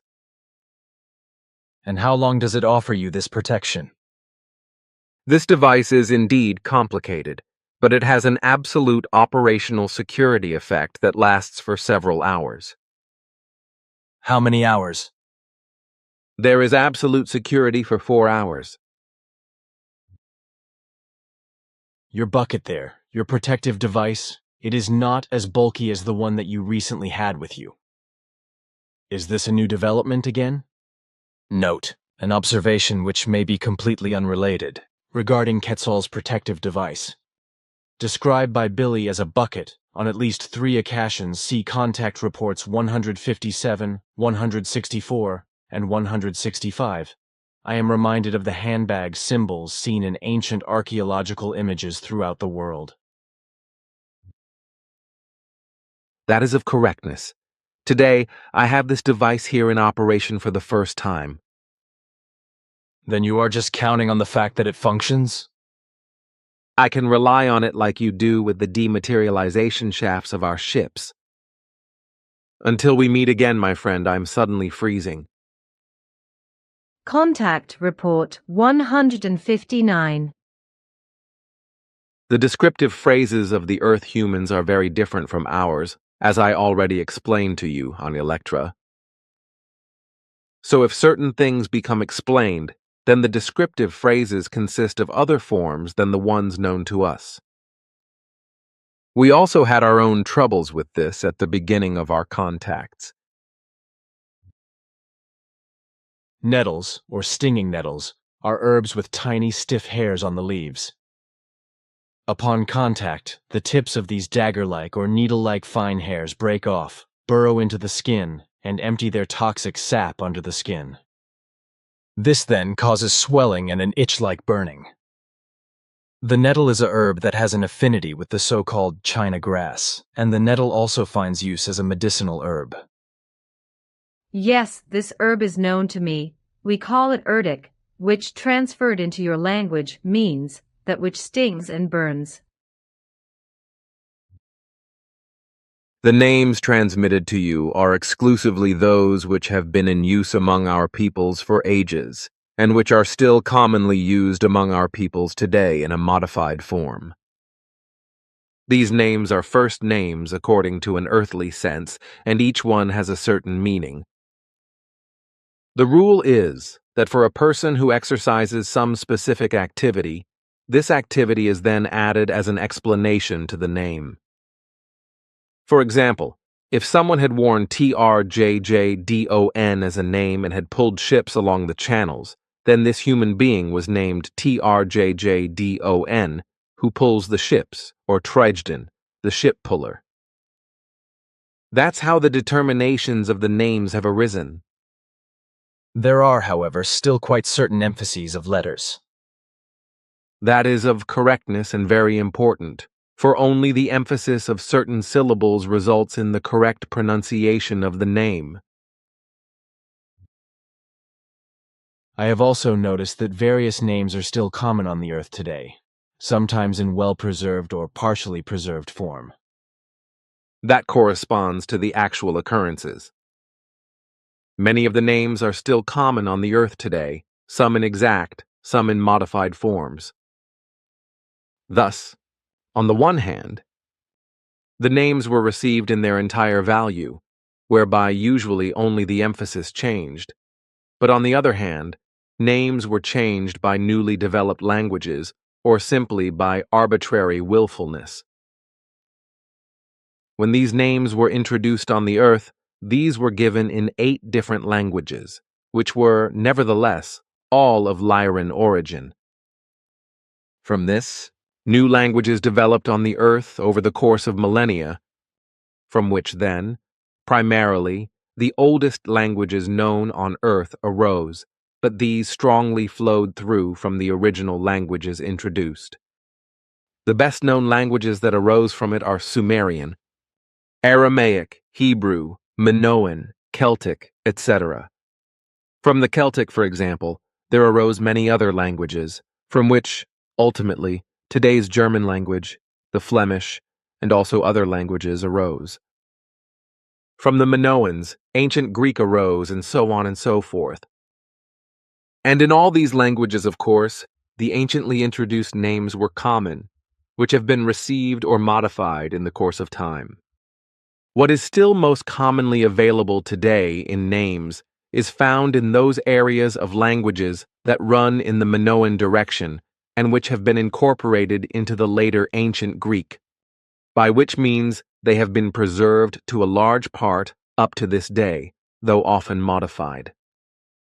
Then, to all this, there still came names that were invented by the Earth humans themselves, whereby any objects, actions, and work areas, etc., were used for the formation of names.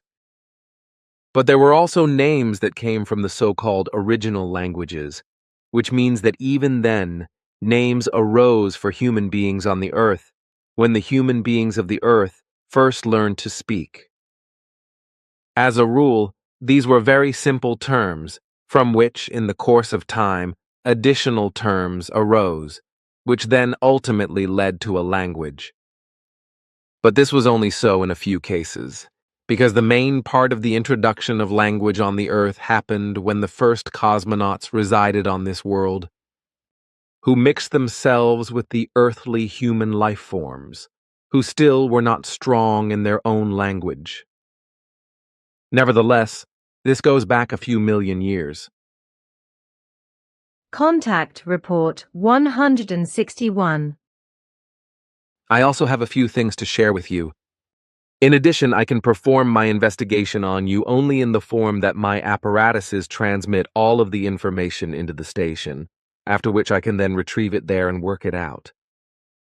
Only then can I give you more detailed information about that. Contact Report 162.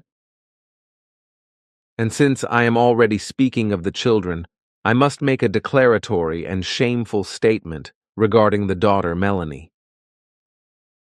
This child is clearly overworked and overburdened by Ingrid to work, which leaves her too little free time for self-activity and for the play instinct that is still very pronounced at this age of a child.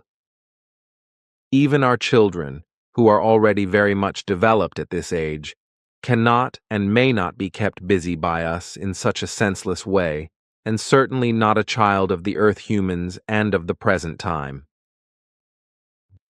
I, too, have had to learn a great deal on Earth concerning the work that is done here, whereby I enjoyed not least the best apprenticeship with you, who are very skilled and knowledgeable in an unbelievable number of areas of work, whereby you surpass even the best of our peoples who have mastered about 50 different professions. Contact Report 163. I enjoy coffee every now and then. It is a refreshing hot drink. I refrain from tobacco products because they bring me no pleasure. But I have already been enjoying coffee since I have been on the earth. In moderate quantities, it is absolutely harmless. But I only drink it naturally and without sweeteners. Contact Report 164. Moreover, I have equipped my screening device with a new invention of mine, which I can program in each case for those on watch duty, according to which I, by the apparatus, automatically become invisible to the watch participants, together with my device, if they look in my direction. Now something dawns on me. Some time ago, Engelbert told me that as he was coming from the garage, he saw a large figure in front of the barn, which suddenly disappeared. That may be possible because I tested the device first, and it happened that at first the sensors adapted themselves a bit sluggishly to the viewing swinging waves, whereby they performed the necessary manipulation just 1.5 seconds too late. Hence, it might be possible that Engelbert could observe me for a very short time. Nevertheless, these strangers, who are sometimes well known to me, do not disturb me because I am also protected against them. They also cannot see me. Then I understand nothing more at all. Tell me at last, where are the difficulties to be found? The difficulties are to be found in the swinging waves. My device only works properly. In reference to the shielding of swinging waves and their neutralization, if the group members of the watch, etc., are not approaching me in a range closer than 70 centimeters. But with a few group members, this distance is even further, so around 6 meters, namely with Dorrit, Thomas, and Margaret, while with Elsa, even a distance of more than 7 meters is given, which is not surprising, however, because her mindset towards me is no less filled with strange hostility than it is towards you. All that, however, causes no difficulties for me, for I have constructed my device in such a manner that upon approaches of individual group members and according to their swinging wave ranges that are dangerous for me, I am automatically removed from the danger zone by the device as soon as the persons concerned come closer to me than the safety threshold of 38 centimeters beyond the distance of the swinging wave measurement that is dangerous for me. The mechanical possibilities for such manipulations, however, lie in an area with a maximum of 9 meters, so I can, therefore, protect myself in this manner up to this distance. If I would now find myself somewhere where I have no exact overview, thus, I cannot see a threat early on when someone approaches me, having swinging waves that are dangerous for me and that are beyond the 9-meter distance, then it could be fatal for me. If I stand or sit somewhere and someone approaches me, whose danger limit for me is beyond the 9 meters mentioned, then everything would lead to a bad end. But you still have the alarm device that warns you about it when someone is within 500 meters. The stronger energies of my device make the function of this warning device impossible. But then, why does your bucket function with strangers when they are standing on the promontory or on the new path, etc.? Note, an observation which may be completely unrelated, regarding Quetzal's protective device, described by Billy as a bucket on at least 3 occasions. See Contact Reports 157, 164, and 165. I am reminded of the handbag symbols seen in ancient archaeological images throughout the world. From a 14-meter radius from my person, an apparatus in my flying apparatus takes over the monitoring. If a corresponding warning arises, then this is transmitted to my carrying device, through which this enters into function without any time delay. But now, if someone moves in the circle between 9 and 14 meters around me, and is dangerous for me in their swinging waves, in this 9 to 14 meter circle, then there is no protection but only mortal danger. But why do you leave this 4 or 5 meter circle open? You could nevertheless also protect yourself for this distance, right? Unfortunately, no. For the time being, the possibility with a carrying device is still fully exhausted at 9 meters in reference to its function.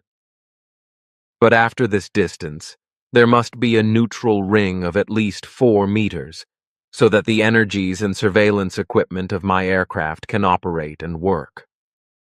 If this safety belt did not exist, then the energies of my carrying device and those of the ship would collide with each other or overflow into one another, through which a destruction of the equipment would come about. So no advantage without disadvantage. That is of correctness. We also have these problems. But I do not yet understand who among us is a danger for you. You said yourself that the extreme danger of a little over 7 meters lies with our people. I told you, however, that someone else is present who is to be reckoned as outside of the group members. I do not understand that. W. That is of correctness, and he is a constant and ever-increasing danger for me. In the extreme case, he may only come 13 meters and 71 centimeters close to me. Closer than this mark, I run a great risk. That is puzzling to me. His sense toward us is not good. It is even strangely hostile, and interspersed with thoughts that exhibit doubts regarding our actual existence. Yes, but something else just came to me. Somehow, it seems to be illogical to me concerning W, that you cannot shield yourself against him. I think that beyond the 14-meter limit, your apparatuses in the spaceship react, through which you will be taken out of danger. Unfortunately, that is impossible, because in regards to W, I must store him programmatically in my apparatuses and devices, according to which he does not fall within the range of the warning of strangers. But if I would store him as a stranger, then he would be removed from the closeness warning. Unfortunately, these devices cannot be constructed differently, at least not for the time being.